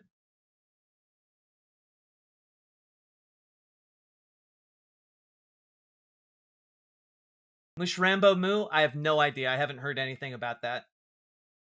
This is a family that has been persecuted by the Trump administration, not for anything that they did, but because of the crimes of a relative.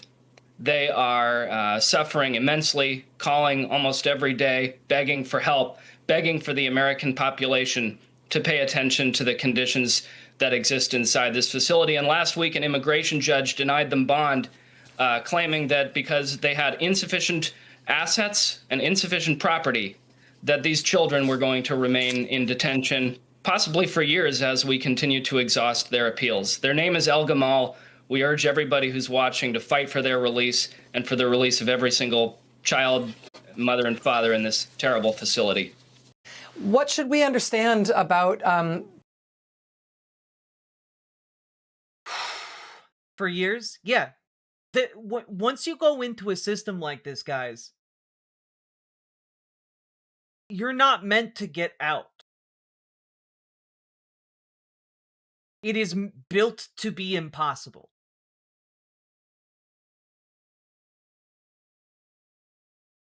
We need to rip the walls of these facilities down. We need to abolish ICE. We need to abolish DHS. And we need to have our Berlin Wall moment with these places. It is disgusting that this is allowed to continue. Every day that this is allowed to continue is a sin upon all of our hearts.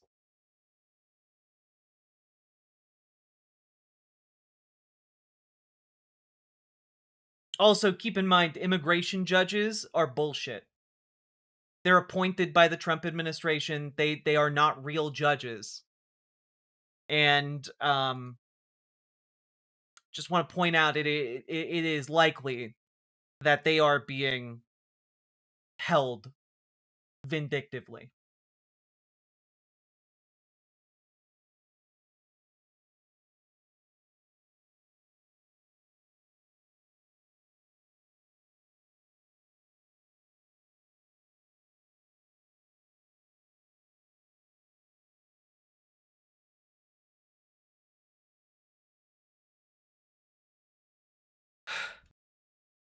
Yeah, his clients are 2 twin 5-year-olds, a 9-year-old, a 16-year-old, and an 18-year-old, and their mom.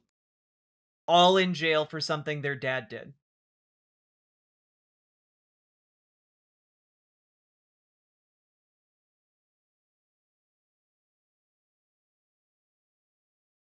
And it is worth noting, folks, as an addendum to what they are talking about when it comes to medical care, right?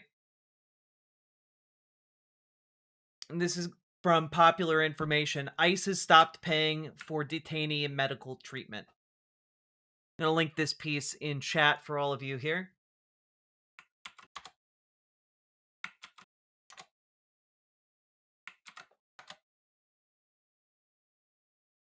ICE halted payments in October, and the situation will persist for at least several more months.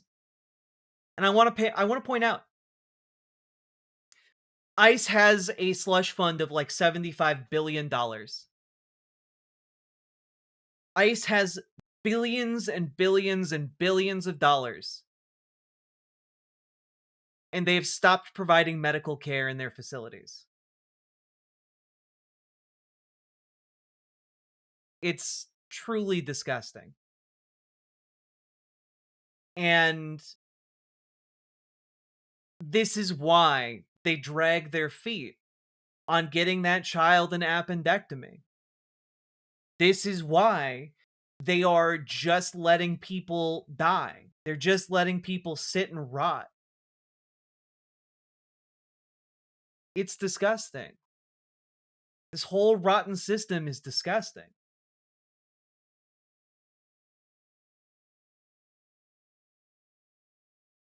I mean, the denying of medical care systematically to inmates is, I mean, to say it's exterminationist. I don't feel like that is like hyperbole in this case. You know what you are doing when you say we will no longer provide medical services to people who are in our care and who are incarcerated by us. You are making the choice to kill some of them at the very least.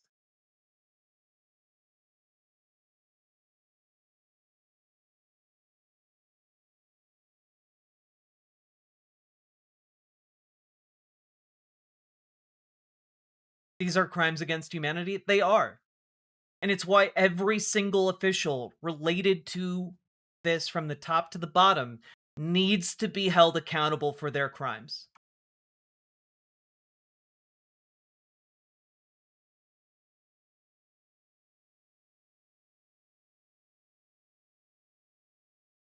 Just want to say shout out to Judd Legum for getting this story. It is incredible. I recommend you all read this, but ICE, however, has not paid any third-party providers for medical care for detainees since October 3rd, 2025.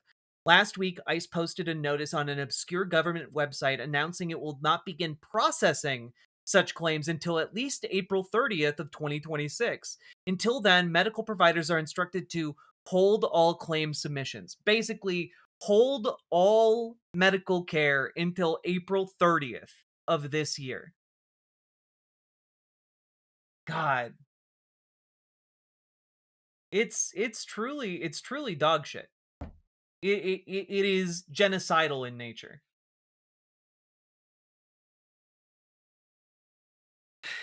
Um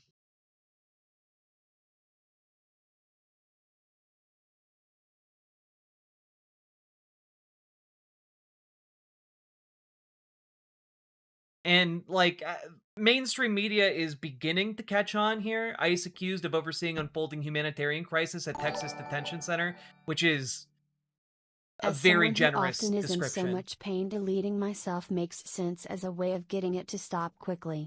You should never feel like you can't complain or shouldn't complain because someone else is suffering more. True, Karen L, and thank you very much for the $20 super chat. God, it's this, by the way, is the result of an ACLU investigation. The ACLU interviewed 45 detainees at Camp East Montana at Fort Bliss in El Paso, issuing a report in December that detailed more than 80 human rights abuses, including physical and sexual abuse, medical neglect, and intimidation to self-deport.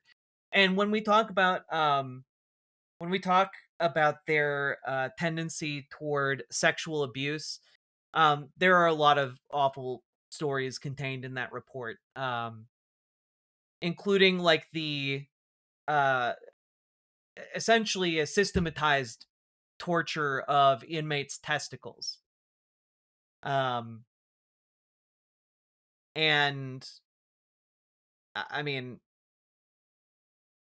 one detainee identified as Samuel said an ICE officer broke his front tooth and grabbed my testicles and firmly crushed them as another forced his fingers deep into my ears. Another, identified as Eduardo, said he was beaten unconscious by guards, then left in an isolated punishment cell for 5 days, where he did not have access to his high blood pressure medication. These accounts reveal an unfolding humanitarian crisis at the military base, one which may spread across the country as the Trump administration expands detention dangerously, recklessly, and with unprecedented speed, according to their statement. And like, I don't know. Like, there are Trump supporters out there who are going to say, like, well, the ACLU is compromised. Well, the courts are compromised. Well, anyone who counters what the dear leader says is compromised. They're getting paychecks from, maybe today it's George Soros. Maybe tomorrow it's, I don't know, Norway, the country, in order to subvert our American ideals.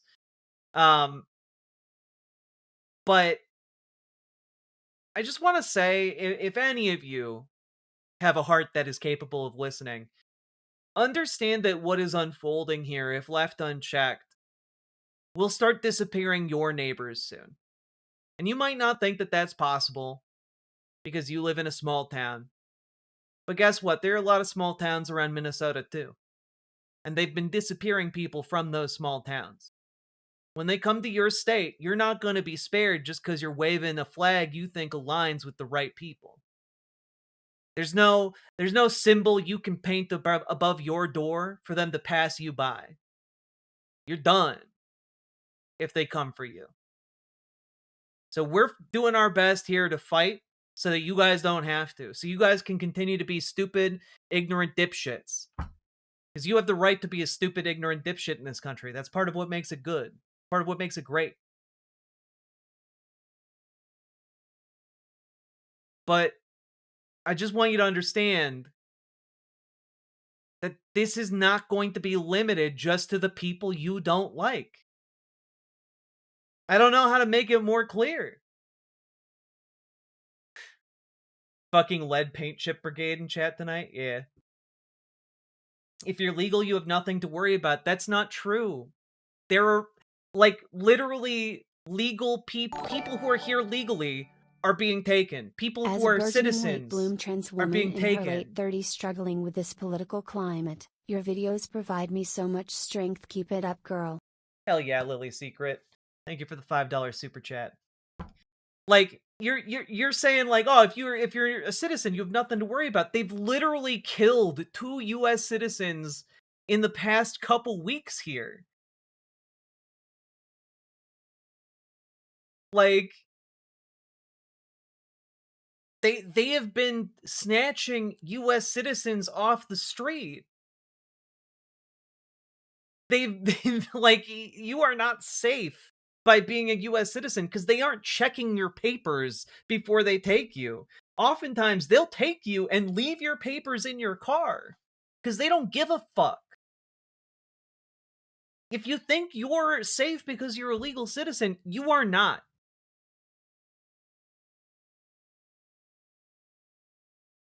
I don't know how many dead bodies it's gonna take for conservatives to start realizing that it does, like, they're not checking your paperwork before they pull their guns.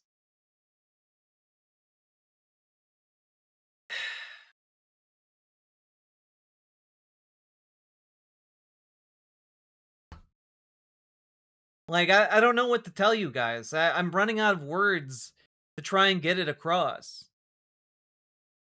But it's disturbing, to say the least, to see how many people are comfortable thinking that this is okay as long as it's not them. Again, we can solve all of this problem of undocumented people by just documenting them, by just offering a form and finding them for like overstaying their visas.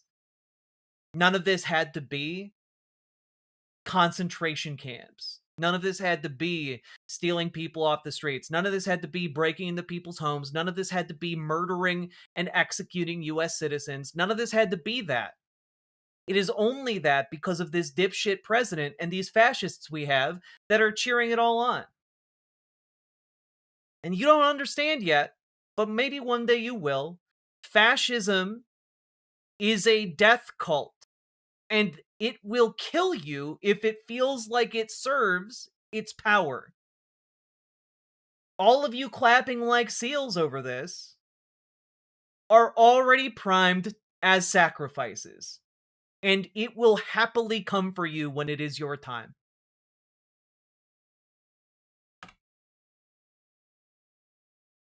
It's what the Republicans want. I guess a lot of them, yeah. Anyway, in brighter news, ICE agents are in fact depressed as hell. So that's cool. 2 idiots who obstructed and found out. I got news for you. ICE agents can say anyone was obstructing them from anything, and they will kill you if they think they can get away with it and get something out of it. You standing for them is not going to save you. You sucking the boot, not going to save you.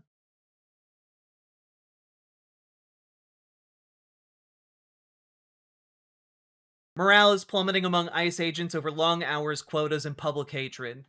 Yeah, By the way, completely earned public hatred. These people suck. These people will go into a restaurant and then assault the people who made them their food. These people will show up in a small town, completely destroy local businesses' ability to do business, and then wonder why people in the town hate them. Y'all don't get it yet, but when the main street of your town is shut down because ICE has come for you guys, maybe you'll understand. Hopefully it's not too late.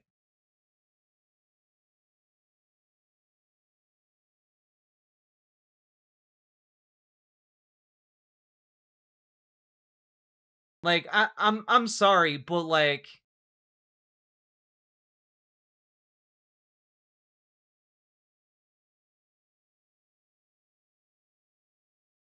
it's fucking nuts. It's fucking nuts. Here's one of our local elected officials here in Minneapolis.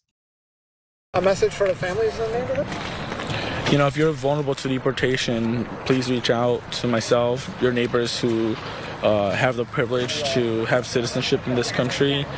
You know, we could help you with rides, food, groceries, figure out how to address the rent issues you're dealing with. You know, there are a lot of neighbors that are really desperate to help one another, and we want to help as much as we can. Should people carry passports and paperwork? You know, for a long time I've been carrying my passport, even though I'm a citizen in this country. And that's the heartbreaking part of, like, literally having to carry a passport just because of the color of your skin. You know, you're not required to if you're a citizen, right, to carry a passport. But unfortunately, the country we are living in, it feels like you might have to.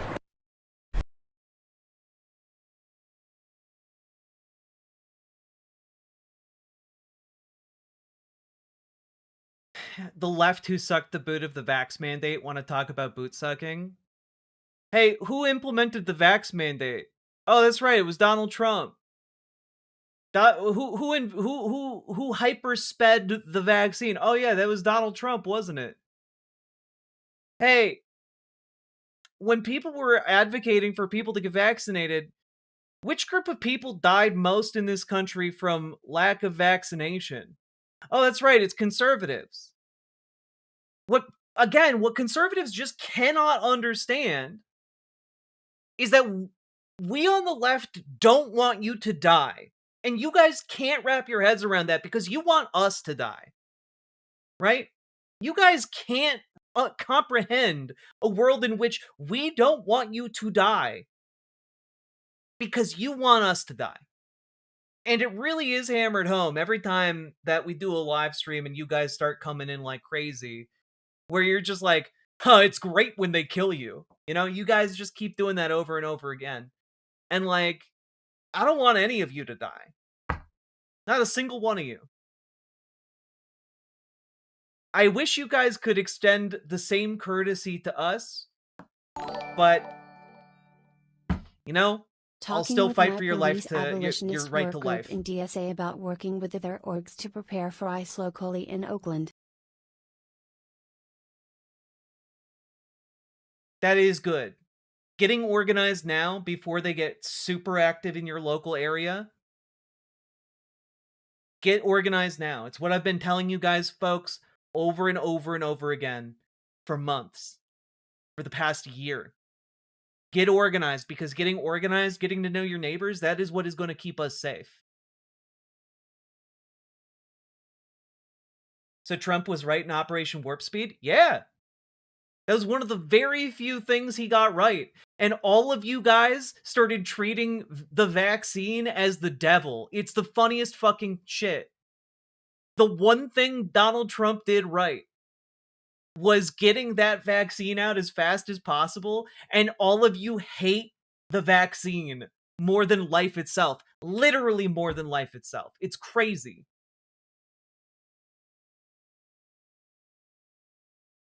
But, you know,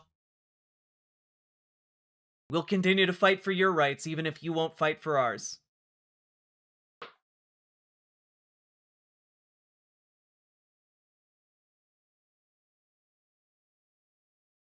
So, folks, what I'm asking for you guys to do tonight,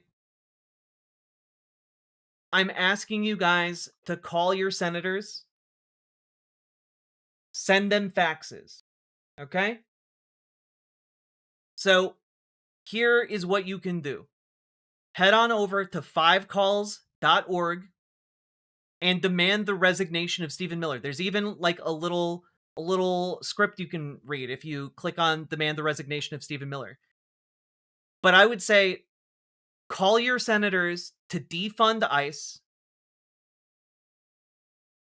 And also, when you're making that call for the resignation of Kristi Noem and Stephen Miller. All right? Apply as much pressure as we can prior to the vote. If you haven't called them yet, call them right now. You can leave a message. You won't even have to talk to an actual person, because they still have to listen to your messages. And if the voicemail box of their DC office is full, call their local office.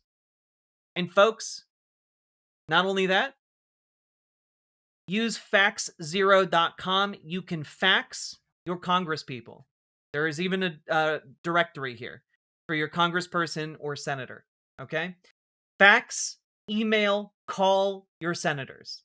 Okay? Get to work, folks. We need folks to get to work on it. All right? We have helpful commands in chat. Organize. Organize. Organize. There you go, folks. Use those links. 5 calls, fax 0. Get mobilized locally with Indivisible. Never a bad thing to do. And join your local DSA. Join your local Dems. We need to organize, organize, organize, folks. And if you need help joining your local Dems, join our Discord. Reach out to Dragonfly. Dragonfly will help you radicalize your local Dems.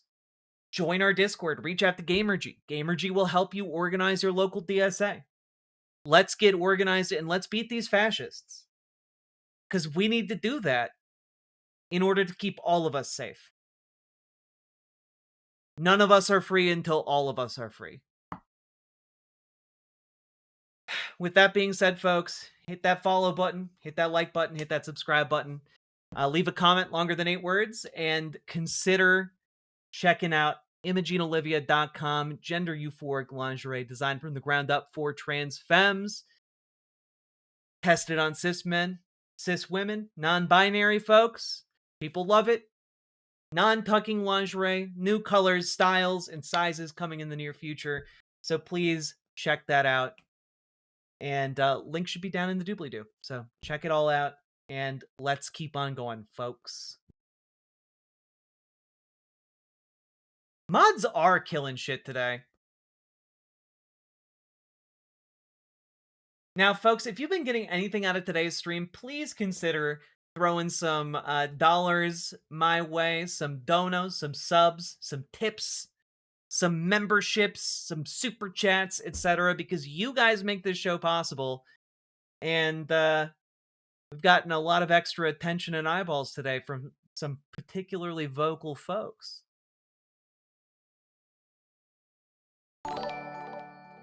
Empress Lizard, thank you for the $2 super chat. You are very welcome. I will continue to do so.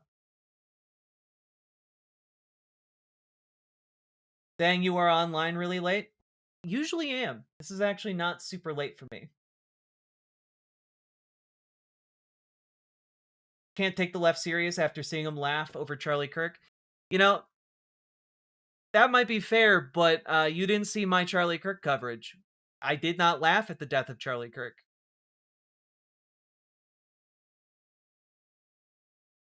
So, you might be talking about other people, but don't project other people onto me. I speak for myself.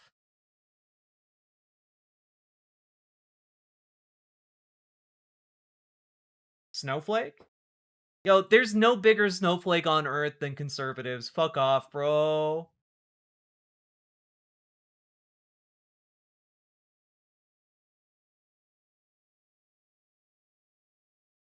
Yeah, like, I didn't laugh. I just don't owe anyone my tears. Those are mine.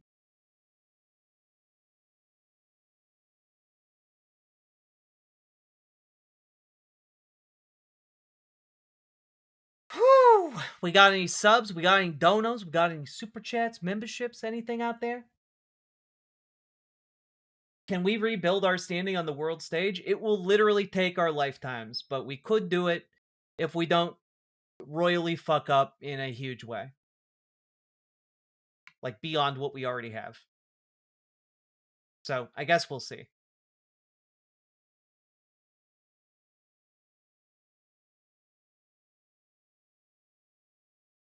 The only thing about Kirk I laughed at was the stupid AI song. True.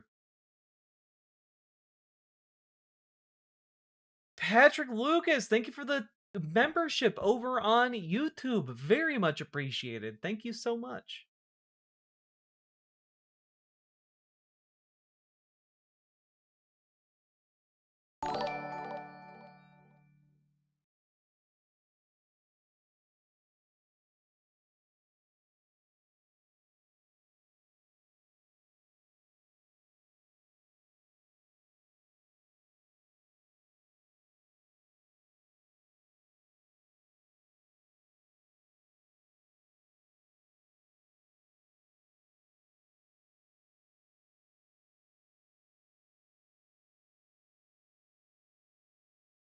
Poof, folks.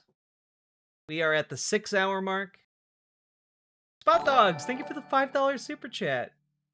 Have some birthday cash, but in reverse 'cause you're awesome and I appreciate you keeping on through all this. Thank you so much, Spot Dogs. And Max Danger, thank you for the gifted membership. Appreciate you very much. Yes, Charlie Kirk was a racist. And deeply hateful, but, you know, par for the course for conservatives.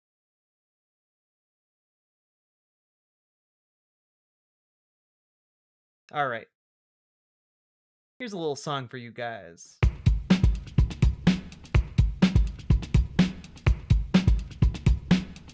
Go, go, go. Click the button, click the button. Click the button, click the goddamn button. Click the button, click the button.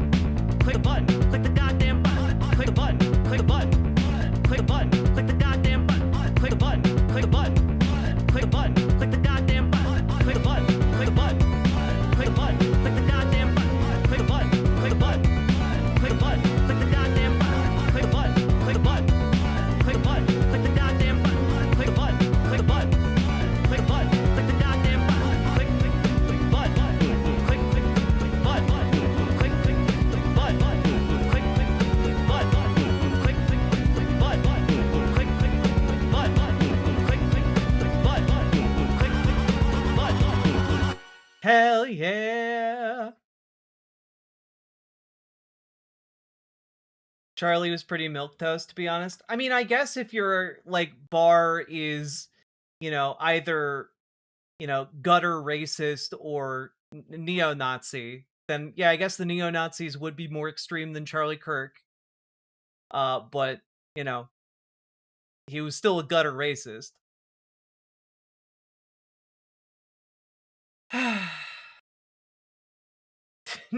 Just to be here, that is not a fact. That is a fun fib.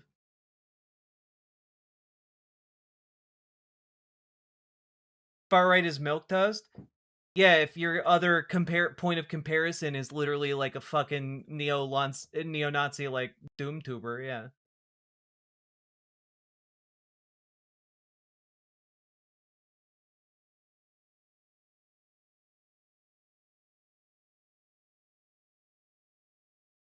That is an unfun misinfo. God. All right, folks, I am going to go use the bathroom because it's been 6 hours. And when I come back, maybe we'll play like an hour of Earth Must Be Destroyed. I would love to see the opening of it. So, BRB.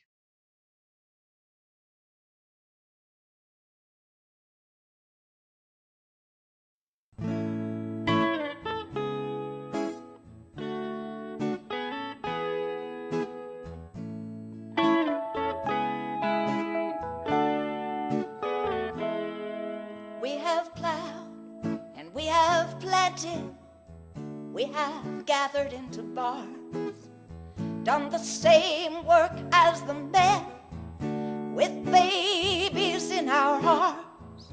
But you won't find our stories in most history books you read. We were there, we're still here, fighting for the things we need. We were there in the factories, we were there in the mills, we were there in the mines, and came home to fix the meals. We were there on the picket line, we raised our voices loud. It makes me proud, just knowing we were there. From the textile mills in Lawrence to the sweatshops in New York, from the fields in California where our children had to work, we fought to make a living. Bread and roses was our pride. Though they jailed and beat our bodies, our spirit never died. We were there in the factory, we were there in the mills, we were there in the mines, and came home to fix the meals. We were there on the picket line, we raised our voices loud. It makes me proud, just knowing we were there.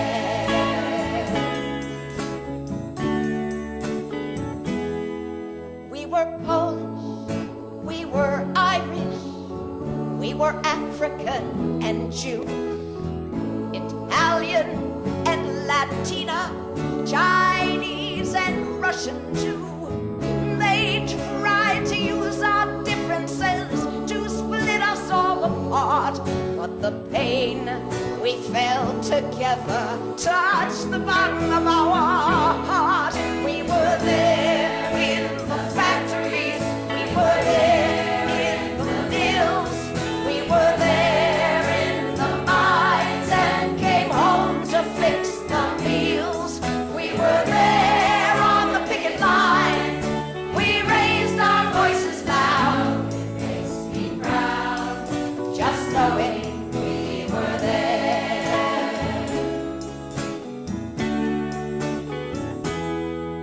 We are teachers, we are doctors, we are cooks and engineers, letter carriers, truck drivers, conductors and cashiers. We operate machinery, we fly the airplanes, and we help to build our unions. We got struggle in our veins. We were there in the factories, we were there in the mills, we were there in the mines, and came home to fix the meals. We were there on the picket line, we raised our voices loud. I'm so proud, just knowing we were there. We were there in the mines, and came home to fix the meals. We were there on the picket line, we raised our voices loud. Proud, just knowing we were there. And our struggle keeps on growing. I'm so proud, just knowing we were there.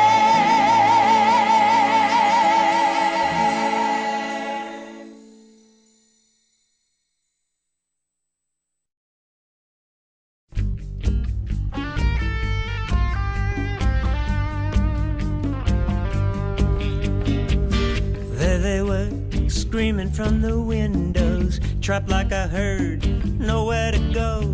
The 8th and 9th floors, facing an inferno of heat and flames, a living horror show. Young immigrants just trying to earn a living. brutally exploited in a place so unforgiving. One door was locked, the other was blocked. The elevator crashed, the fire escape collapsed. Choking from the smoke, unable to breathe. The fire engines came, but the ladders didn't reach. They started jumping, you could hear the thuds. 62 pools of mangled limbs and blood. 129 women, 17 men. Never see their friends or their family again. When you don't have a union, you don't have a chance. Death and injury will come to dance. The owners, Blank and Harris, were arrested and tried. With money and slick lawyers, justice was denied. But when the dead were buried, 100,000 came. The New Deal was born, it was time for a change. The triangle shirtwaist fire was a call. Wake up a movement, they died for us all. For a safer workplace and escape from poverty. Decent living wage, a life with dignity. Fight for the living, mourn for the dead. It's time to do what Mother Jones said. It's either race to the bottom or take the struggle higher. Don't let the lesson be forgotten of the shirtwaist fire. Triangle shirtwaist fire. On the frontiers of the global wilderness, at the Hamim factory inside Bangladesh, a mirror image from a century before. No fire escape, locked and blocked doors, jumping from the windows of wage slavery down into the sidewalks of eternity. The causes unknown that can't be ignored. Another callous owner like all the ones before. 28 more who didn't have to die. On the altars of greed, it's just another sacrifice.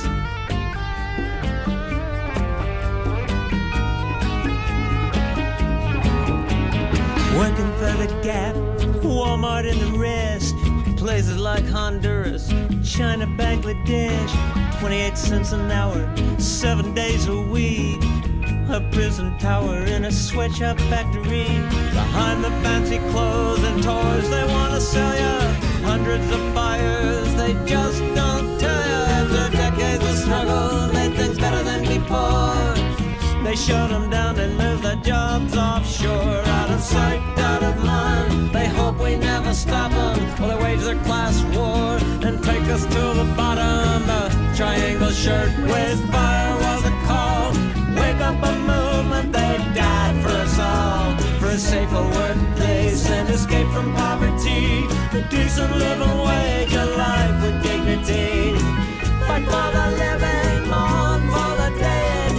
It's time to do what Mother Jones said. It's either race to the bottom or take this battle higher. Don't let the lesson be forgotten. Don't let the message be forgotten. Don't let the lesson be forgotten of the shirtwaist fire. Triangle shirtwaist fire. Triangle shirtwaist fire. Triangle shirtwaist.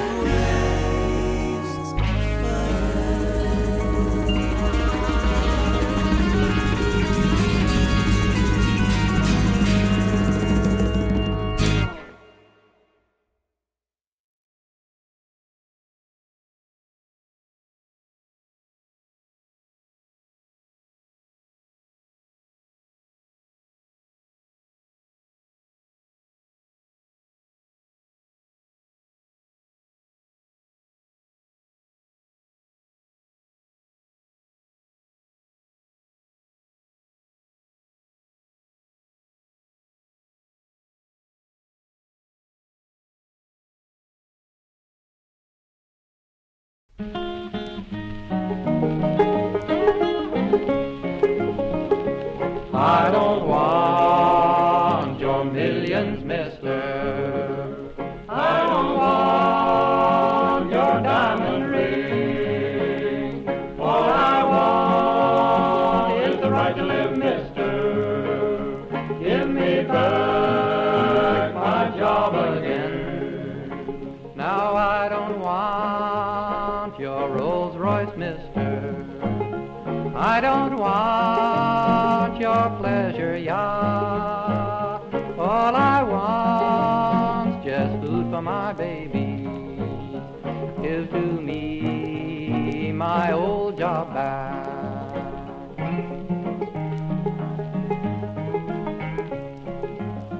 We were.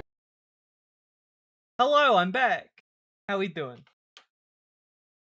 How we doing, folks? You doing okay? You eating all right?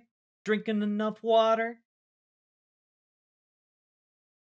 Thank you, Asuka.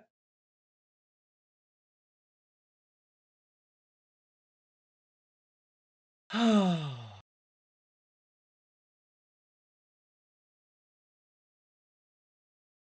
tired, boss. I feel it. I'm debating whether we keep going tonight. Do a little, maybe a little video game. Little video game stream. Because I've really wanted to play it.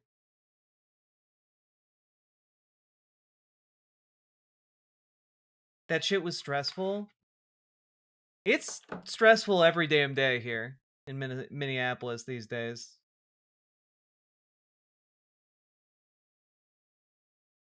Couple super chats during break. Thank you for letting me know. All right.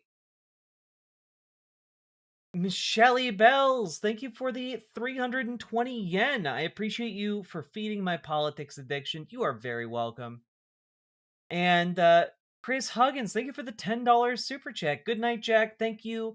And your Minneapolis, Minnesota folks. I'm fighting and calling and standing with y'all. Time for brain to shut off. Fair enough. Get good sleep, Chris Huggins. Appreciate all y'all.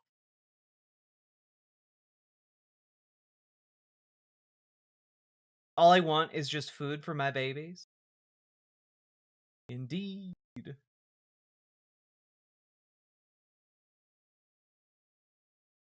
You know what? We're just gonna have a little Earth Must Die as a treat. That's what we're gonna do. All right? You guys can't stop me.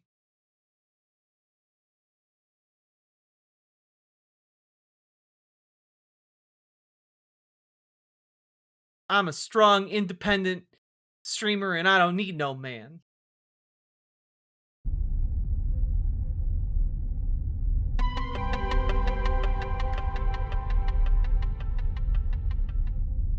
Okay, John Fallon.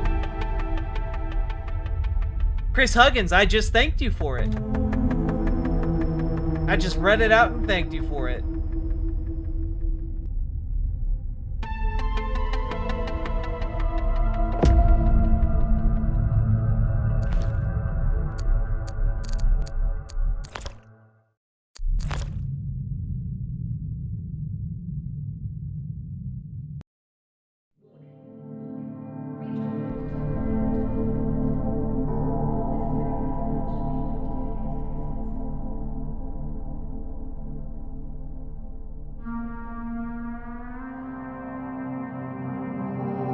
This an apocalyptic game? I have no idea.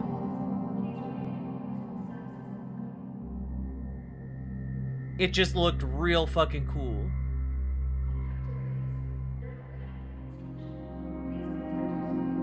No, thank you, Chris Huggins.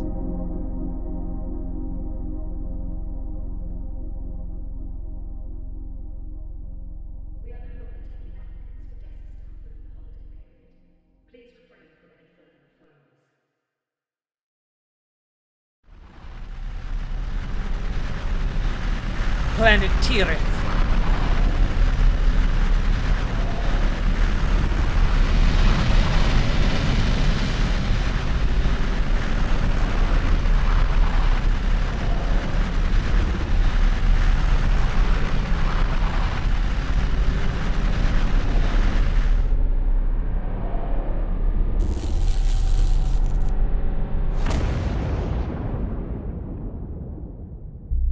Medic! Medic! Goddesses, they aren't too far away. God! bot! Can it a bot? Oh, third child, come hither. What are you doing? Get out of my way! I should go in first because I am the most important and magnificent. I am here, Father. 'Tis I, Valak, your favorite third son.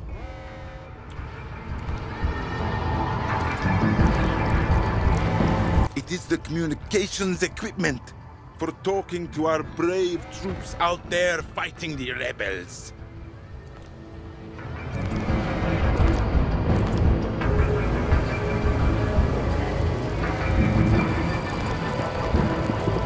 My father, Quintarian Tankard, Grand Shepherd of the Terithian Ascendancy, and ruler of the known universe. Personally, I find him a little bit much, to be honest. I can hear you, you know. Who are you talking to?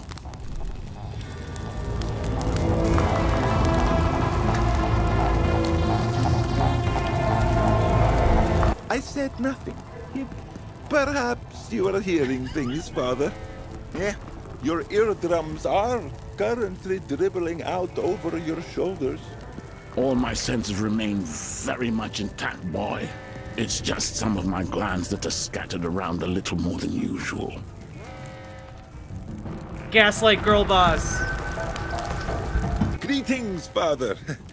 You look well. Stop standing there gawping and help me, third son. It's Valak, Father. 2 V's. Really? What a terrible name. I must have been off my knockers on birthing drugs the day you slimed your way out of me. Now, listen. The battle against the rebels is not going quite as well as I had hoped. I will not survive this injury. And I need to pass on the Grand Shepherdship before I die. Oh, Father, I'm honored. Not to you. You can't shepherd the Ascendancy. A pathetic lizard-tongued wheedling who still hasn't junked his nursebot. Nursebot active. Valak want milky. Not now, Milky.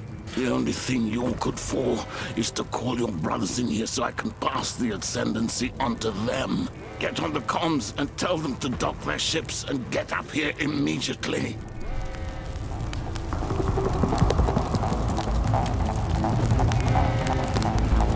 If I must, as it is a time of dire need, I shall perform this manual task, though it is beneath me as a dignified personage.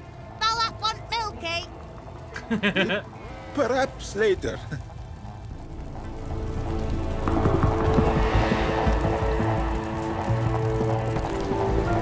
This is my nurse book, from when I was a little tot. Ah, Milky. There you are. Valak want milk. What? No, I won't. Oh, never mind.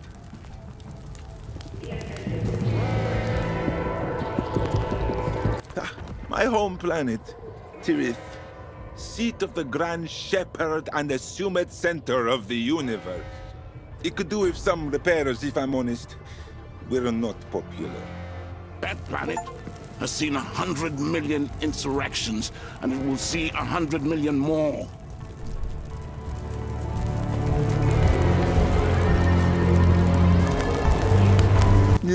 Actually, I'm not sure the maths works out there, Father. If we assume an insurrection lasts a full rotation. That's me, your brothers. Actually. Right, sorry. I got distracted looking out of the window.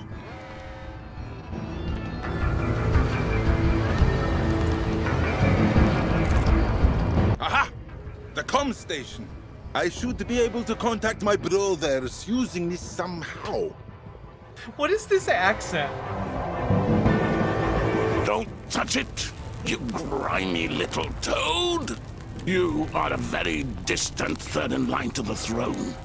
You can't go around pressing things and picking things up. Or people might have been touching them. So then, how? I did not expect my deathbed to be quite so full of tech support, if I'm honest. But fine. Most tech is voice-operated these days. Simply bark orders at things, and they will be compelled to do your bidding. I found the same goes for people, actually. Very well. Come in, Alus. Come in, Physis. Valak here. What are you doing on the comms, you bleating grub? Can't you see we're busy wiping out rebel scum? No, I can't. My view must be blocked by all our smashed-up defenses. Regardless, it seems some rebel scum managed to slip through your sturdy defense pattern and fire on our flagship. Father is badly injured and requests your presence. I can handle This it is if you prefer. really beautifully made. I love it. No chance, you little snake. We're coming in now.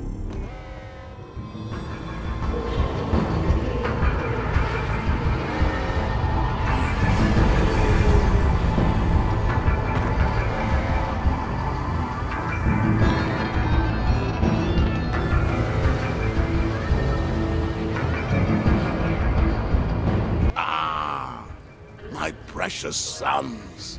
As twins, you are equal heirs to the throne. I must perform the Ascendant ritual in order to pass on the shepherdship to you both. Yes, Father. We are blessed indeed, Father. Valak? Yes, Father? Piss off. Absolutely, Father. A resplendent idea. Now, Alice, Physis, open your side glands, both of you, and keep quiet. Ritual commences. It must not be disturbed.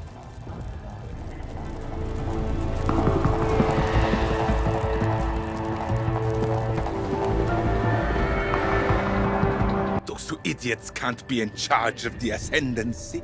It sucks that I'm third in line for the throne. Currently.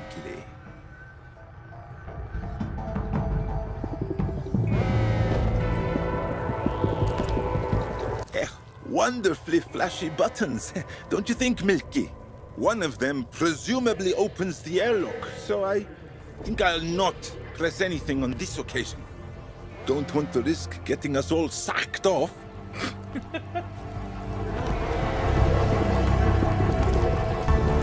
It's the door to the cold, dark vacuum of space. Pretty creepy when you think about it. It's very dark outside. There could be ghosts and ghoulies and all sorts.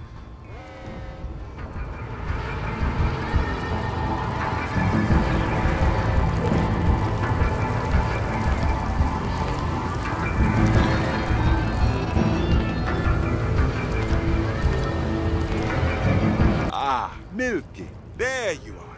Valak want milk. What? No, I won't. Oh, never mind. The spire, my home. It serves as both the Ascendant Palace and part of a deeply unpleasant weapon system capable of melting an entire planet. I look forward to being able to fire it one day. As the most important of us all, Father lives at the top. I'm about a third of the way down, opposite Beans. Open all frequencies.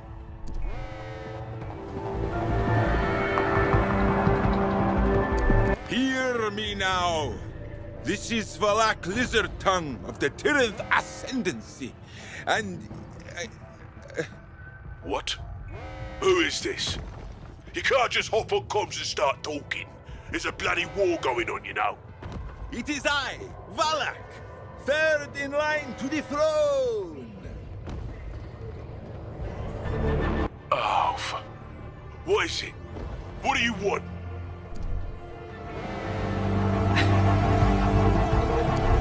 Don't take that tonne with me. I will have you sent to the snake pits. Yes, Your Highness. What can I do for you?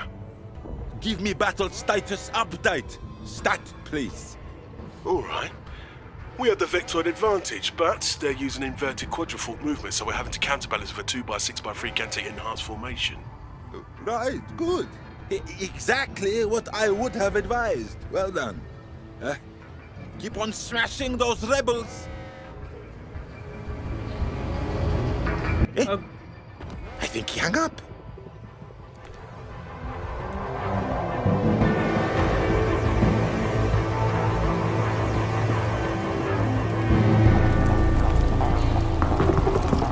Father, Offspring. Father, Offspring.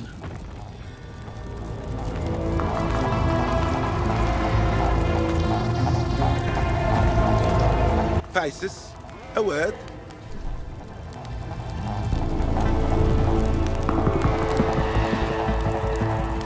I must say, Physis, I admire you for taking on such a controversial joint shepherdship. Nothing controversial about it, you greasy buck. We're twins. We're the oldest. We get the throne. Yes, but with Alice's physical peculiarities, many in the ascendancy might say he's too impure to rule. My day indeed. Hateful claptrap. Of course, but many would say that he's a filthy mutant with no right to the throne. And that you should be the one true, glorious, and powerful ruler on account of your resplendent magnetic head. Claptrap, eh? Yes.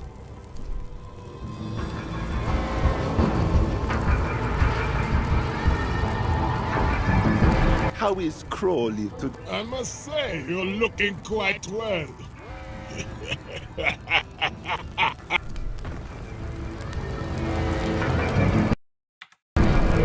there a way for me to exit the conversation? Guess not. You should decline the Grand Shepherdship and give it to me, Physis. It's so humid in that throne room, you'd rust up after a couple of weeks. Oh, go suck a robo nipple. In like the next day or two, super jet guy.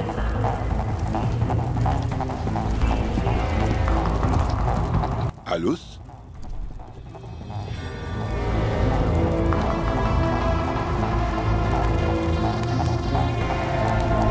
Brother, I am confused. As the eldest son, should the throne not go to you? What's this game? Physis Earth and I must be are destroyed. Twins, you blithering idiot. We're the exact same age. Father even made sure to birth us simultaneously in order to avoid such arguments, at great cost to his personal penis. Yeah, of course, but you were physically above your brother when you both emerged, no? According to quantum physics, time passes faster the further you are away from the planet's core. This means you are at least, a billionth of a second older. It does? Oh, yes. According to the physical laws of the universe, you are the rightful heir to the Grand Shepherdship. Intriguing.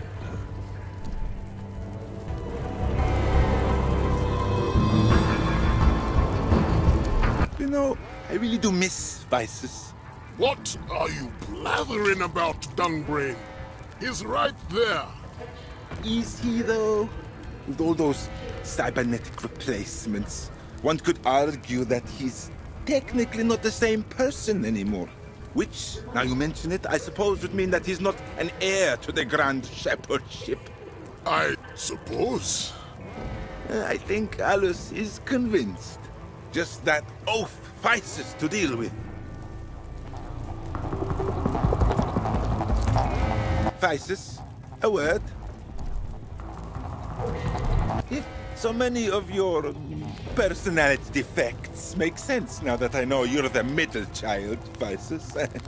What? I'm a twin, you dolt. Alice and I are joint oldest. Well, he's got it into his head that he's older than you by a billionth of a second. He's something to do with time zones. I don't really understand it. Has he indeed? Excellent. I think Physis is on the edge. Now for the final power play.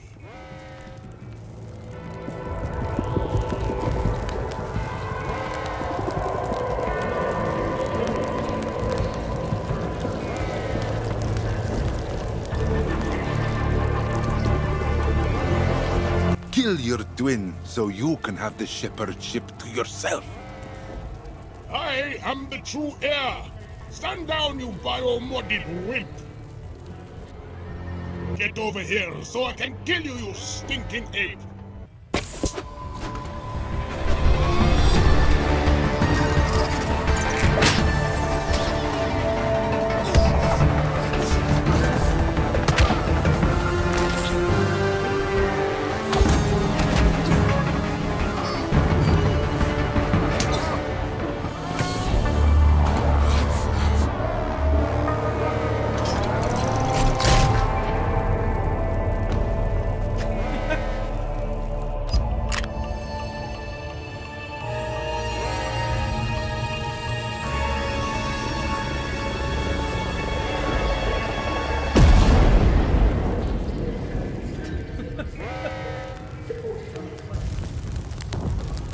Balak, my favorite son. Come here.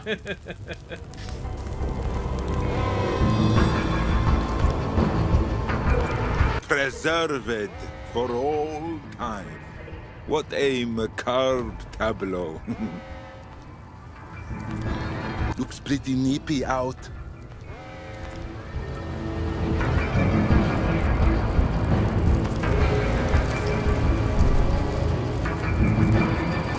The throne is mine, old man. Budge over. Can it, you disrespectful little weasel? I need to pass over the ascendancy before I peg it, so keep stum and open your side glands pronto.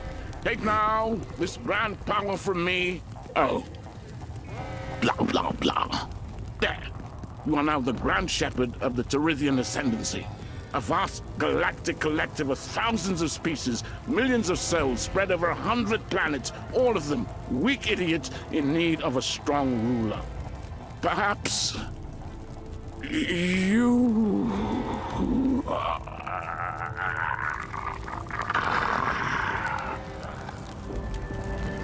Father? He's finally slipped away. So peacefully. Sleeping now.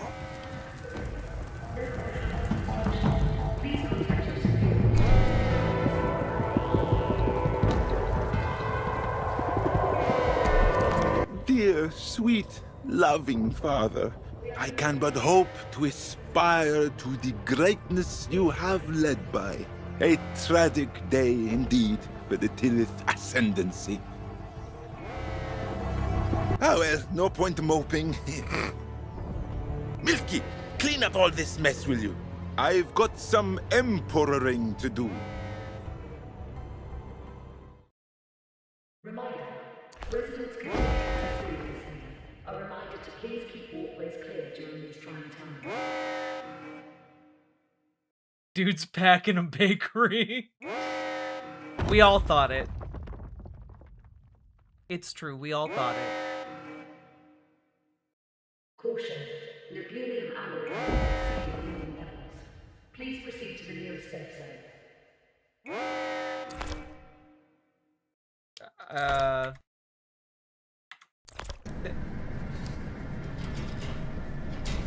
There we go.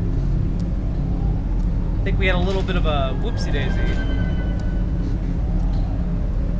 Okay, so we've been emperor for 300 years.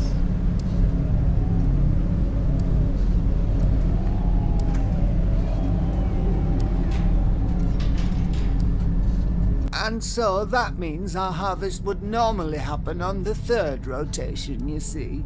Fascinating.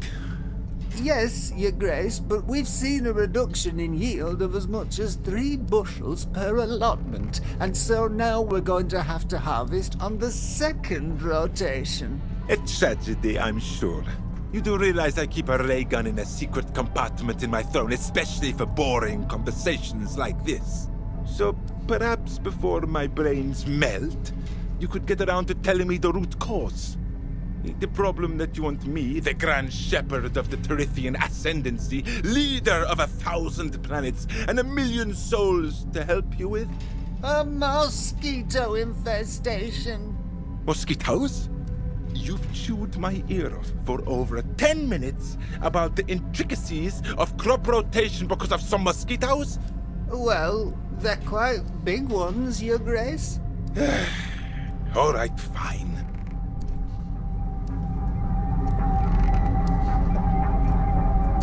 We shall provide you with a protective laser grid array. Oh, thank you, Your Grace. Excuse me, Your Grandness. Yes, Milky, what is it? We don't actually have the fabriconium available to provide that at this time. Our reserves are a tiny bit low at the moment. What? But our entire economy runs on that stuff, doesn't it? The whole ascendancy could be destabilized if the fabriconium supply dries up, couldn't it?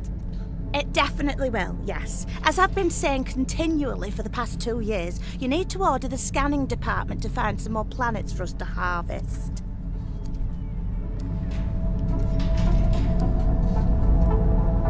I will do this immediately. Really? Wonderful. I've added it to your to-do list. I have a to-do list?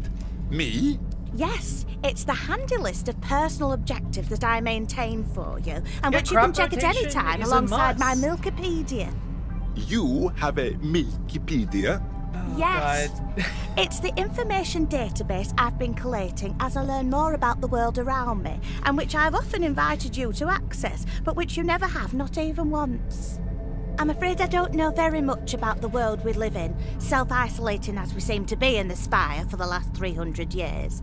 So whenever I learn something new about the wider galaxy, I make a little note. Oh, all right, maybe I will take a look at some point. Does it say anything about how to get rid of mosquitoes? Are you still here? Look, just leave little bowls of blood around the place. That will distract the mosquitoes, and you can get on with whatever it is you do. Little bowls of blood? You're welcome. Now go away. I have an ascendancy to save. Oh.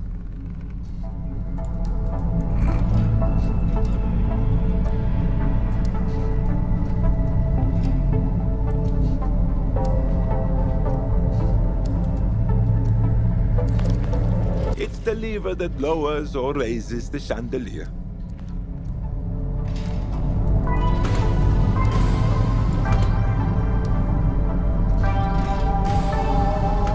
I'm not leaving the Spire just yet. There's too much admin work to get through first.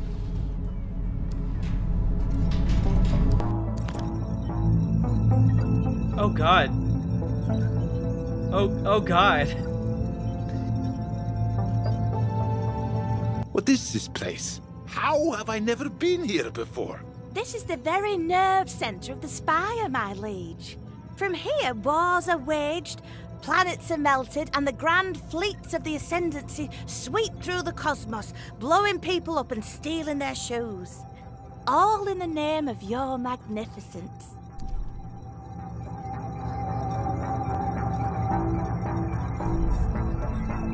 Shut up, Milky. We all have our little quirks. Anyway, I can't believe this dank little room is the backbone of the Ascendancy's industry, economy, and expansion. It looks like that planet we found full of those people who couldn't wipe their bottoms properly. Remember them? No wonder I've never been in here before. Announce me, Milky. Behold! Grand Shepherd Valak Lizardtongue arrives. Excellent announcing, Milky. Very regal. What's your chief? Name's Marvap. Anything you need, anything at all, just give me a shout.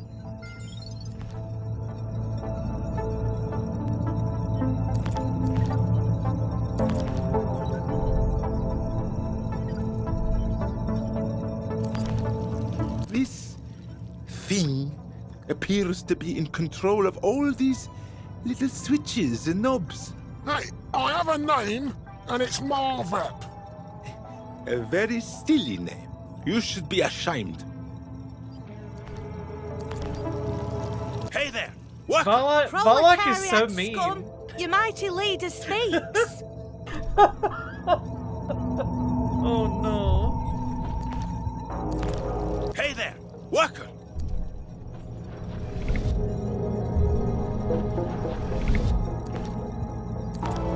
This is the all-important button that scans for new planets. It's certainly the biggest and most pressable button by far. I'm not pressing it myself. I'm far too important. It's unbecoming for someone of my extreme stature to lower themselves by pressing buttons. Some other idiot can do it. Hey there, worker! Why aren't you doing any work? I demand you do some work! I'm waiting for you to give me an order, boss.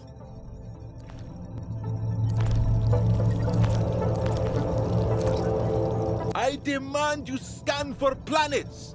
Right now! Sorry, Gov. I'm not allowed to do any scanning-related bits and bobs without the proper say-so authorization. Have a little chinwag with the up-tops, yeah? What? I'm the Grand Shepherd. I order you to do my bidding, Worm. Yeah, well, the Grand Shepherds put into place their endless fucking regulations. The state I can't lift so much as a single greasy tendril without the say-so from a whole bunch of different toffs. Sorry, pal. I'd love to help you out, but rules is rules is rules. This is unbelievable. Let's talk to him some more. Maybe we can find out exactly whose authorization he needs. Yes, Milky. I was just getting to that. Be aware of your endless, meddlesome fussing. Hey there, worker!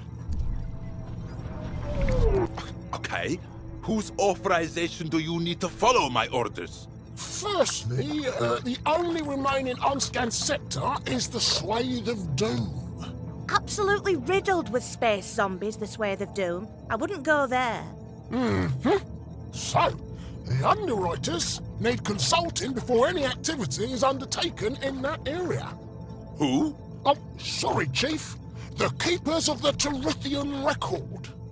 Those dusty old historians? Why would they need to authorize current tactical decisions? Don't ask me, Guz. I'll just do as I'm told. Fine. And secondly? Felonious squid. What's that? It sounds like a type of gland. The tech entrepreneur, my lord. Oh, him! Yeah, but he's a private citizen. Why on earth would you need his authorization? Ah, well, his company developed a scanning tool, you see? It needs regular software updates to function, and he won't provide them unless he's approved what we're doing. That sounds... Is that legal? That sounds not in our interests at all. What a mess. All right, don't go anywhere. I'll sort this all out. Ready and waiting to do some work just as soon as I possibly can, sir. Yes, I bet you are.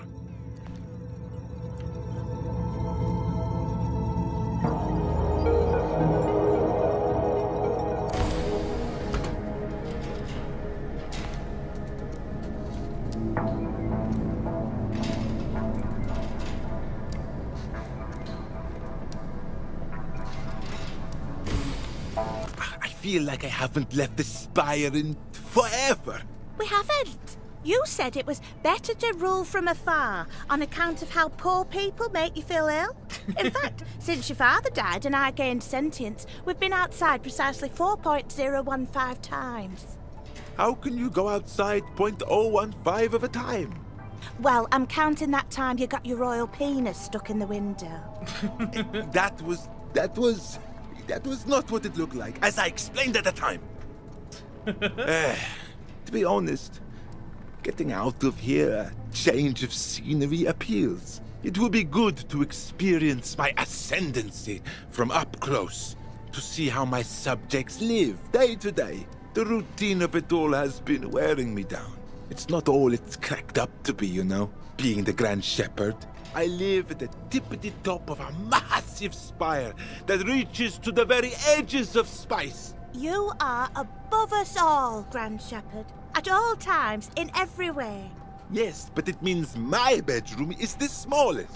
The spire comes to a point. It's very uncomfortable in there, like living inside a triangle. The guy who lives underneath me, his bedroom is twice the size. You wish to move bedrooms? The accent keeps shifting around into like Italian Then the guy and beneath Jamaican. him will It's have crazy. to move, and the guy beneath him, it'll be a whole big thing. So, what are you saying? I love how inconsistent it is. I just wish I could get a little more sympathy for how tough it is leading our glorious ascendancy. I mean, you do melt quite a lot of planets into Fabriconium.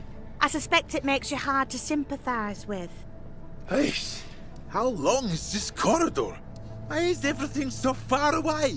This is precisely why I kept us locked up in the spire. No good ever comes from walking. You mark my words. Ah, here we are. Thank goodness the exit approaches, my lord.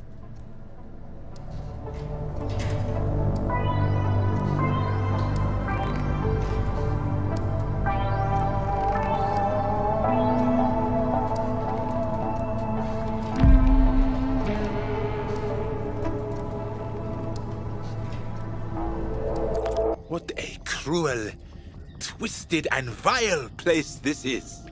Oh, I think it's quite pretty. Precisely. It belies the truth of what happens here. Double dealings and skullduggery, backstabbings, political subterfuge. There is no spot more dangerous for a Grand Shepherd than this. We must be careful. You must be careful. I'm all right.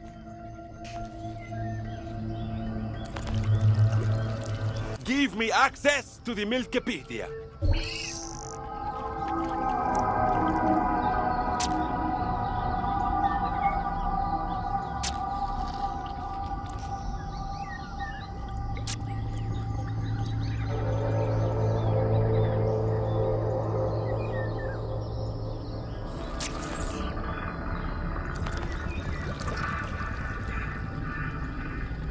I can't do that!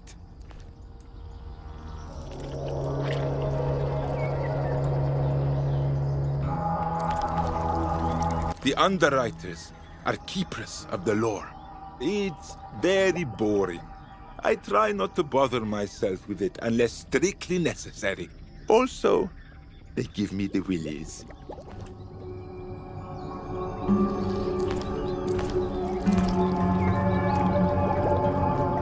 Right. You lot. Where to begin?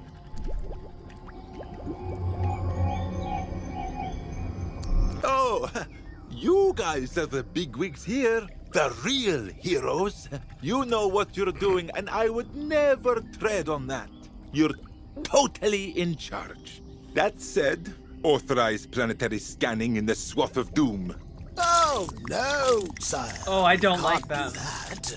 It would completely break the story. Huge plot hole.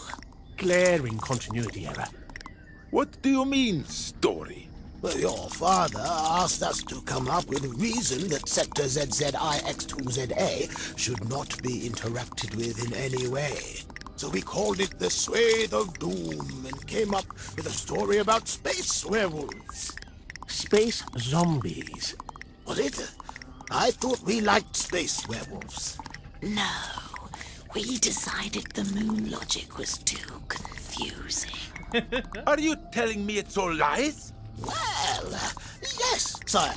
All the historical records are. Got to keep the punters happy. What? The Ascendancy has had the odd rebellion here and there, not as many as you'd think, mind you, but if we told people the truth, there would be full-on revolution. If we told them that your brothers did not in fact die heroic deaths smashing an evil terrorist group, but rather killed each other in a childish squabble...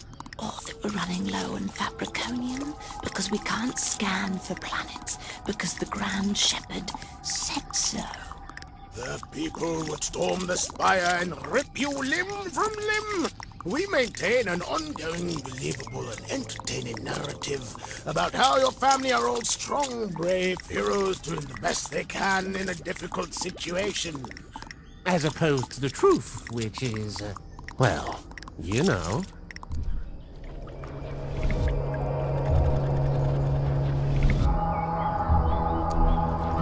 All right, write a story about me courageously and handsomely killing the spice zombies. Then we can say it's fine to scan that sector. Give us a moment while we consider it. No, that doesn't work for us, I'm afraid. Lots of third act problems. No character arc. You haven't even met the goddess yet. I don't care. I am the Grand Shepherd, and I order you to do it. Wait. Goddess? I'm afraid you simply do not have authority in this situation, my lord.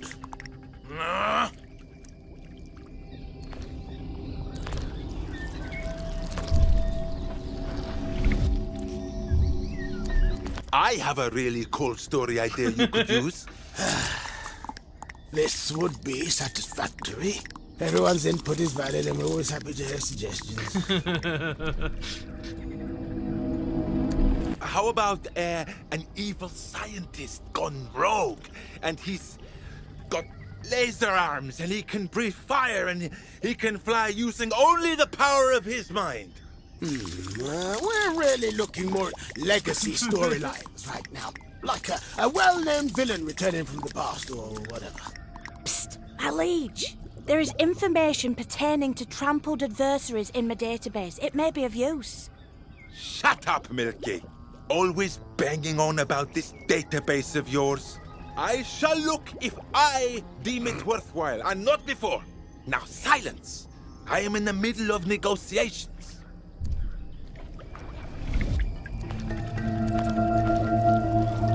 Give me access to the Milkipedia.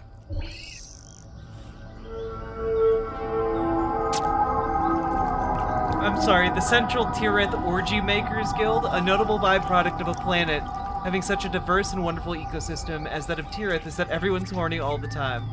With such a wide variety of species, cultures, and mating seasons interacting in a single biome, the foremost thought on any inhabitant's mind at any given moment is, can I have sex with that? The second thought is, their friend looks nice, I wonder if they're into threesomes. This is considered something of a double-edged sword by most leaders. On the one hand, it does wonders for planetary morale. On the other, it means no one ever gets anything done. So unless your planet's economy is somehow dependent on month-long, mind-blowingly debauched sex parties, some sort of workaround is necessary. In the case of Tirith, Grand Shepherd Harmouth Ice Loins instituted the Orgy Guild, gathering the most enthusiastic and acrobatic proponents of recreational group intercourse in the city, and charging them with enforcing strict hours and regulations. This was overall a huge success, leading to economic growth in every single area except for lube manufacturing industry. The current guildmaster is Fnarglorp the Third, voted in after he blinded a record 13 participants in a single orgy. Awesome.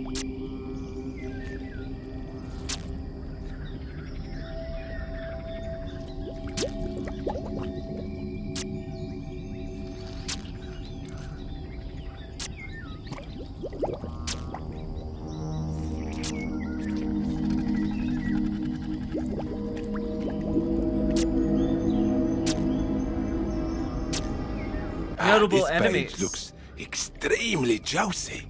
May be of use in providing a legacy storyline to those underwriter buffoons. The Shadow Lords, a dark and powerful army of beings from the Shadow Realm who discovered a path to our dimension. Intending to sap all life force from our plane, they made numerous sallies against the border. Defeated by Grand Shepherd Eglurpia Hardhead, who oversaw the development of technology to strengthen the borders between our dimensions, funded by a new Shadow Realm protection tax. True Blood Branch, a group of rogue shepherds led by Grand Shepherd Letus Stoutspine's brother, Assoif Kenai. Kenai renamed himself Assoif Trueblood and led a faction of sons and nephews in war against Stout's spine for control of the Ascendancy. Loyalties were split across the galaxy. All-out civil war was only ended by Stout's spine cunningly poisoning every single Trueblood during a ceasefire mediation. And the Parlag Collective, a conglomerate of small business owners enraged by the new law that every customer must sing the Ascendancy anthem before making a purchase. The collective argued that the anthem is 10 minutes long. This severely reduced the amount of sales they could make in a day. During the final battle of their rebellion, Quintarian Tankheart and his twin sons, Alice and Physis, died, passing the Grand Shepherdship to Valak Lizardtug.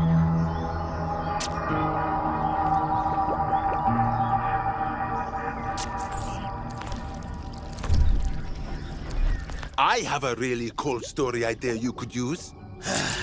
Glub shit This would be satisfactory.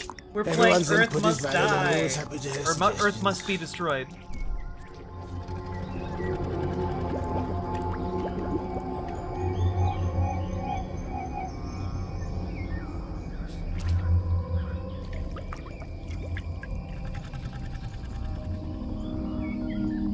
Give him all the stuff. How about if me from the future comes back and he's evil? Well, more evil. And he's dressed in black and he has a goatee and he has laser eyes. We're really looking more at legacy storylines right now. Like a well-known villain returning from the past or whatever. Psst, my liege. There is information pertaining to Trump. Shut! Always now. I'll tell everyone you're lying. Without any proof? We'll simply introduce the twist that you're, I don't know, addicted to vision dust and you've been hallucinating for weeks. Humph. Can't have an unreliable narrator in charge. You'll be written off early.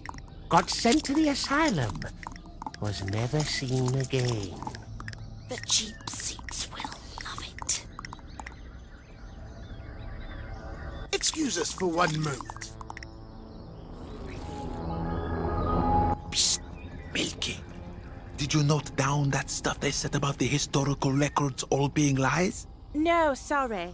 I tried to keep my Milkipedia entries concise to compensate for your notoriously short and pissy attention span. What? That's an outrageous claim to make. Your record for longest time of questioning is 17 minutes, and you refuse to take your daily intel briefing unless it's acted out by a jester. Valak? Oh, sorry, I was thinking about that shrub. Look, whatever. Just be ready to record next time they go into one of their big, nerdy rants. You got it, boss. All right, I won't tell everyone you're liars.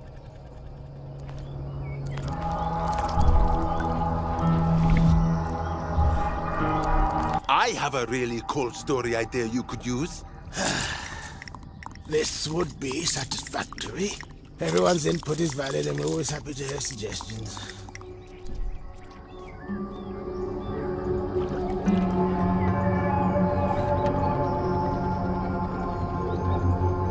Revenge of the Shadow Lords. Maybe they've got some new abilities now. Like they look like us this time. Paranoia. A fear. Your neighbor could be a Shadow Lord. I like it. Nostalgic, recognizable characters. Give us a moment.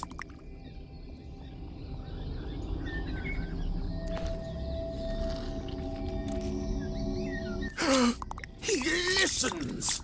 Get away. Oh.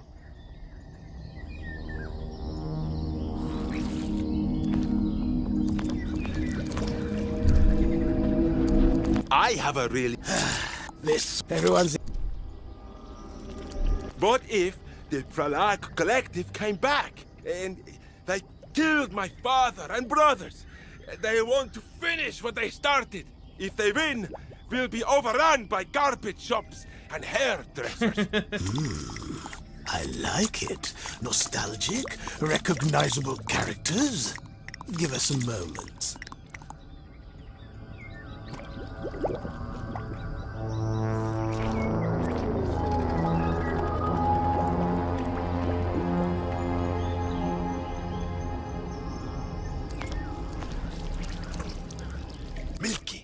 Get up there and snoop on that conversation. Record everything into your computerized data banks. You got it, Skip.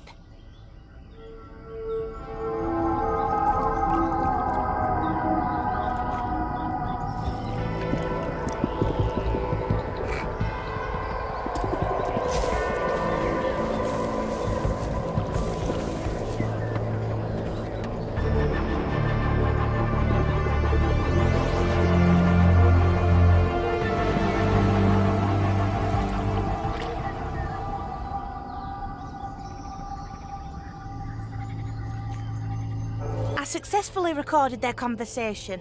It's pretty damning evidence, and not just because it's such a trite, try-hard storyline. Well done, Milky. This plan is going brilliantly. I am to be congratulated. I am to be congratulated. Oh, congrats. Oh, really? It's nothing. Now I have proof that you have been spinning a web of lies for decades. If you don't do as I say, I will release it. And then later, I will bow to the inevitable public pressure to have you all executed. A wonderful story, but I don't buy the character motivations. Your family has approved and had input on the official text the entire time. The public will demand your head as well. I'm sure that once I replace you with another trio of historians, they will explain to the audience how you acted alone, and that I was outraged to cleverly discover your crimes. Ha! You think they will accept such a heavy-handed retooling? If I put a cute animal and some explosions in there, I think I'll get away with it. Damn, he's right. But it would overstuff the narrative. We've already got stories going about Fabriconium-eating sandworms, ghost thieves, and the rebel threat. We can only spin so many plates.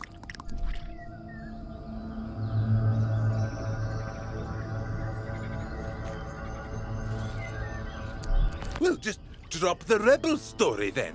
Bloody writers. Stop being so precious. All right, fine. We shall approve the scanning. We'll just say there was a prophecy that you would bring about the end of all space zombies or some shit. Oh, actually, that would tie in really nicely with the time travel side plot we've been building. We're so good at this.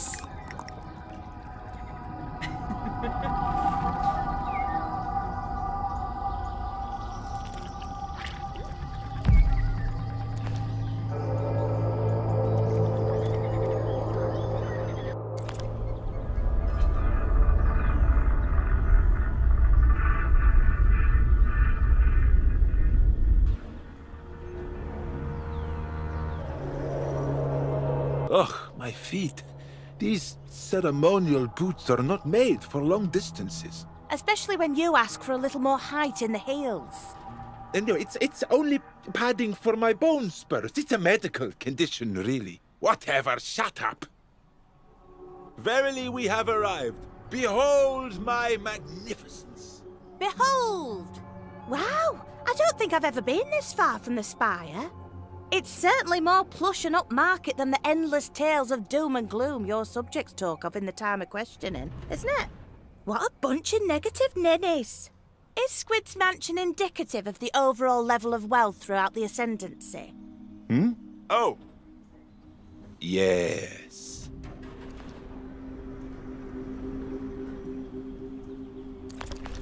Look how tall it goes.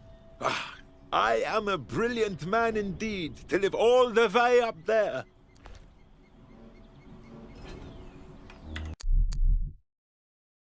Okay, I think this is a good place to stop. I'm extremely tired.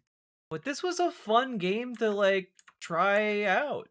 I've been very much enjoying the time we've done here. Oof. in my headcanon, this started out as a Venture Bros game. It does feel like that, doesn't it? Like it has like a solidly Saturn, almost like an Invader Zim meets Venture Bros vibe with like the animation sensibilities of like Samurai Jack. It's very irreverent. I've enjoyed it. I like the animation like flourishes. Yeah, some Double Fine writing. Yeah. I've been very much enjoying it. Whew. Well, folks, we're gonna be done for the night.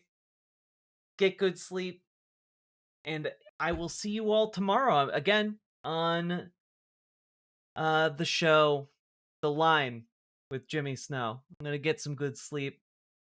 What's it called? It's called Earth Must Be Destroyed. So I think we'll have a lot of fun going through that one. Wait, Jack, what's up, Banana Brains?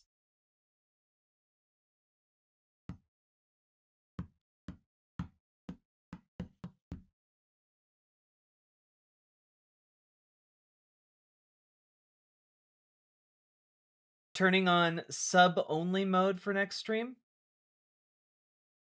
Why?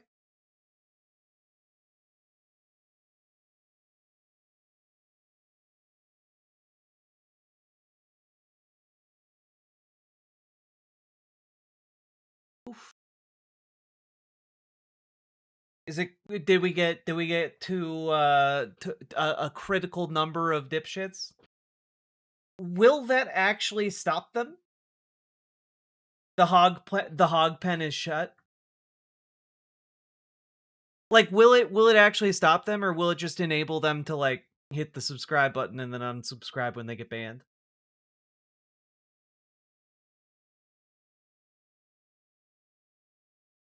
Wasn't that awful? Yeah, I mean, it was a bad. It was not fun.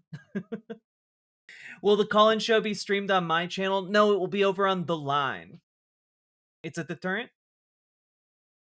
It stops them whenever Dead Domain does it. Okay, if we start seeing another troll storm, we'll throw it on. We just haven't really had to deal with that very much in the past.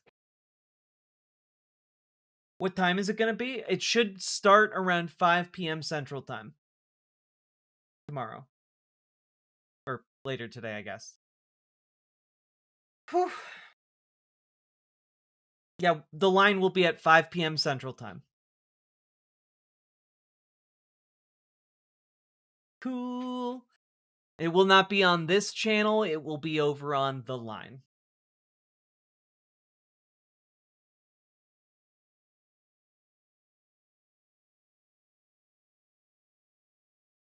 Did Disneyland get flooded? I don't fucking know. Good night, everybody. Bye!